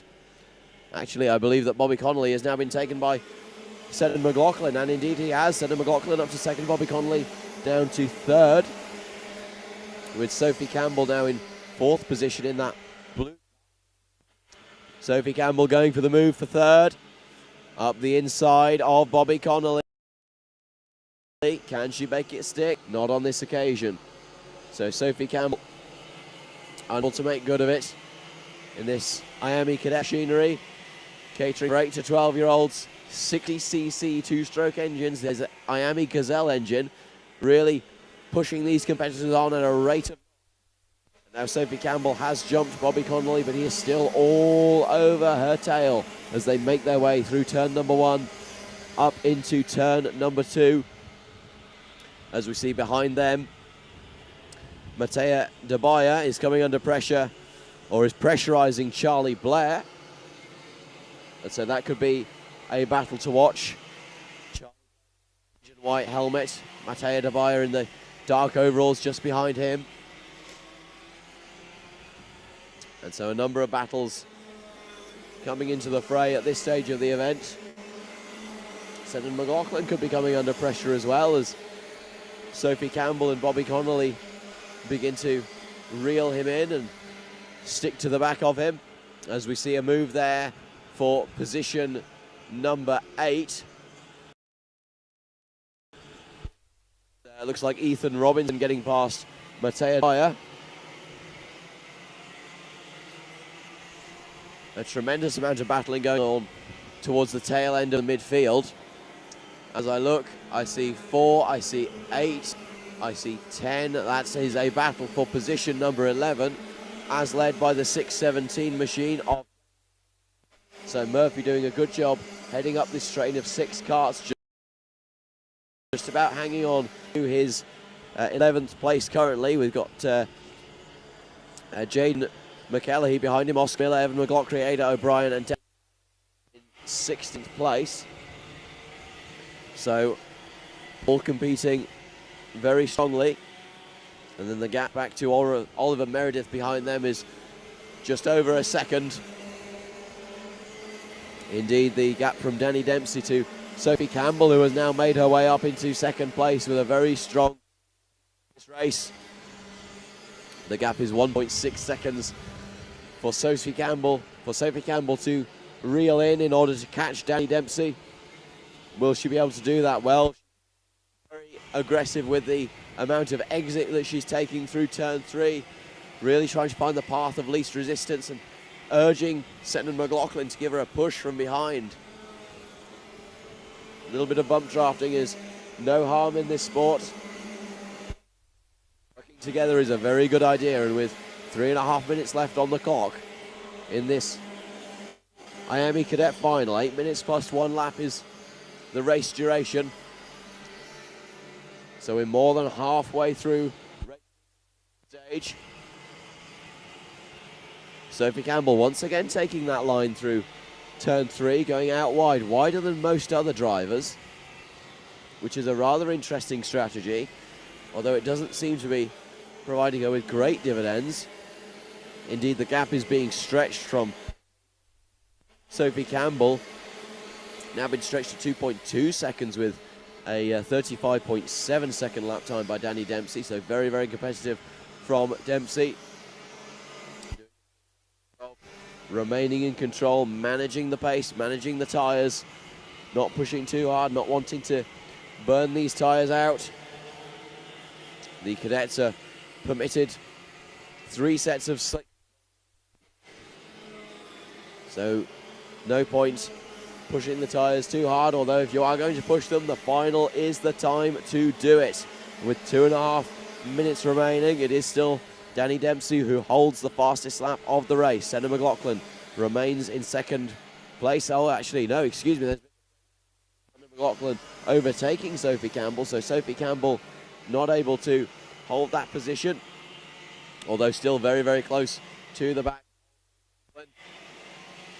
McLaughlin doing his best to hold on, and this could open up opportunities for Bobby Connolly as well in the orange helmet behind.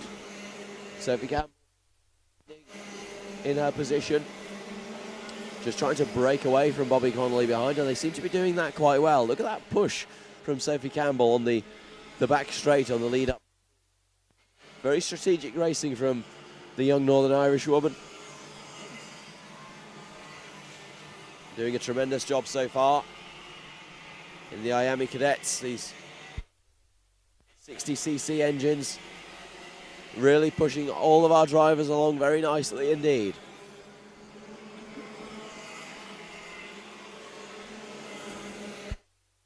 Way on to the start-finish straight. Danny Dempsey not able to improve on that best lap of a 35.7, excuse me. Last lap was a 35.9 for Dempsey, although he is still gaining about half a tenth a lap, according to the last lap splits, on Senan McLaughlin behind. In spite of Senan getting a very convenient push from Sophie Campbell. To push. pushing the kart and indeed pushing the kart in front. With 35 seconds remaining in this race, it has to be said that Danny Dempsey did a tremendous job. He will make his way through the final couple of corners. He will make his way onto the start-finish straight. With 20 seconds left on the clock, the next lap will be the penultimate one. So for Senator McLaughlin and Sophie Campbell. Bobby Connolly falling back slightly, sort of out of this fight at this stage.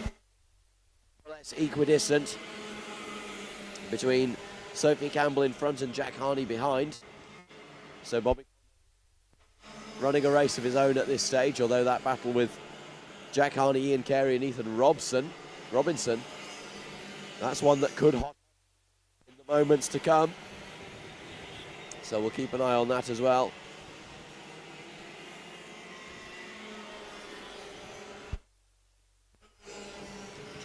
Tremendous action there from Jack Harney, battling away with Ian Carey down into turn number 1. Jack Harney retained and is now really starting to catch up to Bobby Connolly in front, but part of me suspects that it won't be enough, and it will not be enough to catch Bobby Connolly.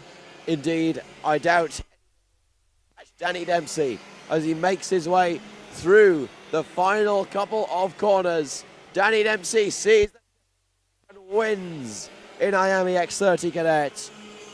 Senator McLaughlin takes home a heroic second place in a battle that only really came to fruition on the final lap between him and Sophie Campbell. Settles for third. A wave along the back straight signals the truce at the end of battle between McLaughlin and Campbell. Bobby Connolly just missed out on the podium in 4th position. No, excuse me. Bobby Connolly will be on the podium in 4th position because the trophies are awarded for the top 5 in the Miami Cadets. I just had to cross-reference. Ethan Robinson just missed out on a trophy, with Ian Carey being awarded the 5th place trophy as he crossed the line. Then came, as I mentioned, Ethan Robinson, Corey Lyons and Matea Debaya in 10th place in front of Danny Murphy, Jaden McKennahy, Evan McLaughlin, Oscar Miller, Ada O'Brien, Lewis Hazlitt, Danny Carroll, Oliver Med. I'm not going to try to pronounce Oliver's surname because I know that I'll get it wrong because I only had half a look on it because it disappeared from in front of me. Now, you will forgive me for once again being a bit hoarse.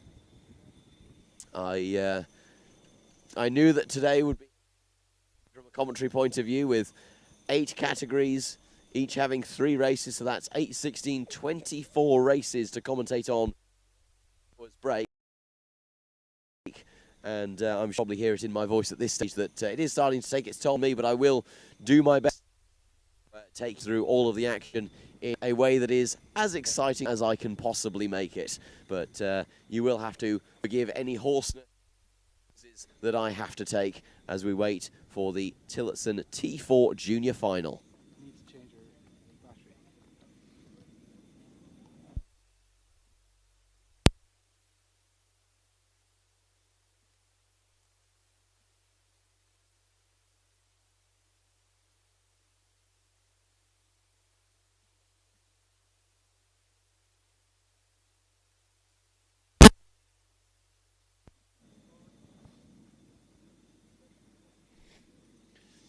Well, a tremendous job done there by the Miami X30 Cadets. And as we wait for the Tillotson T4 Juniors to be released onto the circuit, we hear the whistle, and out they go. And it will be Joey Carney who will lead us down towards the lights, down towards the flag at the commencement of this race.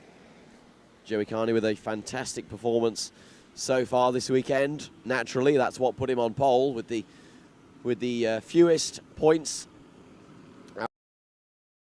out of any driver in the T4 junior category. I will see if I can pull up the points from the... No, unfortunately, I can't pull up the grid or indeed the points, so we'll trust that the points have been calculated correctly, and we will await for the start. Oh, that's going to be a bumper penalty, I would suspect, for one of the drivers at the rear, going hard into the back of another competitor. We go racing, and I can tell you that it was the 322 machine that had that incident, getting on the brakes far too late and ultimately suffering. I would say that is almost certainly going to be a bumper penalty for the 322 machine as they all make their way cleanly through turn number 2 and down towards turn 3. The midfield battle starting to heat up. It was Fionn English who had that calamity on the brakes leading up to the start, and appears to be going slowly now, perhaps on the way back to the pits. Joey Carney, though, still leads in front of Ben O'Keefe. Billy Green has now jumped Ben O'Keefe, who has fallen down to 4th position. Sean Dunnigan is up to 3rd. So it is Carney, Clancy, Donegan, O'Keefe and Summers Jr. in the top 5. And then just outside the top 5 it was Robert Greenbolster.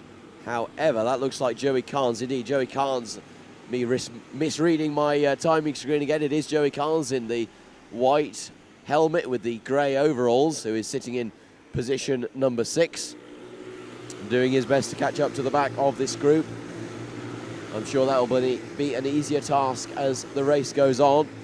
As we look to the leaders, Joey Carney already trying to stretch a gap, and stretching a gap of just over 0.3 of a second now to Billy Clancy behind. Big hit of the curb there for Sean Dunnigan. And then Ben O'Keefe looking to capitalise on it. However, Ben O'Keefe also engulfed in a battle with Eddie Summers Jr., which could play into the hands of Joey Carnes as they make their way up to the line once again. Still no changes at the front of the pack. Everyone holding their own, holding position, trying to settle into a rhythm and break away from the carts behind. The T4 junior final is a 10-minute final plus 1 lap. So we are around into our final hour of racing with just over a quarter race distance completed so far. It is still Joey Carney who leads with a quick check of the shoulder. 36.1 is the lap time. It was momentarily the best lap before Wesley Brereton ultimately pipped it with a 36.0 second lap time. And so a tremendous effort being put in by Wesley Brereton, who showed very strong pace earlier today, but unfortunately seems to have just fallen off in terms of pace for the second heat and then consequently also the final. Rather disappointing for Wesley, but I'm sure he'll be back at the next round and well on the way to fighting up the front once again. And you wouldn't believe this, multitasking is a very difficult thing for me to do. In spite of being a commentator and having to do this quite often, I've just had Liza from Tillotson ask me to send her a picture of me commentating. So I'm going to have to take off the conveniently acquired jacket that Senan has provided for me to show off the nice Tillotson branding as the T4 Juniors rocket past me once again, with Joey Carney still in the lead and Billy Clancy still hunting him down. Tremendous action here. This battle up the front breaking into an 8-cart battle headed up by Joey Carney, and ultimately Robert Greenbolster is the driver who is at the tail end of it. One might say with nothing to lose and with it all to gain.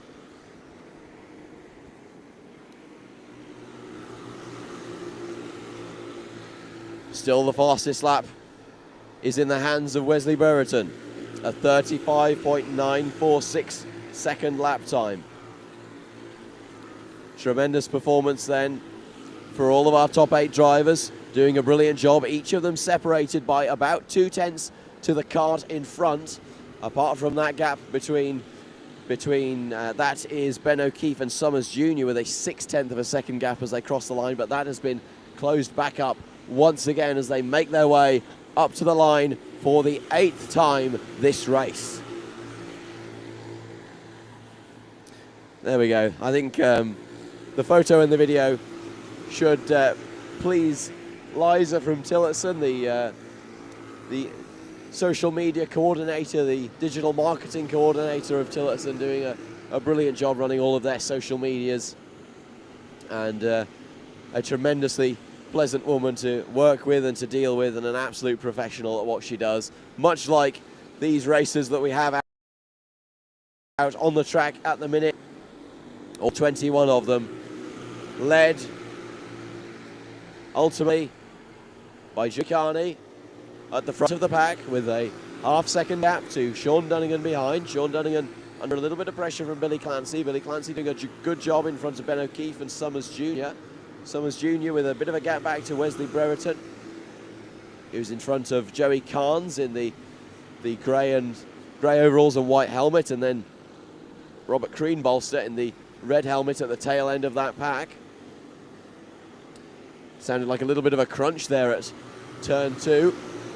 However, there doesn't appear to be any stoppages of karts, so the race goes on as the battle at the back is developing nicely between Ian Kajorek, Morgan Moore, Tiernan O'Connor and Fionn English. And that really goes to show that you do not have to be at the front end of the pack to have a good battle and a good race with those around you.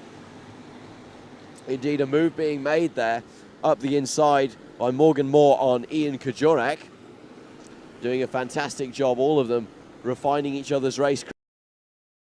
Up to the front. Joey Carney still leads from Sean Dunnigan.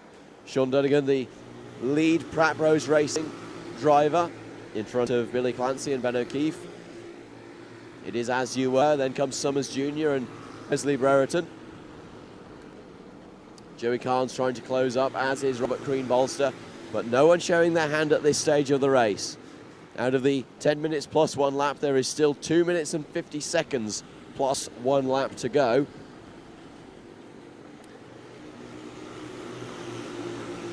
And it's that plus 1 lap, that is where we will start to see everyone showing their hand. That's where this 8-kart battle will hopefully really close up. I mean, it's sort of died into a 6-kart battle with Joey Carnes and Robert Greenbolster falling off the back of it. It's now kind of tailed by Wesley Brereton, although that could change as Eddie Summers Jr. goes a little bit wide on the exit of turn 3 and skips across the grass in a small but not detrimental way. Down towards turn 1. Here comes the move. This is a move for position by Ben O'Keefe on Billy Clancy, and ultimately not able to make good of it, and gets jumped by Eddie Summers Jr. So Ben O'Keefe really under pressure now from even Wesley Brereton, trying to have a go getting past, but not able to make good of it. That was a regrettable idea by Ben O'Keefe, I'm sure he'll agree. Trying to take one position, but losing one instead. That's never what you want in a final, especially with only 90 seconds plus 1 lap on the clock. They make their way to the start-finish line. It's still Carney who leads. Dunnigan closing him down continually. Here comes a move from Eddie Summers Jr. up the inside of Billy Clancy. Clancy pushed out onto the curb and the grass. Will he make the move back? No, he won't. Clancy not in a position to make the move stick.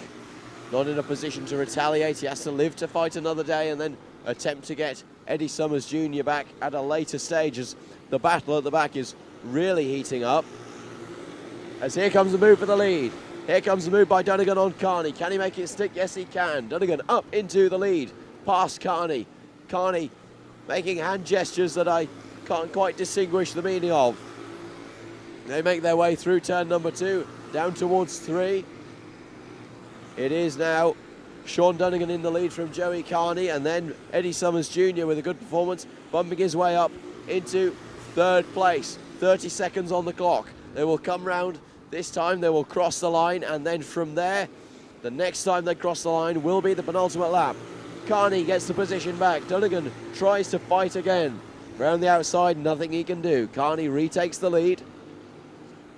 Replants himself in that pole position for the final 3 laps of the race. The final 2.5 laps, I should say.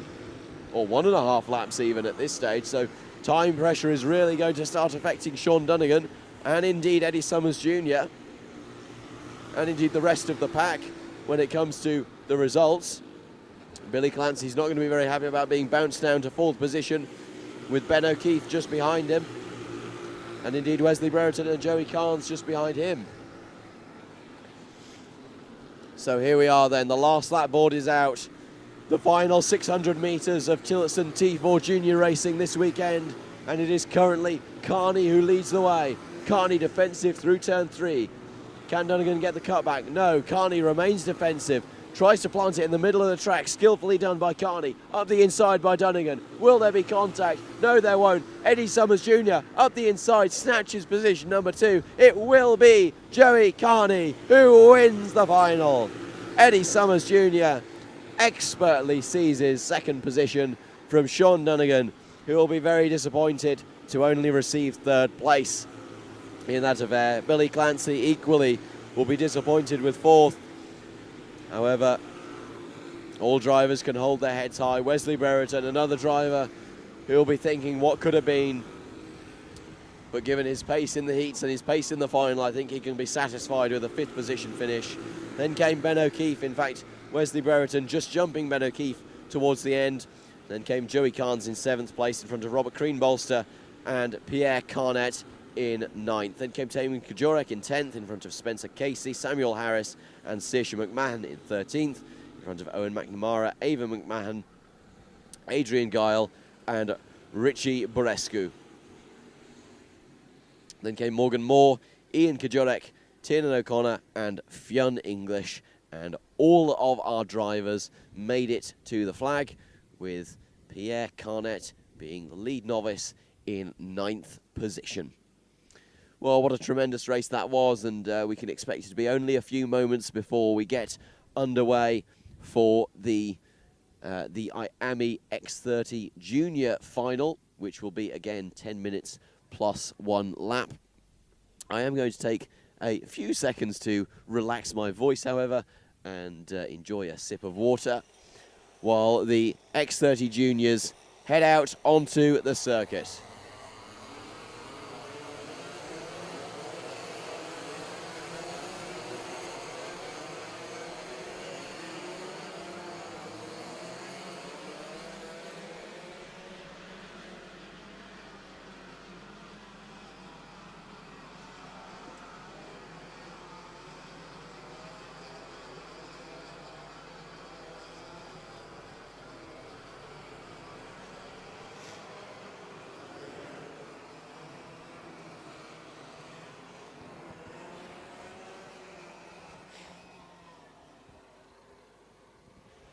So all of the drivers make their way past my commentary position. They organise themselves into their 2x2 formation, being instructed to maintain that 2x2 formation all the way up to the line for what will be an amazing 10 minutes and 1 lap. Tig Buckley leads us away. It's a good start by Buckley. It's a good start by Michaela Hart. Adam Holmes has fallen down the order. He's down into 3rd or 4th position. And is that Holmes into the gravel? 2 drivers into the gravel. Both keep going. I'll bring you info as to who that is as and when I am able to identify them as they cross the line. A tremendous start, though, by Tig Buckley and also by Michaela Hart, who's really laid down the gauntlet in the previous heat and is doing a tremendous job at pushing on. Although a huge gap being stretched out already of 0.6 seconds by Tig Buckley over Michaela Hart. A 34.5 second lap time is the best time of the race so far, but with only 1 racing lap completed, that is sure to fall dramatically. All parties making their way through. Oh, I was about to say through turns 2 and 3 cleanly. Unfortunately, that is no longer the case. It is no longer the case for one of our competitors who finds themselves at the back. It's a disastrous day, unfortunately, for one of our competitors. That looks like Charlie Cosgrove, who's got involved in an incident there, which is not what you want to see, but luckily he is still in a position where he can keep going, and there is nothing to lose at this point. He is as well to press on and use those tyres to his advantage. Though the track may be cooling, I'm sure inside that helmet it'll be pretty hot for Charlie Cosgrove, and he'll be desperately pressing on to try and regain some of those, I believe, 18 positions which he lost only a few moments ago. Tyg Buckley, however, continuing to stretch out his lead. Best lap now of a 32 flat. Michaela Hart 0.2 laps slower, but still pulling away from John Foley Jr. behind, and doing a tremendous job in that regard. John Foley Jr. himself could be coming under pressure in a few moments' time from Ben McLaughlin. McLaughlin has Eric Gill behind him in that orange cart, and then behind Eric Gilsenan. Some distance back is Charlie Gardner in the 711 machine.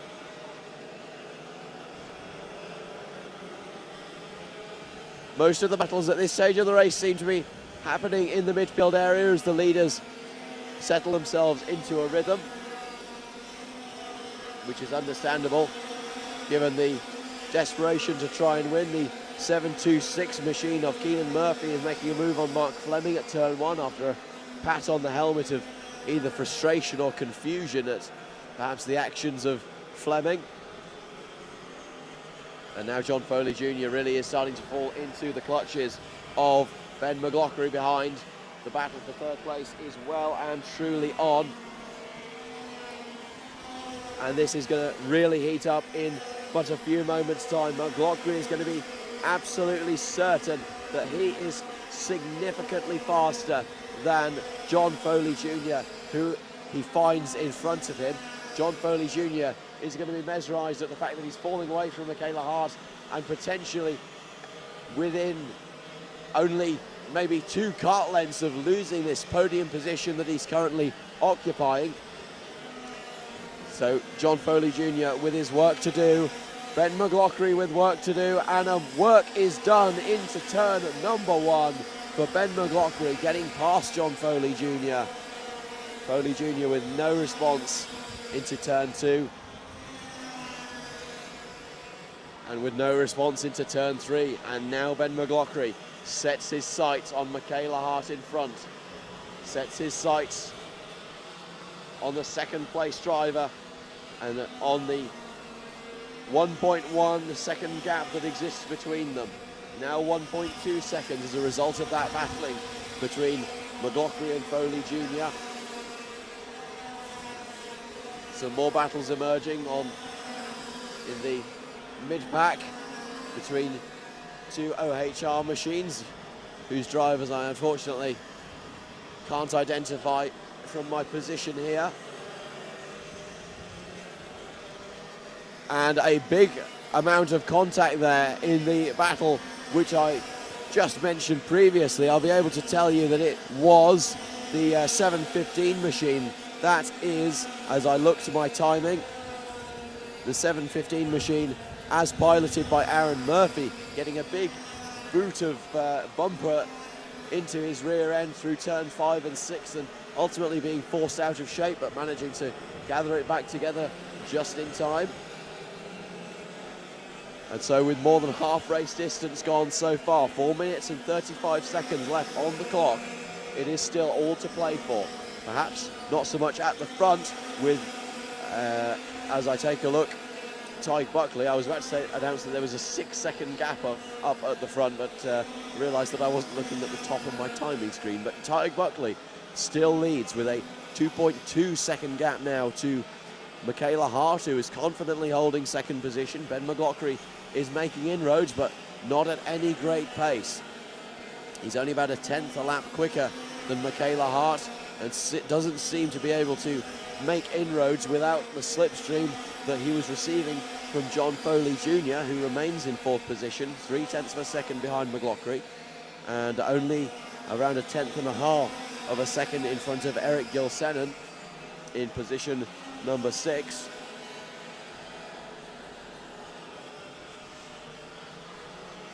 Some tremendous battling going on in the mid-pack.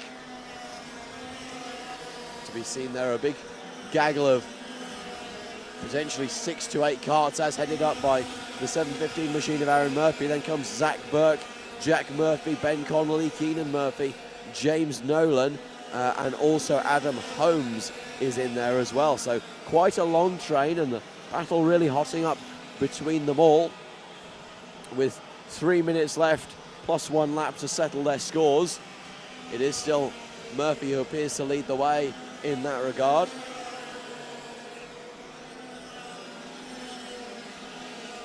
So Aaron Murphy continues to lead in front of Jack Murphy, the Northern Irishman. And comes Zach Burke, only less than 0.2 of a second behind. Keenan Murphy was very close across the line as well. They all make their way through turns 2 and 3. All in order thus far, although a little bit of drama there towards the back of the pack, side by side through turn number 6. And it's a tremendous effort being put in by each of our drivers. Tiredness and exhaustion will be starting to set in at this stage of the event for them. These drivers in Miami X30 Junior, they're only young, 11 to 15 years old, so endurance is a big part of this, and this is where endurance begins to be tested big time. With 2 minutes and 4 seconds left to play, plus added time, things are really beginning to hot up. Not so much at the front, with Michaela Hart still sitting, this time now 3 seconds back from Tyg Buckley, who appears to have this race very much under control.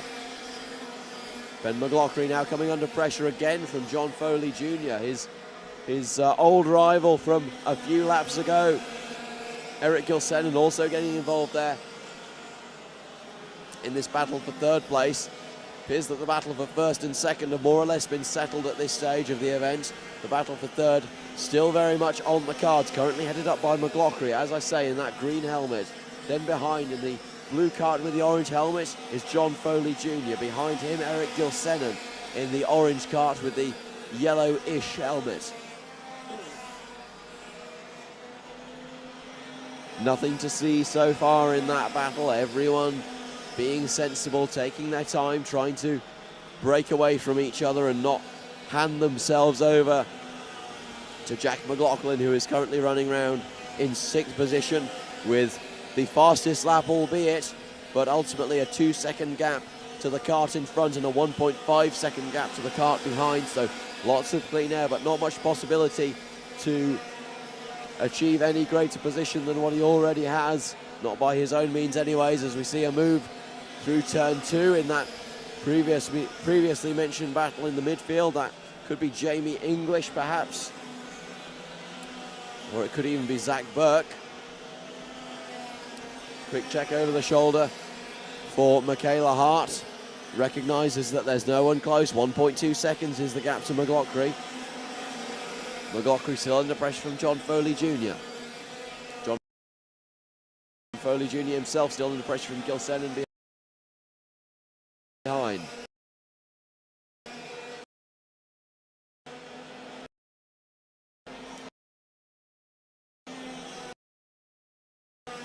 And the timer strikes 0. The leaders will see the line. The last lap board is displayed, and we enter the final 800 metres of Junior Hill, County Cork. It is still Tyg Buckley who is leading. He circulates through the final couple of corners. Joey Carney is running under blue flags, but I don't suspect that Tyg Buckley will care about any impeding going on.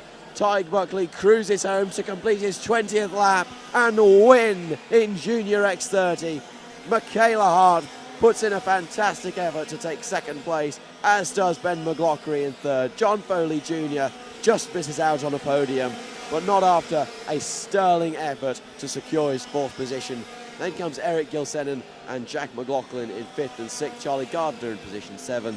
Then Joel Murphy in 8th, with Aaron Murphy finishing in 9th and Jack Murphy in 10th.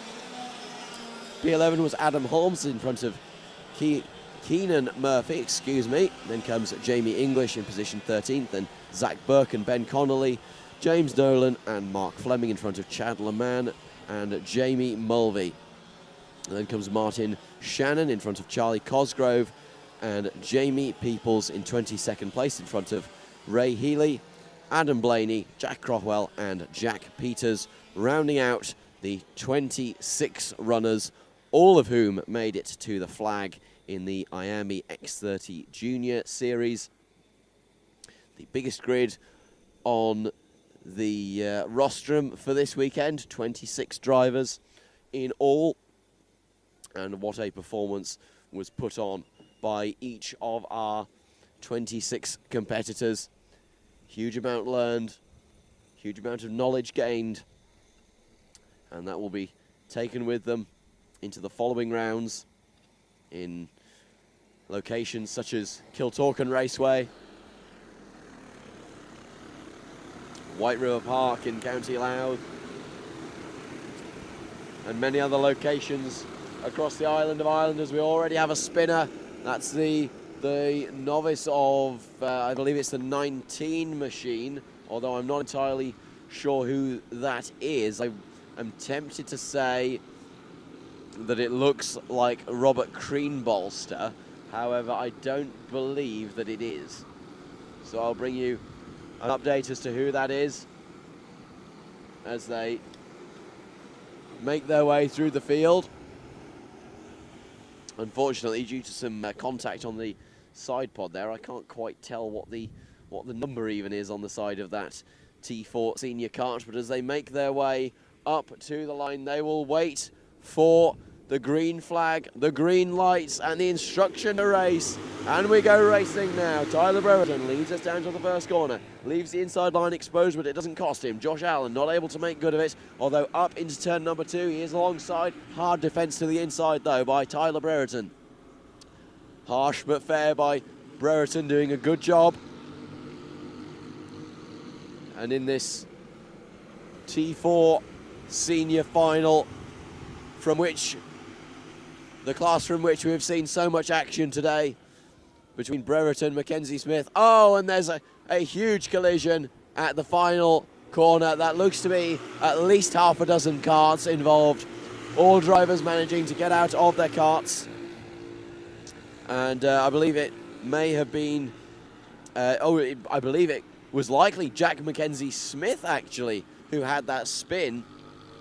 Came across the line running in 13th, having lost 11 positions.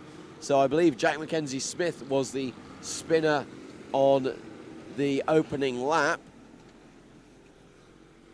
And the red flag is being shown, the first race stoppage of the weekend. And that is understandable because there is no safe way to be able to remove those karts from the track without having the race be stopped, without putting a pause on the action. Only, well, 45 seconds in, as a matter of fact, according to my timing. The clock stopped on 9 minutes and 12 seconds. So only 48 seconds in, and we have already lost a number of runners. We've lost Warren Russell, we've lost Brian Wilson, Luke Kavanagh, Ollie Clark, Jake Brunel, Elijah Mooney, and Niall Leahy. So terribly unfortunate for 7 of our competitors, so 7 karts involved, ultimately retiring as a result of that incident, and it will take some time for that collision to be cleared up. So while we are waiting for our tremendously talented marshals from Kart World and the Carrick on Shore Motor Club to come and sort out the mess of plastic and T4 chassis that is at turn number 5. I'd like to say a quick thank you to all of those who have made it possible to race here this weekend, who have put financial support and practical assistance behind this race weekend, namely Kilsheelan Limestone Quarries Limited, Shoreway Group, Ashgrove Transport, OS Media, IRL Motorsports, Harney Roll Cages,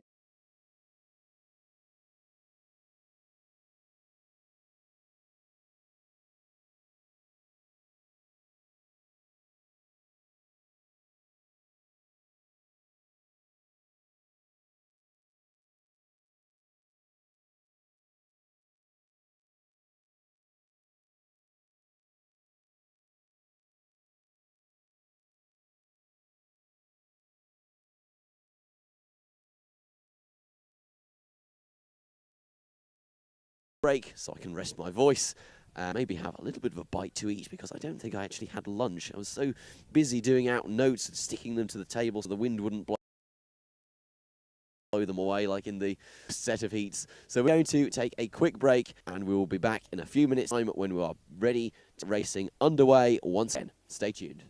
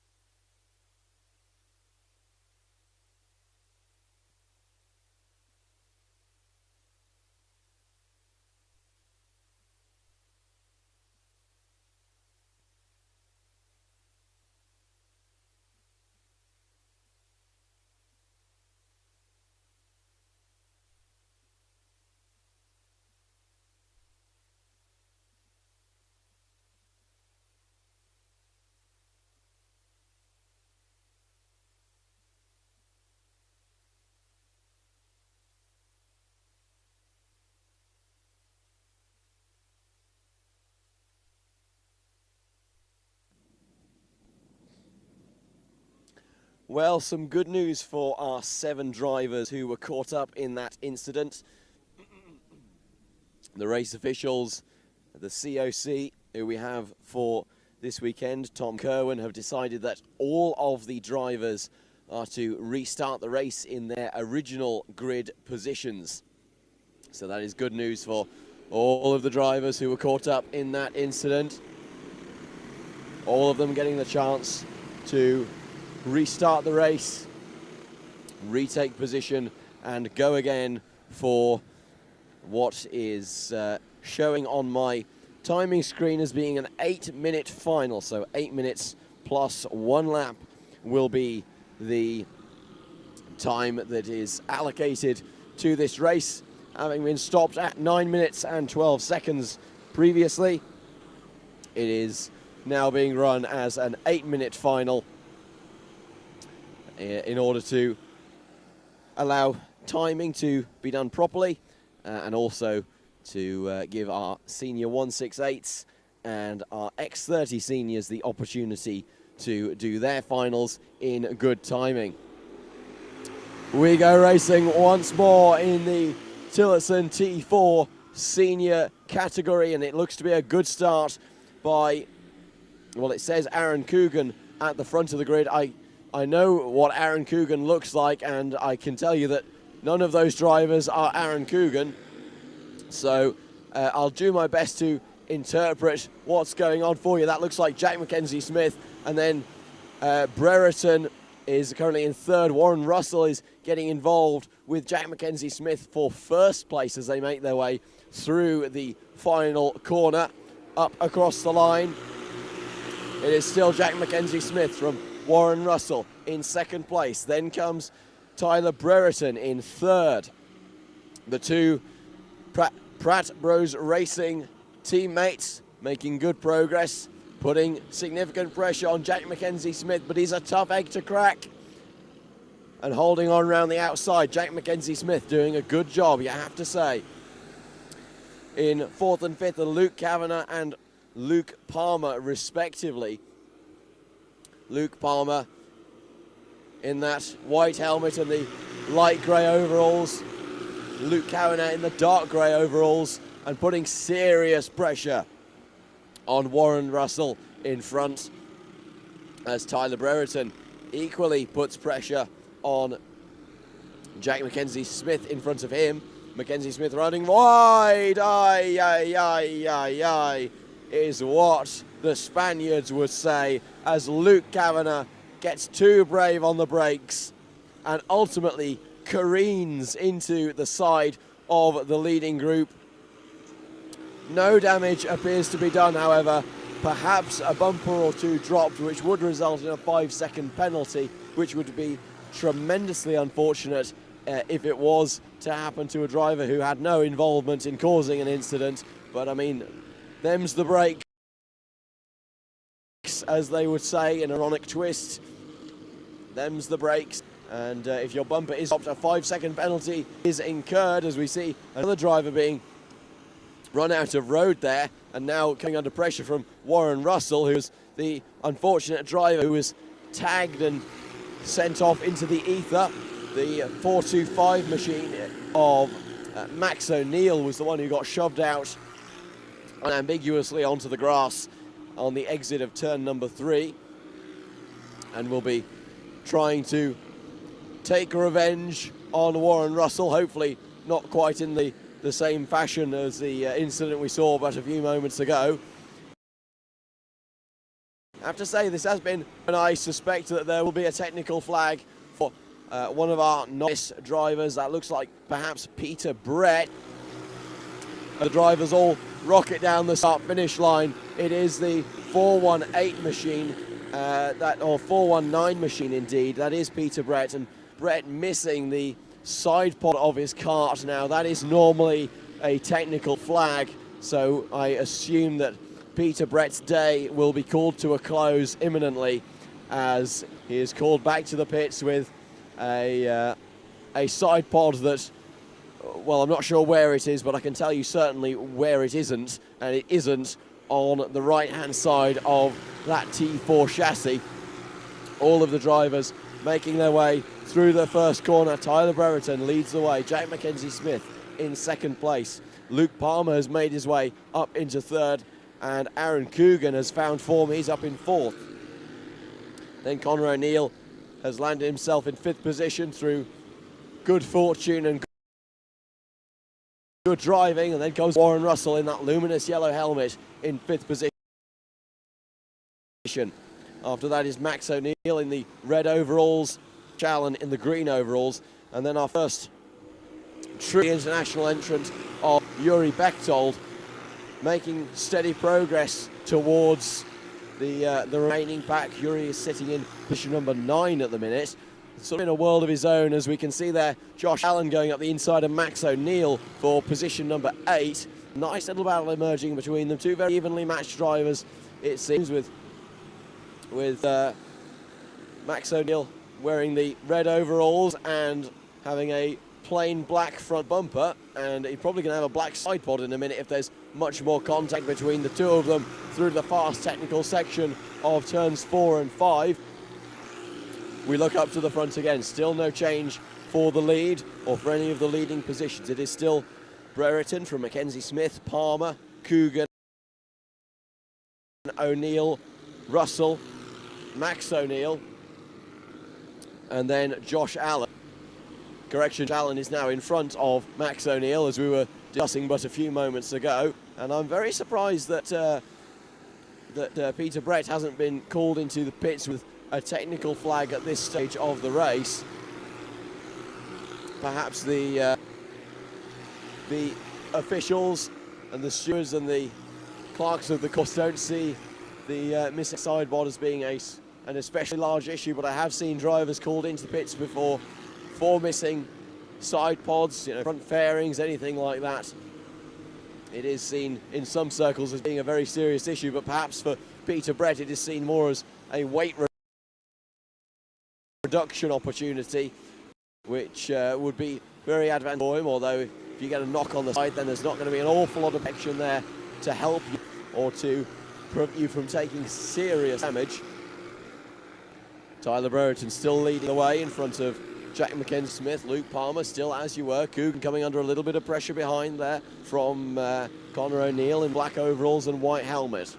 There comes Warren Russell in the luminous yellow helmet. He'll be looking to chase down the pack in front of him, the pack of 5 drivers, all battling for the top 5 positions. It's currently Tyler Brereton who has the best lap of a 35.2 second time, so probably about 4 seconds a lap slower than their X30 counterparts, but still capable of putting on some very, very strong racing and on a very tight budget as well compared to other forms of motorsport. The facet that the T4 series prides itself on, the value for money racing, really is unmatched, as that appears to be Adam Butler potentially towards the tail end of the field, battling with Jake Brunel. I believe that is the case, at least. It could be Jake Brunel, it could equally be Niall Leahy. Still up the front, no changes, although Coogan is getting increasingly shifty around the back of Luke Palmer. He's going to be looking for a move in the next few laps. Less than 30 seconds on the clock. They will make their way around the final couple of corners. They will cross the line. The clock will strike 0, and we will be on to the last lap of the race once they cross the line next time round. Brereton crosses the line, begins his 14th lap of racing. Again, still holding that best time, although 2/10 slower than his best on that previous lap. Still a significant margin though. As we look to third place, it is still Luke Palmer who is holding off Coogan, and Coogan himself holding off Conor O'Neill, doing a brilliant job thus far in the competition. Butler still battling away with, as I say, either Kavanagh or Leahy. They come on to the final lap. The last lap board is displayed. And this is all or nothing now for our T4 seniors. Tyler Brereton sitting in first, as we mentioned. Jack Mackenzie Smith, nothing he can really do from there. It's all about the battle for third. It is all in this battle for third. Palmer is ultra defensive, Coogan trying to go around the outside, trying to align for the switchback, and he's been absolutely shut out by Luke Palmer, and then Connor O'Neill has triumphed at the last. He has jumped both of them, but it will be Tyler Brereton who takes the victory in the T4 Senior Final in front of Jack Mackenzie-Smith. Connor O'Neill will come home in a brilliant third position in front of Luke Palmer and Aaron Coogan, who in his attempts to succeed has unfortunately failed, losing 2 positions on final lap, losing 1 position on that final lap. Terribly unfortunate to events there for Aaron Coogan, who seemed to have reclaimed his pace, and Warren Russell appears to have a technical issue and is going significantly slower than the rest of the pack on the way back to the pits. Now, has he run out of fuel?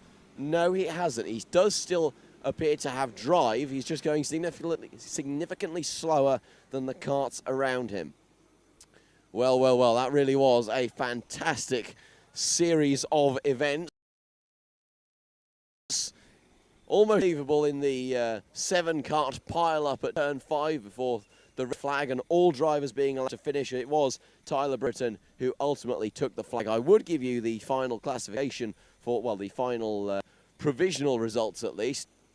I can't give you the final classification until all the karts have been through the scrutineering area, but I would have given you the final order, except it's disappeared off my screen, unfortunately, in preparation for the T4 Senior 168 final, which will be coming up in just a few moments. It will be 10 minutes plus 1 lap for all of our 12 Senior 168 entries, 137 total entries this weekend, compared to the 149 of the previous round in Kiltalkin. It is a slightly lower number, although, as we've seen, the racing is equally as exciting, and as the drivers head out to warm up their tyres, it will be Niall Herson who will lead them away down towards the first corner.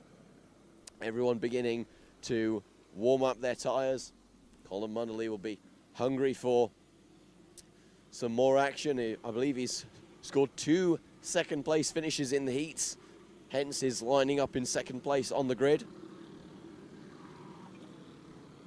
And he will be looking to improve that, very much so, in this final. Some tyres screeching, that's nothing too exceptional in the efforts to warm them up, and all of the Senior 168s getting into the swing of things. A horizontal, a lateral swing from left to right to try and warm those Maxxis T4 tyres back up. The T-Max tyre, which is equipped to all of the T4 classes. We head up to the lights, and we go racing in the 168 final. It's a start by Hurst. It's a good start by Brennan as well, trying to get to the inside. Can't make anything of that. Colin Munnelly in an attempt to get around the outside, hasn't succeeded, but he's still glued to the back. It's 4 wide into turn 2.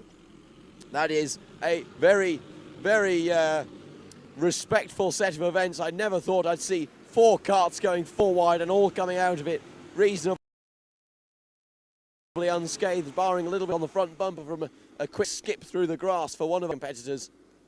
But it is still Niall Herson who leads the way from Colin Munnelly. Then comes Eddie Roach. Eddie Roach jumping up into 3rd place, stealing it off Mickey Brennan. And then comes Luke Kavanagh. Luke Kavanagh doing a good job so far, hanging on to the back of Mickey Brennan. And Mickey Brennan once again with that signal that we've seen oh so often. Let's work together, push together. We'll catch Eddie Roach in front of us. That's the plan, at least, for Mickey Brennan, with just over a minute gone in this 10-lap affair. Just over 10% race distance completed at this stage.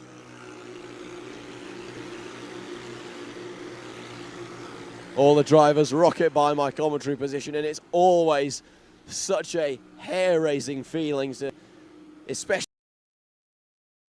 when the 2 strokes, but the T4 also with their sort of guttural growl that they release from that tremendously well-crafted Tillotson exhaust.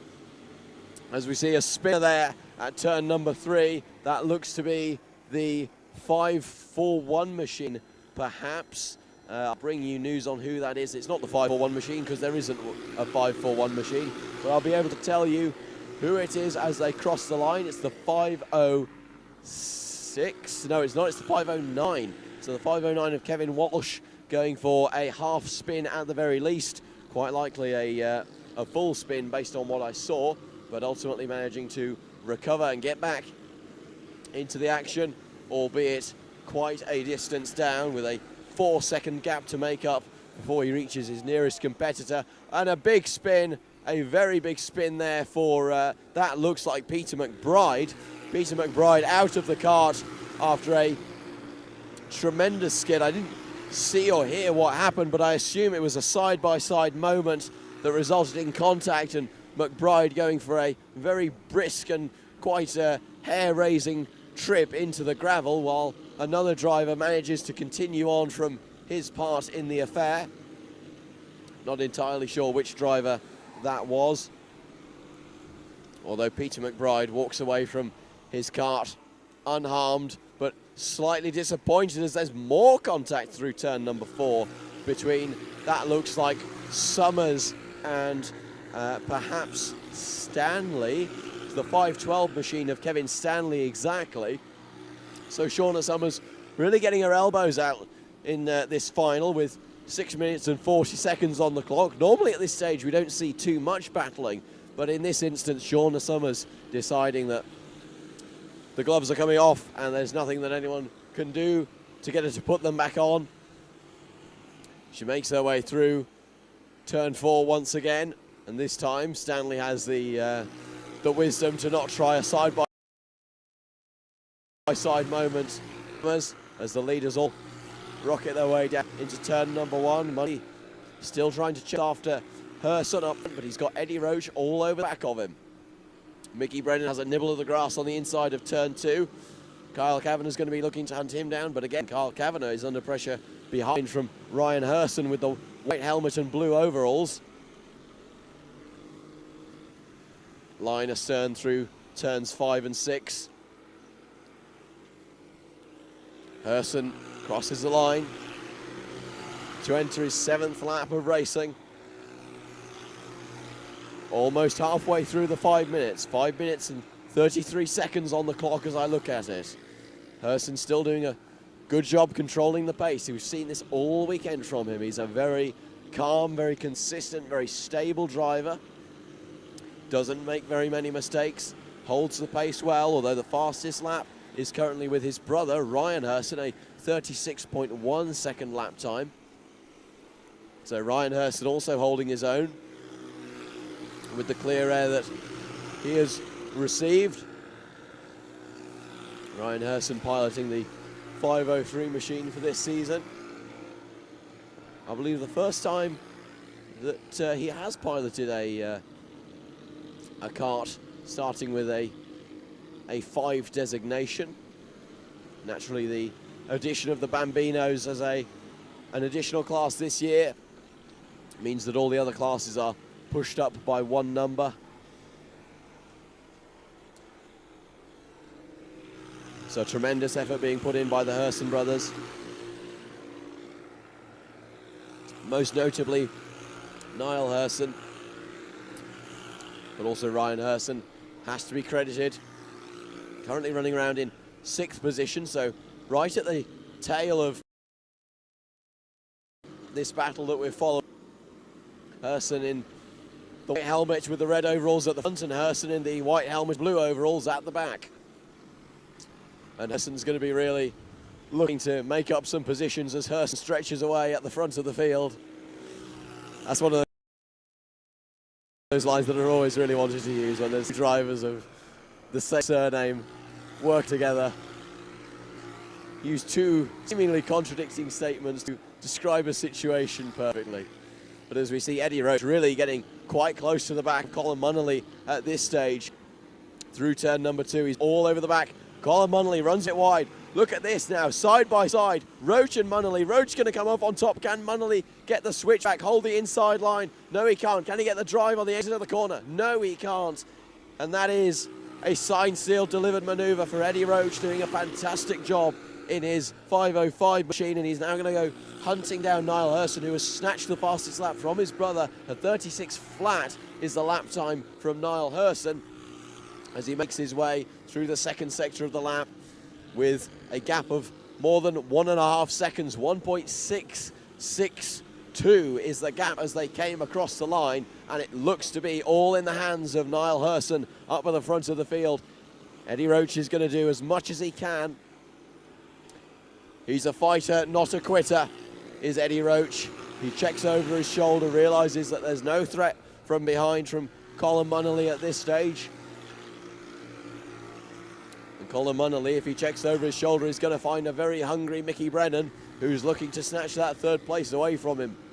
Mickey, who was delighted with a third place in one of his heats earlier, is going to be even more so delighted with a third place in a final. And can he do it through turn 4? Yes, he can. That is brilliant from Mickey Brennan to get that move completed before he even makes it to turn number 5. Normally those side-by-side moments continue on for a couple of corners through turn 4 and into turn 5, but Mickey Brennan signing the deed before he even makes it to the exit or even the entry of 5, doing a brilliant job snatching away that third place, and now it's all on him to maintain that. I don't believe, at least, that Colin Munnelly is going to be in a particularly good mood to work together, as Kyle Kavanagh also goes for a look up the inside of Colin Munnelly. Ryan Hurson is going to be looking to try his luck, do some bits and bobs, throw a few shapes and see if he can get something out of this.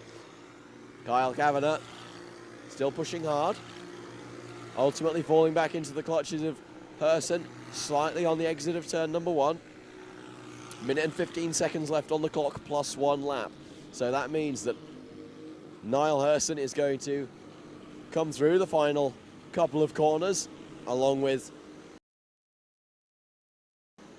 the 5 in pursuit of him, all of whom have spread out apart from that battle for 4th place now.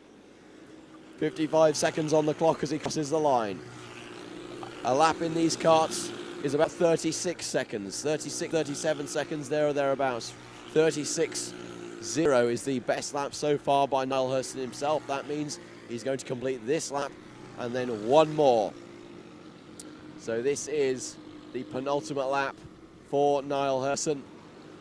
Eddie Roach still hunting him down, but that gap is up to 2 seconds now, and Colin Munnelly has lost out hugely. He's been given the hip and shoulder, but it was mainly just shoulder through the apex of turn 4. I'm not sure what led to that on the exit of turn 3. He shakes his head in disappointment as Ryan Hurson tries to make his way past Kyle Kavanagh, and indeed succeeds at that. I told you that Ryan Hurson was going to try and shave, and he's thrown some pretty good ones by the looks of things, so the data would suggest he jumps into 4th position, but all eyes point to Niall Hurson, who will round the final couple of corners. He will take victory in the final and the fastest lap, a clean sweep in the final.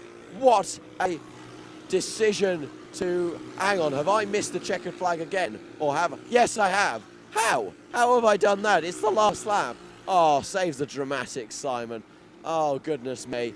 What a mistake to make, as the Italians would say. Niall Hurson makes his way through the second sector of the lap for this will be the final time, I hope at least, for the sake of my voice, and will come through the final corner to take the fastest lap and the win in the finals. Niall Hurson victorious in front of Eddie Roach and Brennan, who is beside himself at the P3 he has earned by clinging on to having overtaken Colin Munnelly, who ultimately fell down the order to finish in position number 6, which will be disappointing to him.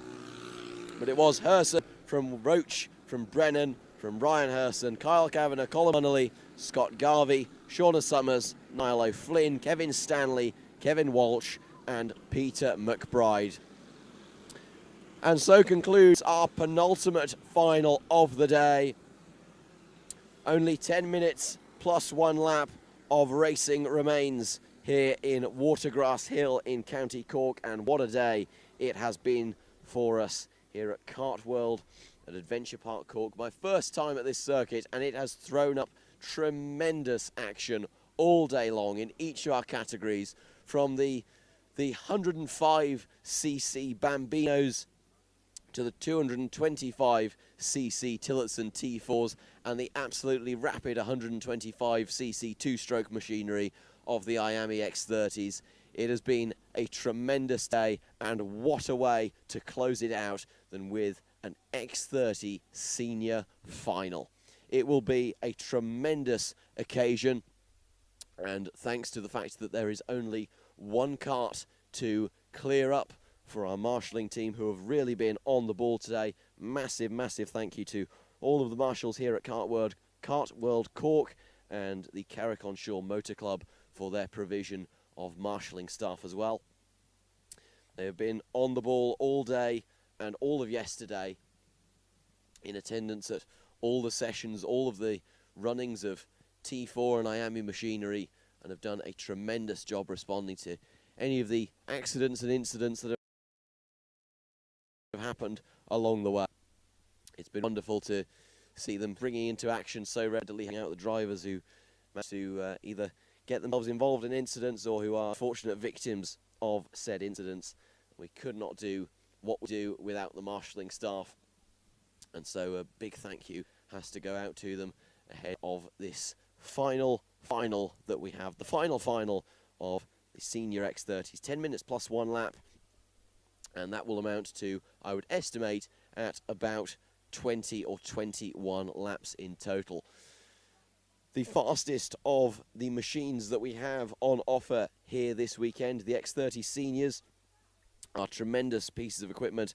162 kgs overall, running on a 125cc engine.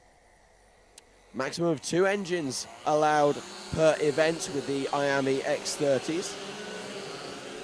And also the Masters category, also known as the John Norris category, is being run here. John Norris, the only participant in the Masters, and doing a fantastic job shaking it up, even with the front pack taking podiums regularly, taking top 5 finishes very regularly, and he'll be looking to really show the young lads what is up and show him what the over 30s can do, the older age cohort.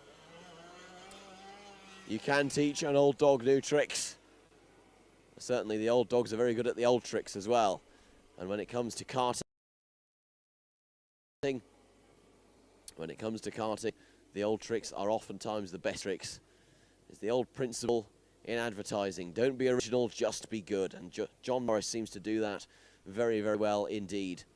He knows just about all that there is to know about racecraft over years and years of experience. And as the X30 Seniors make their way to the line, we will go racing once more for the final time, and it's a good start up to the line by Luke Agnew, who ultimately loses out, gets swamped off the start by Sean Hogan, and that looks like Andre De Bayer as well getting past him. And Agnew really falling down the order, having a fairly torrid time of things, although trying to battle back and make things up, as we see everyone make it through the first lap successfully, albeit some people getting a bit out of shape through turn 5. And as they come across the line, it is going to be Sean Hogan who retains the lead in front of Andre De Bayer and Luke Agnew in 3rd. Then comes Ruben Byrne and Jack Buckley in 5th in front of Dylan McDermott. As we see moves there, that looks like Buckley and McDermott going at it hard and fast. That's a battle for 4th place actually, so my corrections, that looks like Ruben Byrne and Jack Buckley, who are having a ding-dong battle and continuing to do so through turn number 6.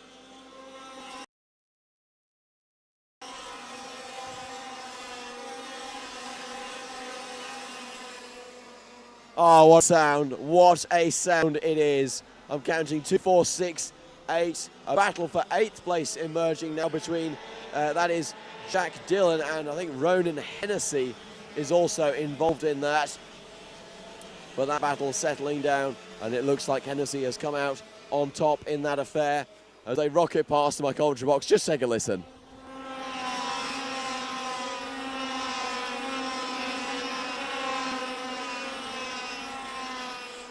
It's the sound that dreams are made of, ladies and gentlemen. You do not get better sounds than go-karts here in County Cork. What a pleasure it is to be here at Kart World Cork and Adventure Park Cork here in Watergrasshill, watching this fantastic racing as we see Sean Hogan still hanging on to the lead. It's a position he's very familiar with. It's a position he's very comfortable with. And Andre De Bayer is more than happy to oblige in chasing him down for first place. De Bayer sitting behind in second with a big hit up the back from Luke Agnew, who gets past into second place. De Bayer will not be particularly pleased about that.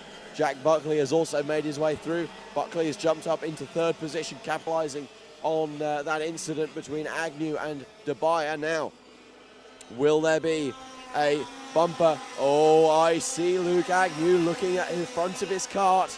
I suspect there may be something up with that. Deary, deary me, Luke Agnew with a significant hit into the back of Andre De Bayer there at turn 2 on the last lap, checking the front of his cart as he came across the line, sort of squirming around a little bit at the front end, so I wouldn't be at all surprised if there's a bit of damage. I definitely wouldn't be surprised if there's a bumper penalty to be applied there, so watch out for Luke Agnew. He'll need a 5-second gap to be comfortable. Once again, checking the front of his cart, just a quick little glance left and right, make sure it's still there. I can confirm it is still there. Perhaps not in the best shape, but it does still exist. And in fairness to Luke Agnew, whatever he did doesn't seem to be costing him a huge amount of time. He set the fastest lap last time round, a 31-second flat, 31.005, and he is really hustling. Sean Hogan now at the front of the pack. 6 minutes left on the clock. There are no prisoners being taken by Luke Agnew right at the front, pressing down constantly on Sean Hogan. 2/10 is the gap across the line. Look at the leaders into turn 2. Will there be a move? No, there won't. Luke Agnew learning to be a little bit more cautious on the brakes through turn number 2, perhaps slightly overestimating the temperature within the brakes, or perhaps overestimating the warmth of the track temperature descending slightly more again to 22.3 degrees now, and with the same sort of wind speeds as we were getting earlier of 12.9 degrees in, again, a southeasterly direction, causing a crosswind down the start-finish straight, which will interfere slightly with the balance of the karts going through, well, just about every corner on the circuit, although 12.9 kilometers an hour isn't too bad. There will be an effect, but the drivers should be more than capable of adapting to it. Here comes Luke Agnew up the inside into turn number 1, past Sean Hogan. Sean Hogan tries to battle back, coming up into turn 2. He has the inside line. Will he be braver on the brakes? It's going to be a difficult thing to do, and no, he has to back out.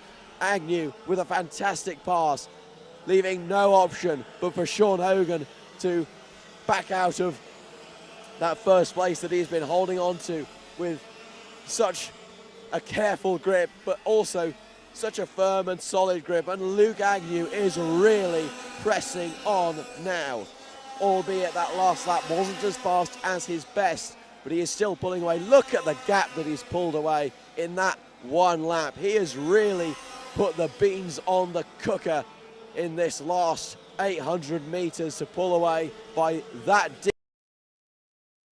distance to Sean Hogan. Perhaps you could say Sean Hogan at this stage of the event, tiredness will be coming into the tyres, may be starting to fade, especially if they're not set. The Miami X30 Seniors are permitted one set of slicks per event. So if Sean Hogan has taken the life out of those Comet K3 tyres too early on, then there is the possibility that Luke Agnew, if he saved the tyres, just has more left in the tank, more left in the rubber. Unfortunately, we have had a retirement. That looks to be Shane O'Neill, who was pulled up on the outside of turn 3. The gap across the line, 0.6 of a second between Agnew and Hogan. Oh, it is deafening, but it is the most beautiful way of going deaf, standing next to a kart track of Miami X30 Seniors. Luke Agnew with a resounding performance here with 3 minutes left on the clock. He has to bring it home He has to hope that that contact hasn't caused a bumper penalty. But before that, he has to push like his life depends on it. 6/10 is the gap. It is going to take a superhuman effort to pull away by 5 seconds from Sean Hogan, unless there is a calamity for Hogan, which I don't anticipate in the slightest. Sean Hogan done a brilliant job this weekend, and perhaps Sean Hogan, unaware of the fact that Dubai was involved with that collision with Agnew, and Agnew may have a bumper penalty, perhaps just unaware of that, still pushing on, although he does have Jack Buckley, who is absolutely no slouch behind him. And Jack Buckley really is going to be hustling him in the last 2 minutes and 20 seconds plus 1 lap of this race. Doing a tremendous job so far, Jack Buckley, of sticking with the man who so far has been the man to beat in this category, Sean Hogan, who is slowly falling away from the possibility of regaining that on-track first position from Luke Agnew. The gap was 0.8 of a second across the line, and Agnew seems to be really pulling away at a rate of knots.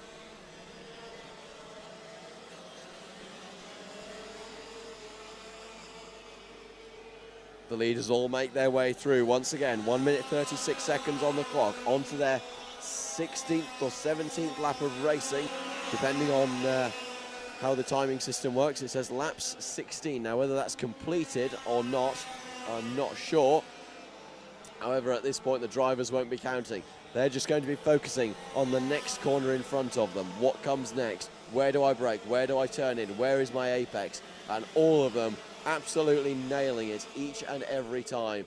It is like clockwork watching these drivers navigate this circuit. And with only 1 minute left on the clock, there will be, depending on how quickly Luke Agnew shimmies this Miami X30 around this 800-meter international circuit at Kart World Cork, there may be 3 laps, there may be 2 laps. He makes his way through the final corner. Let's look as he crosses the line. As he crosses the line, about 32 seconds on the clock. A lap round here is 31 seconds. So it's going to be really tight to see how many more laps will there be. Will there just be 1, or will there be 2 extra? Now that is going to be very interesting. It could give the lifeline that's needed for some drivers. As I see a move there, it's behind Emma Carey. It looks to be Ruben Byrne and Jack Dillon. And indeed it is Ruben and Jack Dillon. The 3:15 of Ruben Byrne losing out to Dillon. Along the start-finish rate they come. Now, that is very interesting. Luke Agnew crossed the line with about a second to spare. So there is no last lap board from what I can see, which means that as Agnew crosses the line for the final time, before he sees the checkered flag, he will have around 1 second to Sean Hogan behind. The gap is 1.3 seconds. It is almost unheard of from Luke Agnew, who at the last has really darted away from Hogan behind. A little check over the shoulder into the braking zone of 2. A little bit of squirreling around on the rear axle, just on the verge of locking. You can tell he is pushing hard, he is continuing on, and as he makes his way through the final couple of corners, Luke Agnew will win the final in Miami X30 Senior. He claps his hands in delight. Second will be Sean Hogan, third will be Jack Buckley. John Norris comes home in 4th, will still receive a trophy as the winning Masters driver. Andre Dubai finishes in 5th after a disappointing collision there with Agnew. Then came Rowan Hennessy in 6th place, Emma Carey 7th, Dylan McDermott in position number 8 in front of Jack Dillon, Ruben Byrne, Daniel Kavanagh, Martin Foley, and Clara O'Regan was a final finisher. Shane O'Neill was unfortunately our only retirement for this race, retiring on lap number 10, pulling up at the side of the track at the exit of turn number 3. Unfortunately, not being able to see the flag. Well, ladies and gentlemen, it has been a wonderful, wonderful day of racing here at Kart World Cork. And as the final few engines pull into the scrutiny area and park firme as they are turned off, that will conclude, and indeed does conclude, today's racing action from Kart World Cork. Ladies and gentlemen, it has been an absolute pleasure to bring you through the action today. We have to give thanks once more to all sponsors who have put in such an effort into supporting this event. Kilsheelan Limestone Quarries Limited, Your Group, Ashgrove Transport, OS Media, IRL Motorsports, Harney Roll Cages and Monaghan's Garage, as well as Vantage Point Video for the provision of the live stream and the enabling of my commentary today. It has been my absolute pleasure, ladies and gentlemen, to bring you through the action. Make sure to like and subscribe if you're watching on YouTube, to follow and like the page on Facebook. Do let us know if you enjoyed the live stream. Make sure to show your support and to follow along to see all of the other motorsport content here on Vantage Point Video. Some other thanks have to be given, namely to our stewards, Brian Grogan, Barry Duggan, Kevin O'Riordan from Motorsport Ireland and the Carrick-on-Shore Motor Club, respectively. To our clerks of the course, Graham Scallon, the assistant clerk of the course for the disciplinary side of things, Mark McDowell and Jow Focow, the assistant COCs, Eilish Dunn, the deputy COC, Tom Kerwin, the chief COC, Pat O'Dowd, the chief scrutineer, Paul Grogan, chief timekeeper, and Pat Allen and Angela Hennahan, who are our children's officers. The scrutineers who have been kept busy all day are Vicky O'Dowd, Pat Fitzgerald and Michael Linehan, who have done a fantastic job servicing all, let me take a look at how many entries we have, all 137 karts that we have today. They have had a cracking job laid out before them, but they've executed it formidably. Is that the word that I can use in this situation? I'm going to use it anyways, why not? Big thank you also to our starters, Liam Mackey and Noel Buckley, to our pre-grid operations, courtesy of Joe O'Brien, our secretaries, Jim Murphy and Sinead Carey, and all of the marshals from Kart World Cork and the Carrick-on-Shore Motor Club.